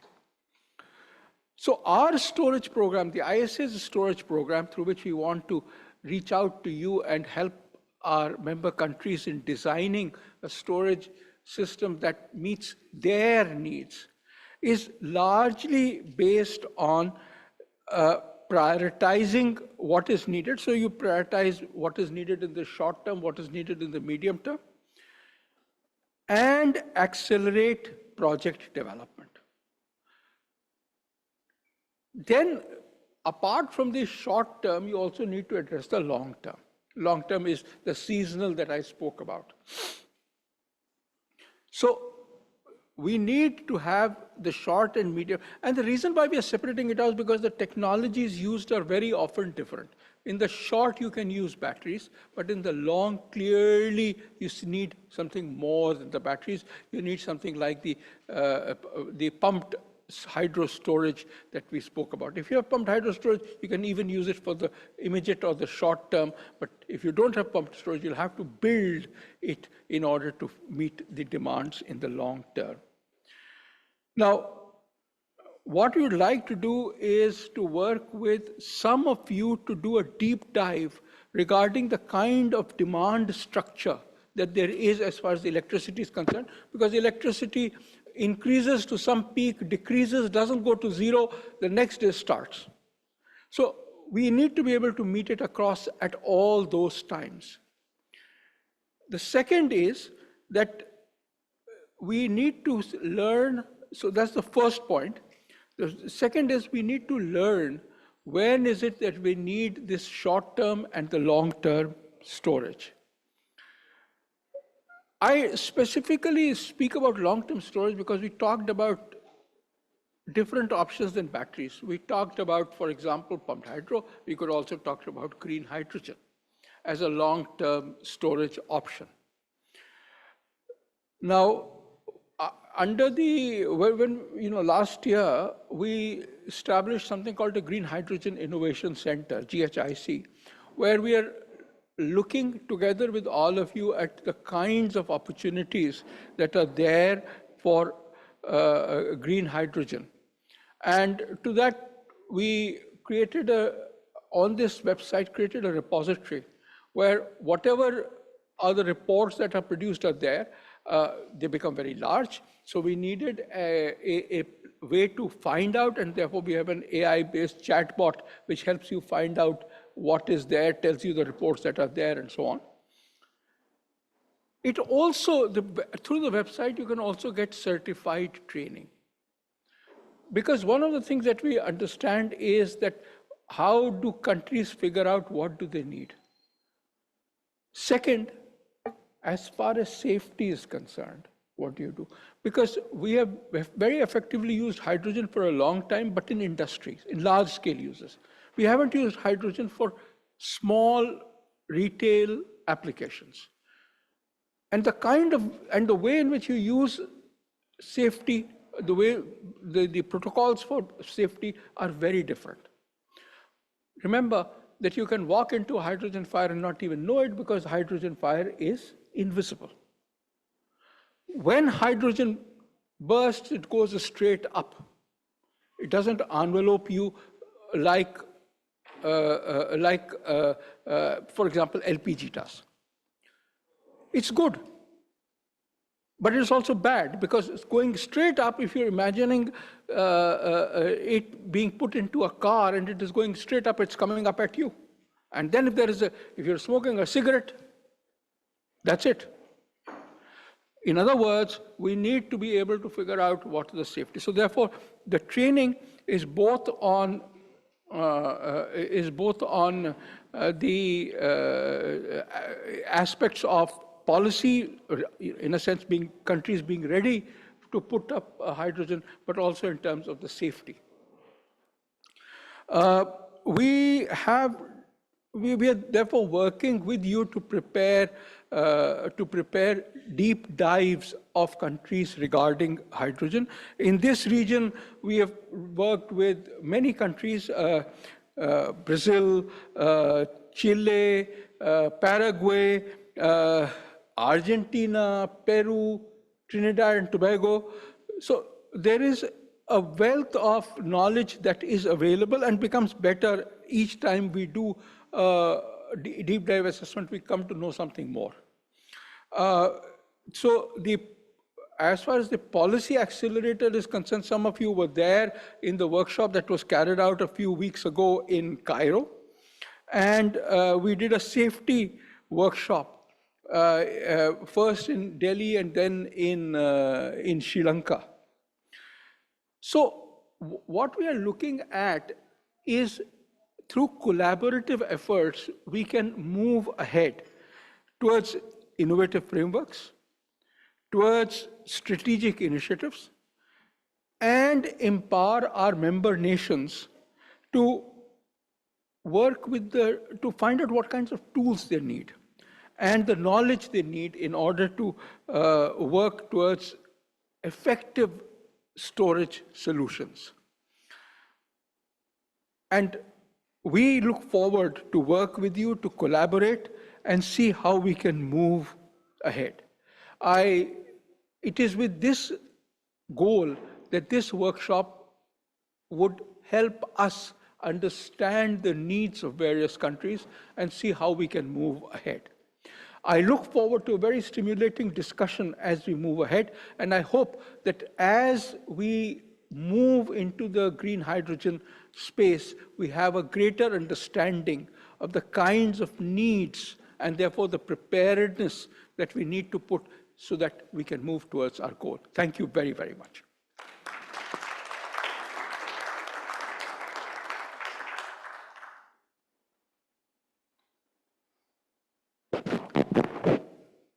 Thank you, Honorable DG, for setting the context and giving the perspective, overall perspective of the energy solutions. Now, I would like to request Honorable Vice Minister of Energy, Dominican Republic, Excellency Rafael Gomez, to give the perspective of the country on that. It's up to you, your choice. Yeah, better we will be there. Yeah, thank you. Yeah. Thank you. You enjoyed the lunch? I think it was a good lunch, really. Okay, yo le voy a contar. I am going to tell you about our experience in storage system, which is very short experience. We're just beginning, but I'm going to give you some history about what is occurring to us. We are developing sun, solar, and wind energy. We have a lot more solar than wind, but we are an island, tropical island. Yes, the minister said this morning that a famous Dominican poet said that we are right in the middle of the pathway to the sun. But as we are in the pathway to the sun, we are in the center of the clouds also. At any time, it becomes cloudy and we lose our solar power generation in the system. And that creates a series of distortions to the system operator. The first thing, they have lateral charges and loads. The relays take load out of the system until it's regulated, and then the base centrals start going up. The central base generation, some have rolling reserve. If not, we use the cold reserve in stock. But that's not the ideal thing to do. The ideal thing is then when there is some sort of disturbance, that some source injects quickly the frequency or bring up the load lost momentarily because of the clouds, and the load comes up. That's what the battery systems are for. And we are working strongly in that implementation. But we have a regulatory issue. We could talk to the investors, let's install batteries, 200 megawatt hours for 4 hours or 300 or whatever is necessary. But how do we pay for it? Nobody's going to make an investment to lose. So the superintendent of electricity, the regulator, is working on the regulation to be able to implement battery systems that may have correct, appropriate compensation for the different services that it may offer. Arbitration, primary frequency regulation, secondary frequency regulation, the pitch shading, all the services that batteries can provide. It's a broad scale of services. One might think that batteries are only for when there's cloudy, bring it up. No, there are many other services. And not only that, an option being presented, and we also have 3 thermal stations that have battery systems. This is for secondary and primary frequency regulation. Why? Because regularly the regulator will ask natural gas 300 megawatt plant, go into frequency regulation. That central, they lose 25 megawatts that they're not going to be able to invoice. It's going to be fluctuating. It goes up 25, down 25 in the operation. Those who are specialists in machinery operation know that. So that's not accounted for as power. The power calculated is what's calculated. So what they're doing is that they're installing batteries, and with those batteries, they provide the frequency regulation service, mandatory for the network, for the grid, and then maintain their base machine at full load. That secondary and primary regulation they do on the central with the batteries. There was no regulation for that. Just last week we discussed the last part of the regulation with the regulator, and we are now in public discussions, and the regulator will issue it. So we're working both ways. One, so that the battery may regulate the frequency, and the other is for greater services, a major project, and that is being done with aid from USAID and a U.S. corporation called Nexalteca. That is in the final stages, and we expect that that will happen.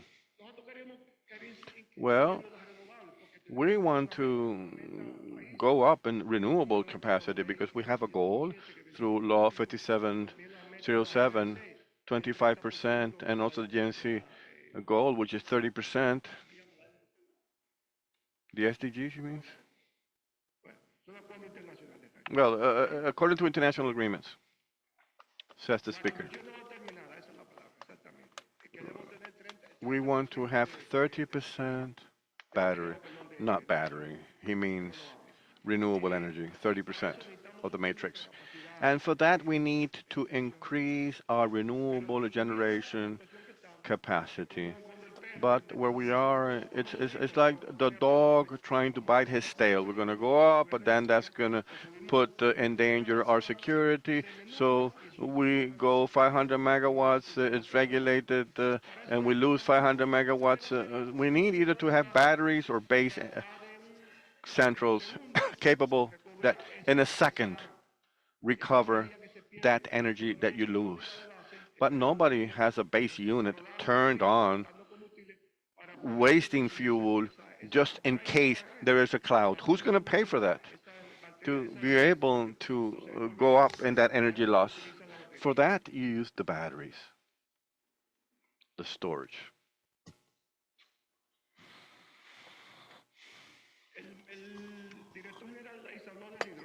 The Director General spoke of hydrogen, and that's an alternative. But hydrogen is a technology that in countries like Chile, one of the most developed in Latin America, it's still under study, and there's only one prototype. It is technology that can be used in the long term. But for us, as an emerging country, beginning our development, it's going to be very difficult because investments are too large. We need to resolve many energy problems that we have that are a priority and priority, greater base, more solid base generation, cold reserve that is more solid. So we can leave hydrogen for the future when our energy is better developed and when the costs come down. Because as everybody knows, it's no secret that hydrogen production is still expensive. If you do the comparison, the kilowatts that you invest to produce 1 kilogram of hydrogen and the kilowatts that a kilogram of hydrogen can produce, the numbers don't add up. So we need to improve that technology. Now we have a project for battery implementation under Punta Catalina. Under a presidential mandate, they're going to do a tender for batteries. That is going to be our first storage that we will have at a commercial level providing full service. The battery at the beginning had limits, you know. It was too expensive. 1 megawatt of batteries. $800,000, $1 million. Those prices have come down, and now you can get batteries $150,000, $200,000 per megawatt. It's gone down greatly, but it's still very expensive because to have 300 megawatts hour is too expensive. That's one of the limitations. Also the size. For 200 megawatts in batteries, you need to have 40-foot containers. That has changed greatly since the dimensions of the battery systems, the cooling systems that used to be a problem that would catch fire, and that's all being improved. And we are working on that.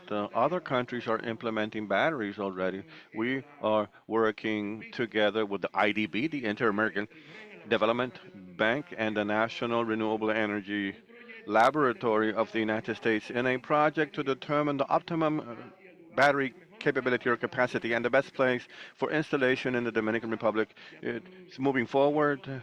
It's quite advanced. We have a horizon. We might finish at the end of this year, and it will give us another option for battery installation. In general terms, batteries are good, but we need to study them. We need to be at ease. It is a technology that, although it is approved, it is very uncertain. You can make a mistake easily.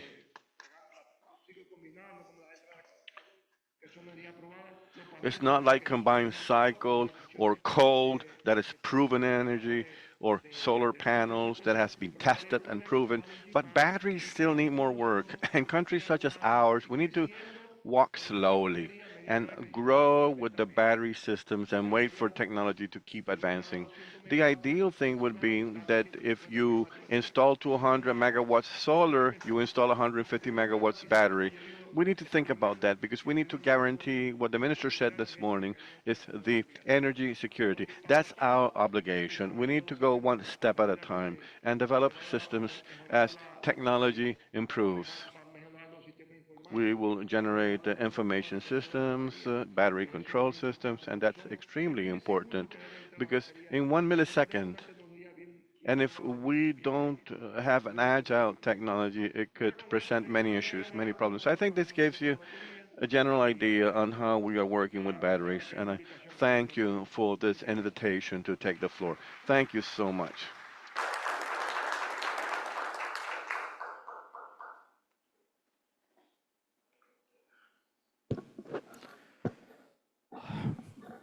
Many thanks, Vice Minister, to giving the perspective of the country on the battery storage deployment and also the your perspective on the hydrogen. Thank you very much. I mean, these things are the very important feedback for us to as we move ahead on in doing the kind of a program on the battery storage. With that, let me welcome Dr. Mridula Bharadwaj. She is the lead of the storage system in ISA. She will be joining virtually. So, Dr. Mridula, are you there? Yes. Good afternoon. A very good afternoon, ladies and gentlemen. I'm Mridula Bharadwaj, Capacity Building Specialist. Yeah, sorry to make you wake up at 1 p.m. in India. No problem. It's a pleasure. 1 a.m. Sorry, 1 a.m. It's a pleasure. We'll go to the next slide. Since we are a little behind schedule, I'll finish very quickly, just giving you a flavor of what's going on at the ISA storage program. Can everyone hear me, Rameshji? Yeah, we can hear you. Even though we lost some initial words, yeah, we can hear you now very clearly. Okay, great. So I'll quickly go through some of the highlights of our program. So if we go to the next slide, as you know, we have 9 programs in ISA, and I'll be going to talk about the program 5 and program 9, which covers the storage and green hydrogen verticals. Going to the next one, please. Now, the role of ISA, as you can see from this slide, is to assess the ecosystem, storage ecosystem readiness level in the member countries, and also to facilitate the deployment or scale up of energy storage systems, including green hydrogen. And as you heard our DG explaining that green hydrogen is categorized under the long duration energy storage. So we provide support through 5 approaches. The first one is enabling policy and regulatory framework. The second is we identify technological, policy, regulatory, and business-related gaps. And then we identify go-to resources. It can be companies or it can be countries to source raw material or technology.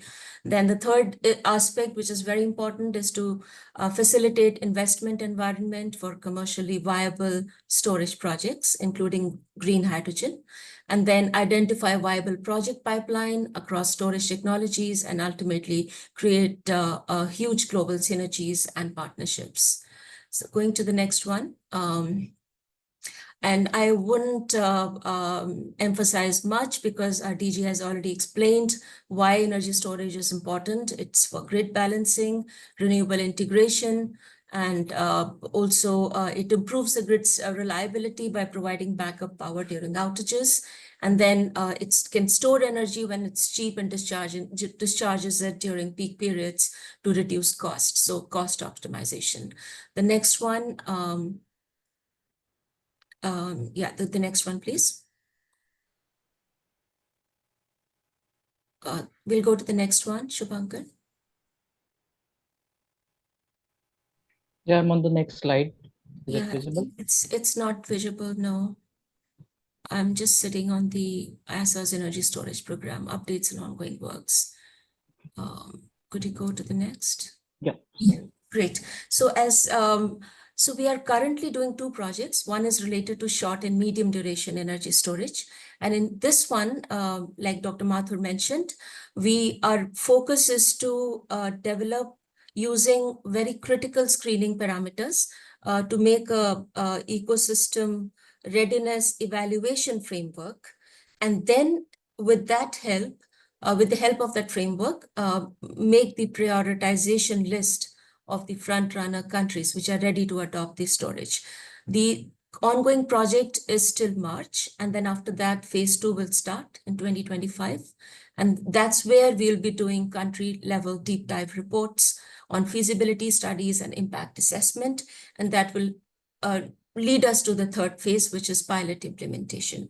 Similarly, we have also another project where we are looking at different kinds of long duration energy storage. It can be hydrogen, it can be flow battery, it can be pumped hydro, and few other types of long duration energy storages, because there are different kinds of applications and there are different kind of compatible technologies. So we'll be doing a complete mapping of the short, medium, and long-term energy storage technologies. And in the second phase of that, again, we'll be doing deep dive reports on long duration energy storage, and the third one will be pilot. So going to I will not talk much about this because we have another presentation after me where our colleague will talk about a little more detail on that. Going to the next one.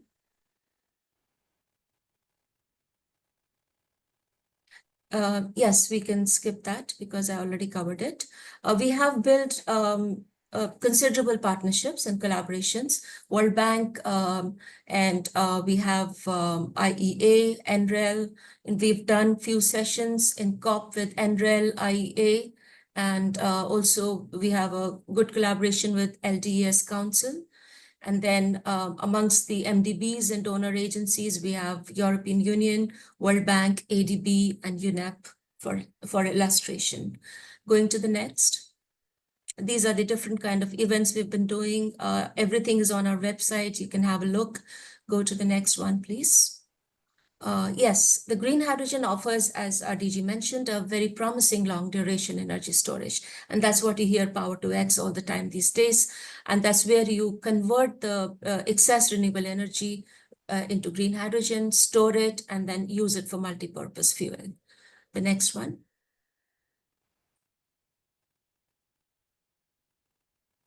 Next. Yeah, we've done different kinds of analysis for green hydrogen. We've prepared a blueprint for ecosystem readiness assessment and launched it at COP 2022 in Egypt. And that's where we have done country level analysis for prioritization using GH readiness assessment framework. We've again done some deep dives in African countries like Morocco, Mauritania, Egypt, South Africa, and Namibia. And we've done demand assessment and estimation of investment opportunities for 2030 and 2035 across different demand sectors. And all these reports are loaded on our website. You can have a look. A few months back, we also did a deep dive for Chile, Brazil, and we launched it in our assembly. And this also has a complete chapter on technological advancements and talking in detail about the different kind of electrolyzer and their pros and cons, and also emerging technologies in the electrolyzers. Going to the next one, please. Yeah, this framework, my colleague will explain in a few minutes, but we'll go to the next. Yeah, that's what our DG also mentioned. In partnership with G20 2023 India Presidency last year, ISA developed a one-stop platform, which is a knowledge repository, and it also has country insights. As I speak, we have covered around 45 countries across different geographies, across the memberships of ISA. And then we also have done a few trainings. One we finished in Cairo, and that's where we had 15 countries participating. And then out of those, 3, Paraguay, Panama, and El Salvador were our invitees. And then all this platform is assisted by artificial intelligence and machine learning driven chatbot. And we have a short demo after my presentation on this. Going to the next one, please. Yeah, that's the ongoing work. We have a lot of projects going on where we'll be doing country deep dives for 10 to 12 countries which are upcoming, and we'll be launching it in COP in November. Then we also have readiness assessment of green hydrogen for Africa. We recently finished it under Denmark funding. And similarly, we'll be building tools and then integrating GH feasibility, project risk, country readiness framework, and carbon accounting related tools on our GHIC platform, and which will assist our member countries. It'll be like plug and play kind of tools, and you can use that and assess your level of readiness for accepting or adopting green hydrogen in a large scale scenario. So going to the next one, please. Yes, here again, we have a huge partnership platform. We have a steering committee which advises our GHIC activities. And we have a membership on rotational basis. We have country membership and we have organizational membership like IEA and NREL are our members. Going to the next one. Yeah, this is my last slide. Here, I just wanted to reiterate what Dr. Mathur also mentioned.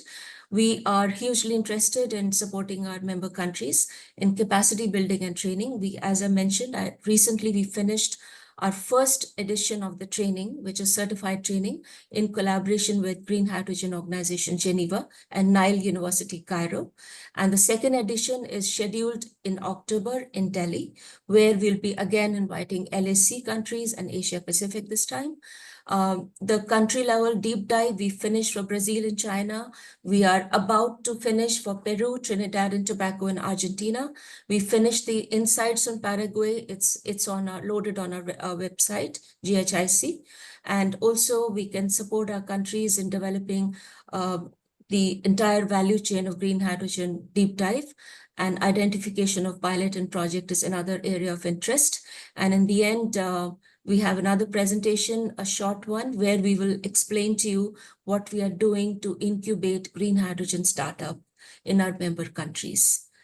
So with that, I end my presentation, and I'll invite my colleague Harsh to present to you portal and GHIC portal and a couple of other things. Thank you very much.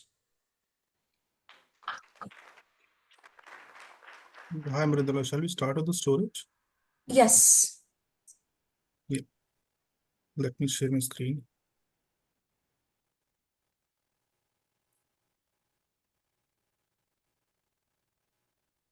Hope my screen is visible. Yeah, it's visible. Yeah. Yes. Yeah, very good afternoon, everyone. So I'm Ritesh. So I'll just start with the presentation, seeing the paucity of time. So as Mridula said, we are doing two projects focused on long duration, one on long duration and second on the short to medium duration storage systems, where we are developing prioritization framework for energy storage system for accelerating solar project deployment in ISA member countries. Today for this presentation, I'll be starting with the global context for energy storage systems, followed by actions which are taking place in LAC regions. Followed by, I'll be talking about the project, what the scope the project entails. And finally, we'll be talking about the collaboration opportunities for ISA and the LAC countries. So globally, energy storage technologies are gaining traction. Okay, just a second. Yeah, so globally, energy storage technologies are gaining traction. And if you see that global energy storage market is expected to expand at an annual growth rate of 21% to 137 gigawatt, or in energy terms, 442 gigawatt hour by 2030, which is almost double to what the 2024 levels would be. Okay. What is driving this growth is mandates and targeted subsidies given by the countries. If you see China, solar energy storage, I would say energy storage solutions has to be included in the solar and wind deployment, which is happening there. That is mandated there. Second is on the US side, if you see, we have Inflation Reduction Act and state level policies, which is driving this growth. In terms of, if you see the global climate goals, if you really want to achieve that, the overall energy storage capacity needs to increase sixfold to 2030, sixfold by 2030, which itself showcases what's the importance of it. where the technologies, major technologies such as battery would be accounting to 90% of the total share, and the pumped hydro would be the most of the rest. So going forward, coming to the actions happening in the LAC regions, we see quite a few actions happening here. Some of them are in Chile. If we see, Chile passed an energy storage and electromobility bill in late 2022, making standalone storage projects profitable for operators. Dominican Republic, the National Green Energy Commission issued a resolution that requires BESS storage to be paired with large storage assets, though remuneration is not still yet clear. In Brazil, we see that Ministry of Energy announced inclusion of batteries in its power reserve auction, allowing batteries to be paid for providing extra capacity during peak hours. If we talk about Barbados, Barbados announced a national energy storage policy to promote investment in the energy storage sector. Going forward, if we see Mexico behind the meter storage assets are not regulated here, but they can be highly profitable for the CNI customers, giving the country's daily demand charges and energy arbitrage spreads. For Argentina, the National Energy Secretariat published a call for expression of interest to incorporate, manage, and finance electricity storage systems. Panama, high investment cost and the lack of regulation has hindered storage development in Panama. However, the recent 500 megawatt tender announced includes storage, which indicates positive signs for the industry. Colombia, a regulatory commission issued rules to allow the sale of surplus energy and establish standards for storage systems, though formal regulations is awaited. In spite of this, we see that for further enhancing the growth, strong regulatory framework would be required in the LAC regions in order to push energy storage systems. If we talk about the current status, we see that except Chile, energy storage systems are currently in nascent stage in LAC countries. We see that behind the meter storage opportunities for commercial and industrial and off-grid customers in certain markets such as Mexico and Brazil. Front of the meter storage opportunities are limited to Chile, Puerto Rico, and Dominican Republic. Large-scale projects in Brazil and St. Kitts and Nevis are also operational. This is just an illustration slide showcasing what's happening in Chile, where we find that 5.4 gigawatt of announced capacities are there. Out of it, 1.6 gigawatt has already been approved, where Chile targets to achieve 2 gigawatt of capacity by 2026. High RE, high curtailment, and recent legislations are something which is pushing energy storage and making Chile the front runner in this. A decree establishing a capacity payment for BESS projects is expected in Q2 of 2022, which will be attracting new players. The table also showcases top IPPs which are there in the market in Chile.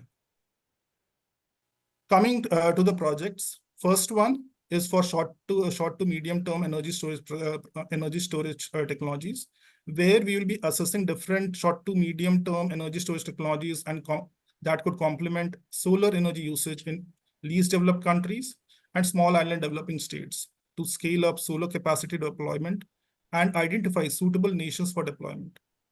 Our scope or study would include technology overview of short to medium term storage technology solutions, development of a technology evaluation and prioritization framework to prioritize those technologies. We'll also look at certain case studies. We'll do a gap assessment between demand and supply to assess relevant storage solutions which can be deployed. We'll do a feasibility assessment of integrating storage with solar in LDCs and SEDs. Finally, we'll be doing a development of a prioritization framework to identify suitable nations where the storage technologies can be deployed according to the need. Then the scope would require a consultation with the relevant stakeholders. So coming to the expected outcomes, few of the expected outcomes would be where we'll be doing a detailed evaluation of short to medium term storage technologies, considering varied applications. Second is shortlisting of select ESS technologies relevant for few SEDs and LDC countries. An assessment will be done on the challenges, cover policy, regulations, financial, commercial, and market structures to increase ESS uptake in SEDs and LDC nations. Identification of use case and we'll be providing recommendation for upscale of ESS technologies. Finally, we'll be developing a concept for pilot to be undertaken in the select SIDS and LDC nations. As Mridula said, this is an 8-month project, and we'll be completing it by March 2025. The next project is focused on long duration energy storage, where we will be developing an implementation roadmap for scaling solar integrated long duration energy storage technologies in developing nations and identify long duration storage project pipelines. The scope would again entail an technology overview of LDS technology solutions. Deep dive will be done into technologies, and we'll be developing a prioritization framework to shortlist technologies. Shortlisting of potential countries will be done for deployment of LDS based on various factors. And finally, we'll be doing a market readiness assessment for shortlisted countries and project identification. Again, the scope requires a consultation with relevant stakeholders in order to really understand the need with respect to the different geographies and what technologies can be actually deployed there. In terms of expected outcomes, we'll be doing a shortlisting framework for scalable LDS technologies. We'll be exploring opportunities, challenges, and strategies for deploying LDS technology in developing countries. We'll be identifying unique LDS technologies that can be deployed in certain regions in the developing nations. And finally, we'll be coming up with a roadmap for promoting large-scale deployment of LDS in developing countries. The project again has just started and will be done by March 2025. This is just an illustrative slide where the left hand showcases what are the different technologies which will be assessing for long-term, medium-term, and short-term durations. The right-hand side showcases our framework where we are trying to score the various technologies vis-a-vis various parameters and doing a weighted average scoring of each technology to bring out those specific technologies which can be deployed in a specific country or specific region. Moving on, this is the final slide where we talk about the collaboration opportunities which we have between ISA and LACs. First is with respect to consultation with member countries to develop an ESS assessment readiness framework, which I already talked about because the scope requires consultations from your side. And the second is on capacity building. The project would help in policy regulations, formulation of policy regulations, innovative business models, technology assessment, and forecasting. Finally, we'll be doing an identification of ESS pilots which can be deployed and coming up with the project pipeline. So yeah, that was it from my side. Thank you.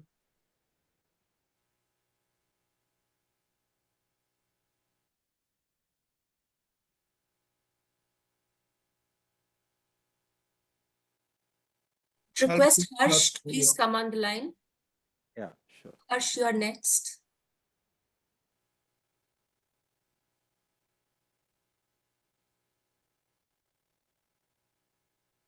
Yes. Am I audible? Yes, yes. Please go ahead. Thank you.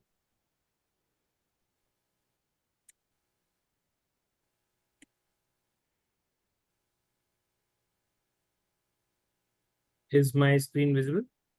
Perfect.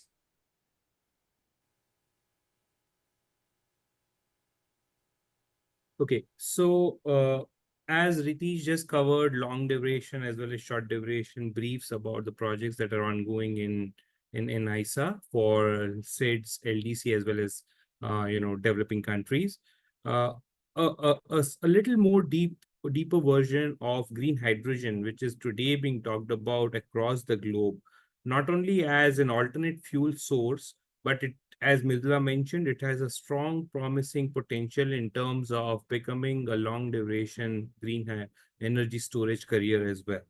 So just quickly updating on what I'm going to cover. I'm going to cover the existing programs of ISA. I am going to speak a little more on Chile, the deep dive example, how the program typically gets structured and how do we do the deep dive. I'm going to talk about potential collaboration opportunities with LAC countries. And then I'm going to give a quick demo on the GHIC, which was launched under the G20 presidency in 2023.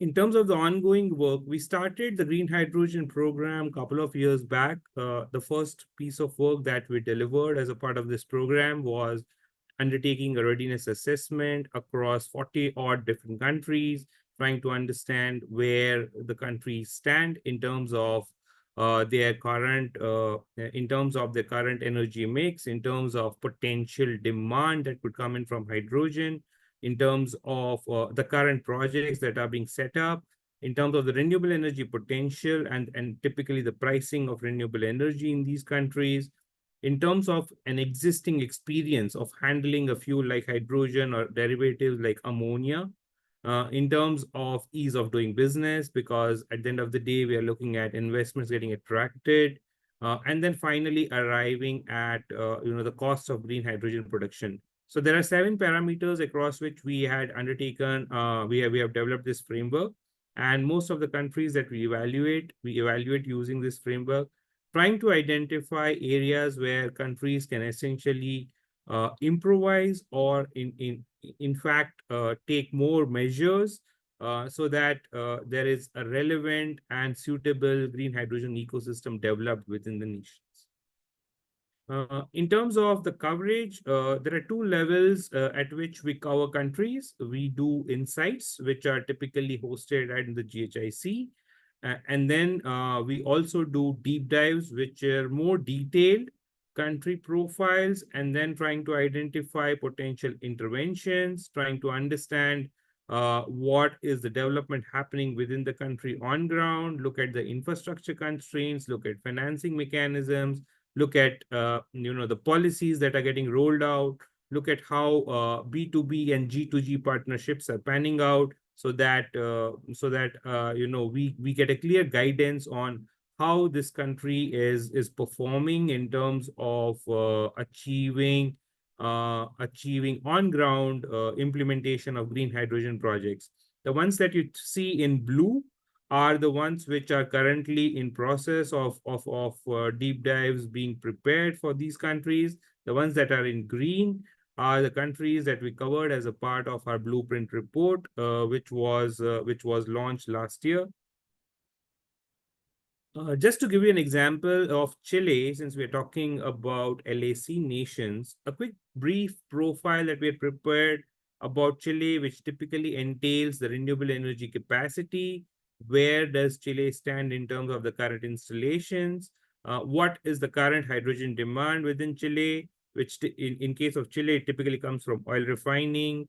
And in future, there are sectors like mining and transport that are going to become prominent. There are already measures being taken to reduce emissions in heavy-duty vehicles, especially for mining purposes. There are policies that are being rolled out, right, starting from the highest level, which is NDC, which further trickles down to net zero commitments, then looking at renewable energy capacity targets, and then finally looking at what the country plans to do in terms of green hydrogen development. In terms of critical infrastructure, we typically look at 3 things. We are looking at ports, we are looking at grid infrastructure, we are looking at water. In terms of ports, essentially we look at existing base of ports, and if there are plans of ports that are being converted or planned to be converted as future green hydrogen hubs, or ports which can typically handle green ammonia and derivatives, right from bunkering to even transportation, the vessel requirements and all of that. In terms of power grid, it's extremely important when we talk about green hydrogen, because at the end of the day, we are talking about renewable energy being transmitted over large distances. Specifically in case of Chile, this is this classic case where the northern region has a potential in a certain renewable energy technology vis-a-vis a certain region. So there has to be transmission of electricity either sides to essentially produce green hydrogen in a more cost-effective and in a more reliable manner. In terms of water, we do look at what is the current profile of water that the country typically requires to fulfill the basic needs, and then what would be an access requirement that could be typically utilized or routed to green hydrogen. In some cases, in fact, in most of the cases, the fresh water that will typically be required for producing green hydrogen would be channelized through desalination plants. where, of course, there are investments required, but the wider benefit is also that the desalination plants would typically, cater to needs beyond production of green hydrogen. In terms of actions on ground, we are covering, how many projects got announced. Of course, this slide just gives an overview. The report typically is a 15 to 20 page report, which encapsulates everything that's being covered over here, in more detail. We also look at partnerships at G2G level and at business to business level. What kind of partnerships are getting signed up, what kind of MOUs are under discussion.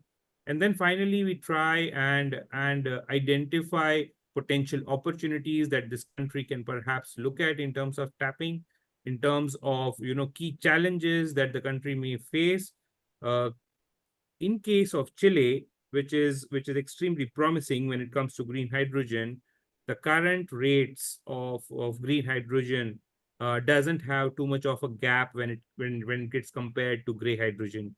So in case of Chile, it's a classic country where green hydrogen production makes a lot of economic sense, both from an in-house usage as well as becoming an export hub. I will quickly go down to the Green Hydrogen Innovation Center demo. Just allow me a minute to put that up.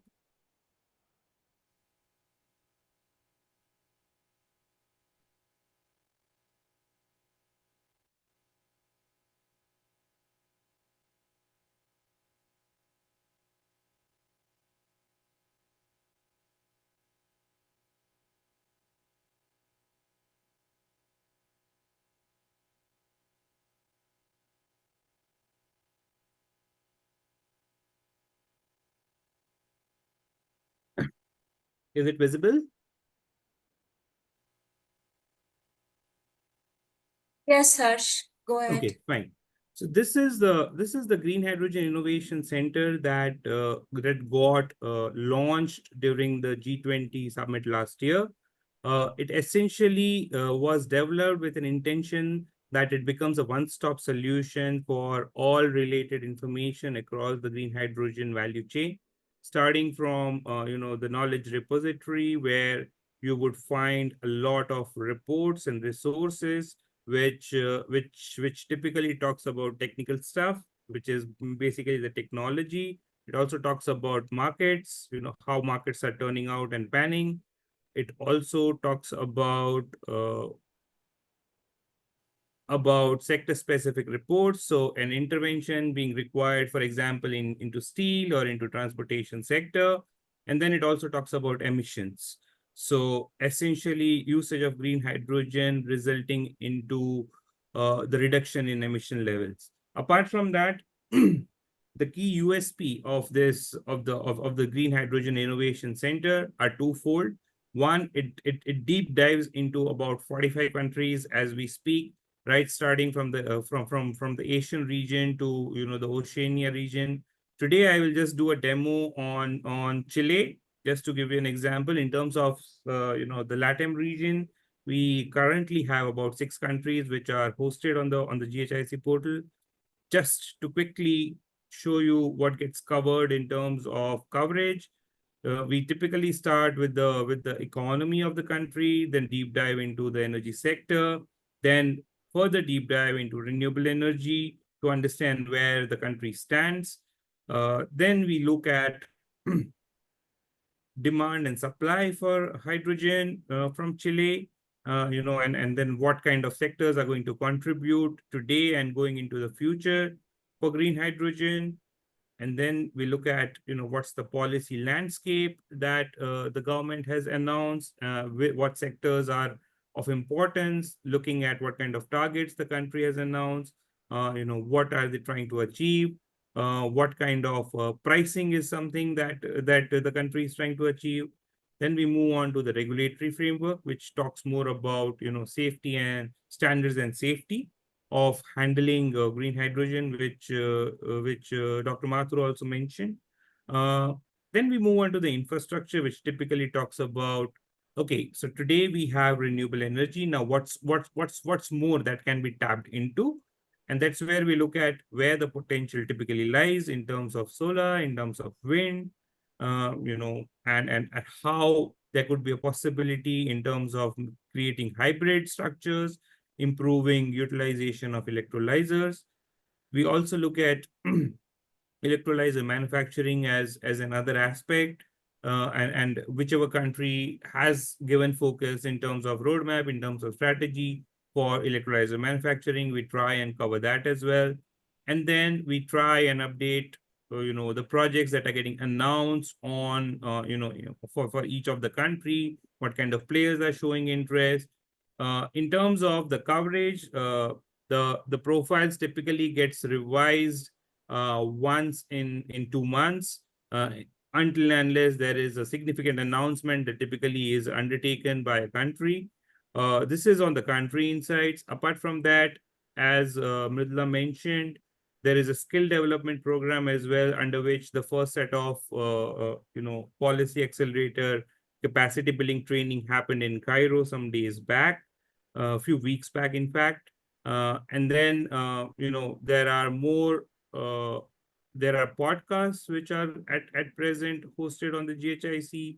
So anybody who is interested in understanding a particular area, there are close to 404 podcasts that can be accessed. There are e-learning certified courses.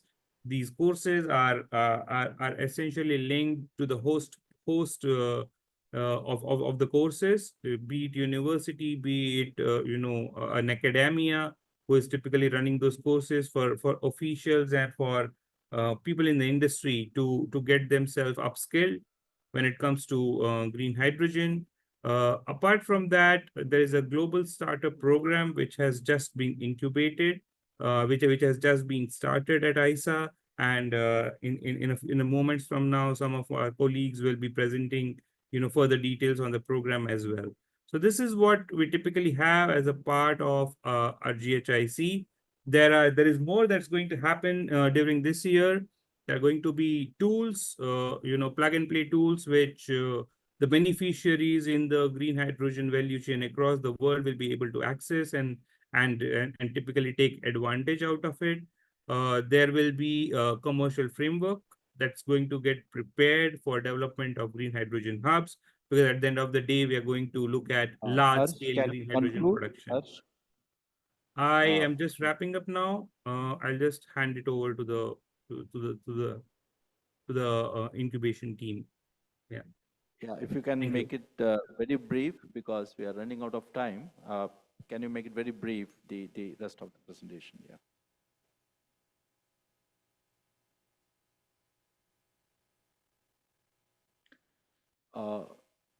Mridula, any other presentation now beyond this?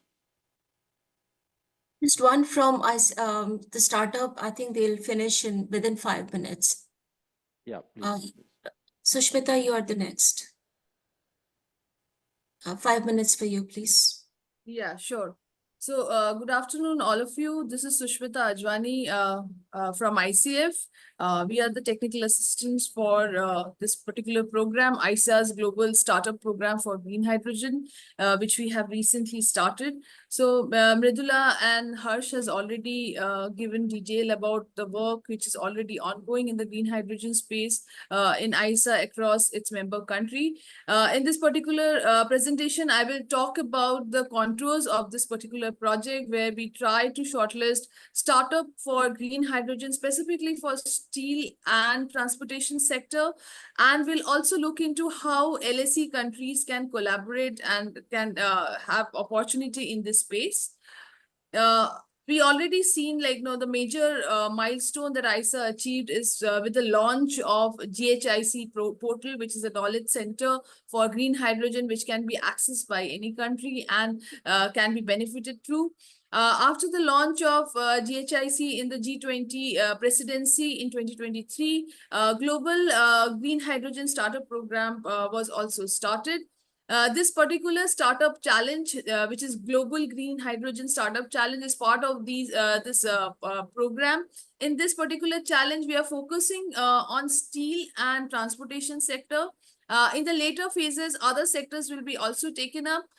This is since it's a beginning, we are like focusing on steel and transportation because the emission level and other factors.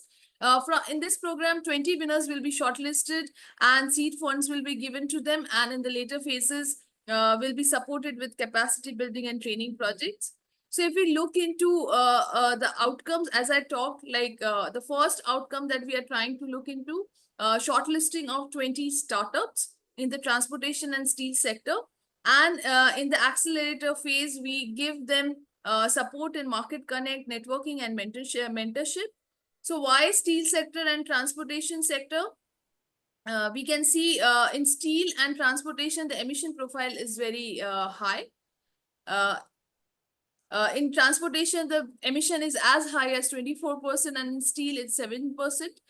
Both the sectors are growing at a very rapid pace with a CAGR of 5 to 8%. Hydrogen demand has also been projected to be very high by IEA for 2030. It is in tune of 6 to 9 MMT. And to decarbonization need, it's required 3% emission reduction in the steel sector and around 50% emission reduction in the transportation sector by 2050. So this particular program will benefit the startups with financial support, the seed fund that we are talking about. It also helped them with the market entry and expansion, partnership opportunity, and mentoring.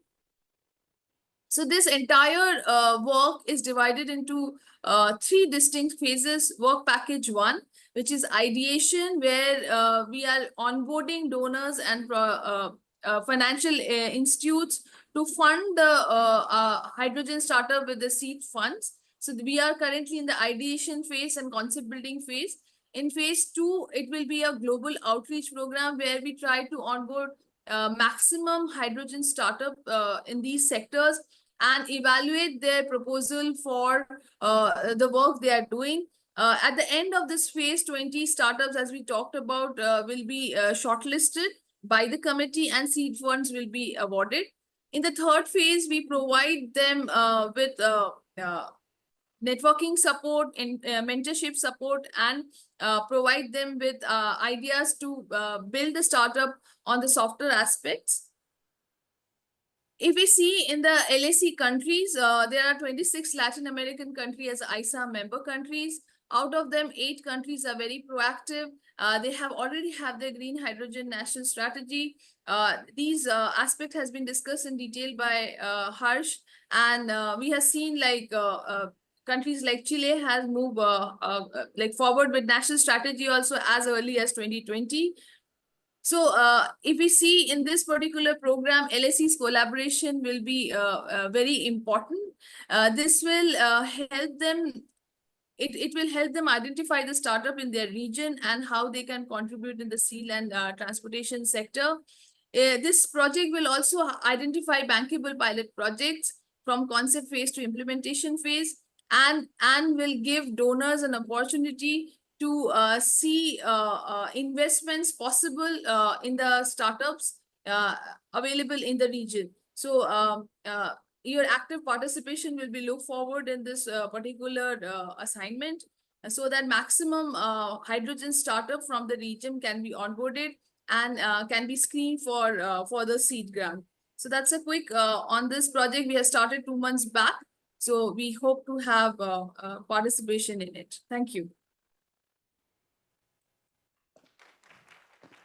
Thank Over you. to Thank you. you very much. I think a lot of what you call series of presentations and injection of a lot of information. So in a nutshell, the ISA is working on the long duration storage, battery storage, and also the green hydrogen. As Honorable Vice Minister told, today it may be costly, but I think we need to work on that to innovative solutions. And the price reduction in electrolyzer and all will lead to reduction in the pricing, and then it becomes a more the cost effective. So at this point, I'll be reaching out to. I mean, this is open for discussions now. Any country would like to have give their perspective on any of this storage, whether it is on the policy side, on the market side, or the technology side, it's welcome here.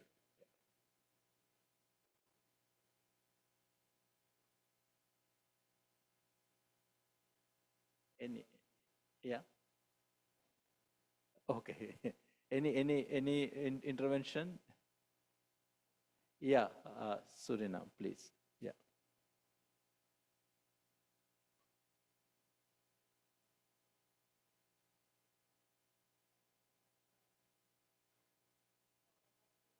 And the information. Thank you so much for all the presentations and the information given to us. As for Suriname, we are not yet in that phase that we are really looking into hydrogen or hydrogen production or storage of that sort. But I do have a question, because if you look at storage and the capacity, I was previously talking about the projects that we are doing in the interior, and there is a need for more storage because the electricity that we're using now and that the interior is using, we will be needing more, especially in the evenings. And if we look at the battery capacity, our own climate and what it's doing, I'm wondering if there's anything that we can do or look into specifically on the battery storage in the storage of energy in the interior specifically.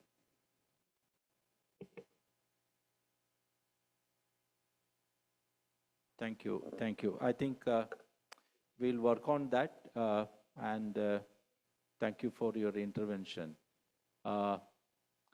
We need to see in the off-grid areas how the storage solutions can be more the cost-effective. I think we need to work together for finding such solutions. Thank you. Thank you. Madam Valeri. Yeah. Any other intervention? Yeah, please. Thank you.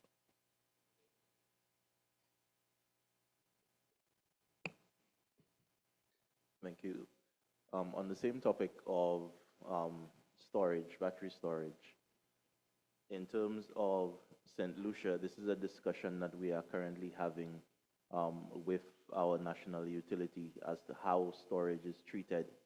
So we welcome the work on battery storage, and as well as how it can inform the creation of policy and regulations around battery storage to make the deployment, implementation, and monetization of battery storage something that is easier integrated into the energy system. Thanks a lot, St. Lucia, for your intervention. I think the regulations are, I mean, it's many countries are coming out with initial regulations, and it's still require to reach a maturity level, and of course it will be different for different countries. We will be very happy to very closely work with you so that you can get the best practices or the feedback from the other countries how they are doing it. So I think we'll be very happy to share those things as part of it.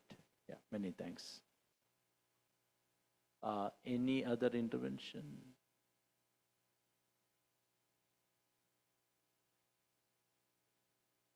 Okay, so I think we had a wonderful discussions and the presentations. The very purpose of this, let me repeat again, because we are very closely working on these solutions, and the team is looking at all the aspects of storage, whether it is the different storage chemistries, different regulations, different the technological advancements happening, the market, how it is developing. So my request would be to associate with us as a secretary, so that there is a close interaction, and the developments could be shared, and that will be benefiting the countries. And similarly on the hydrogen storage, the GHIC, which we are very actively and dynamically updating on all fronts what is happening, so that if you can track it, and then how it can be benefited for the countries. Both the things we would like to request you to closely associate with us, so that the learnings will be very beneficial for the countries. So with that, let me conclude this session on the storage solutions, and thank you for having a wonderful participation in the entire event. Many thanks.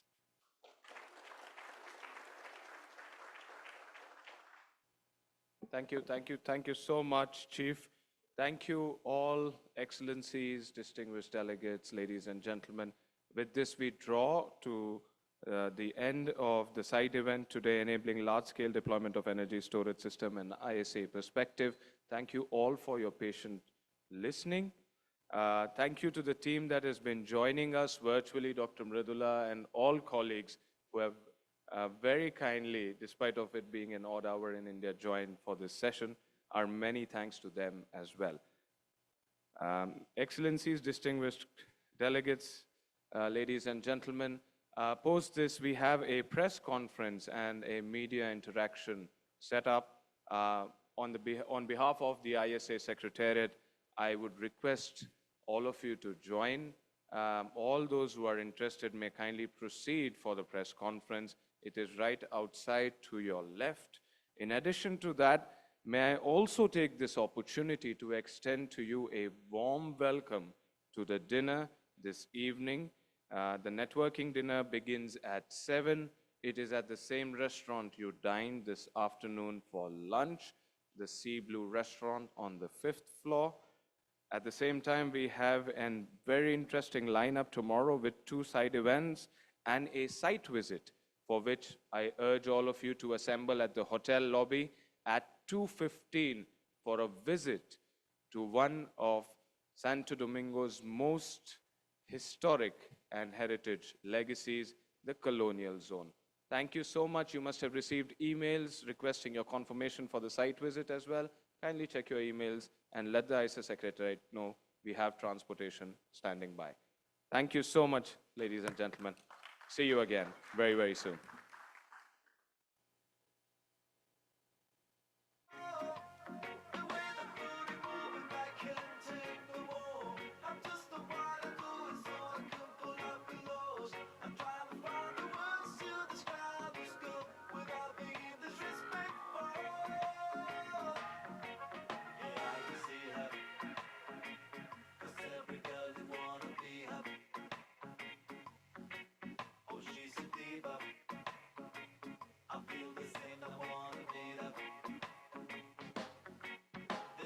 Love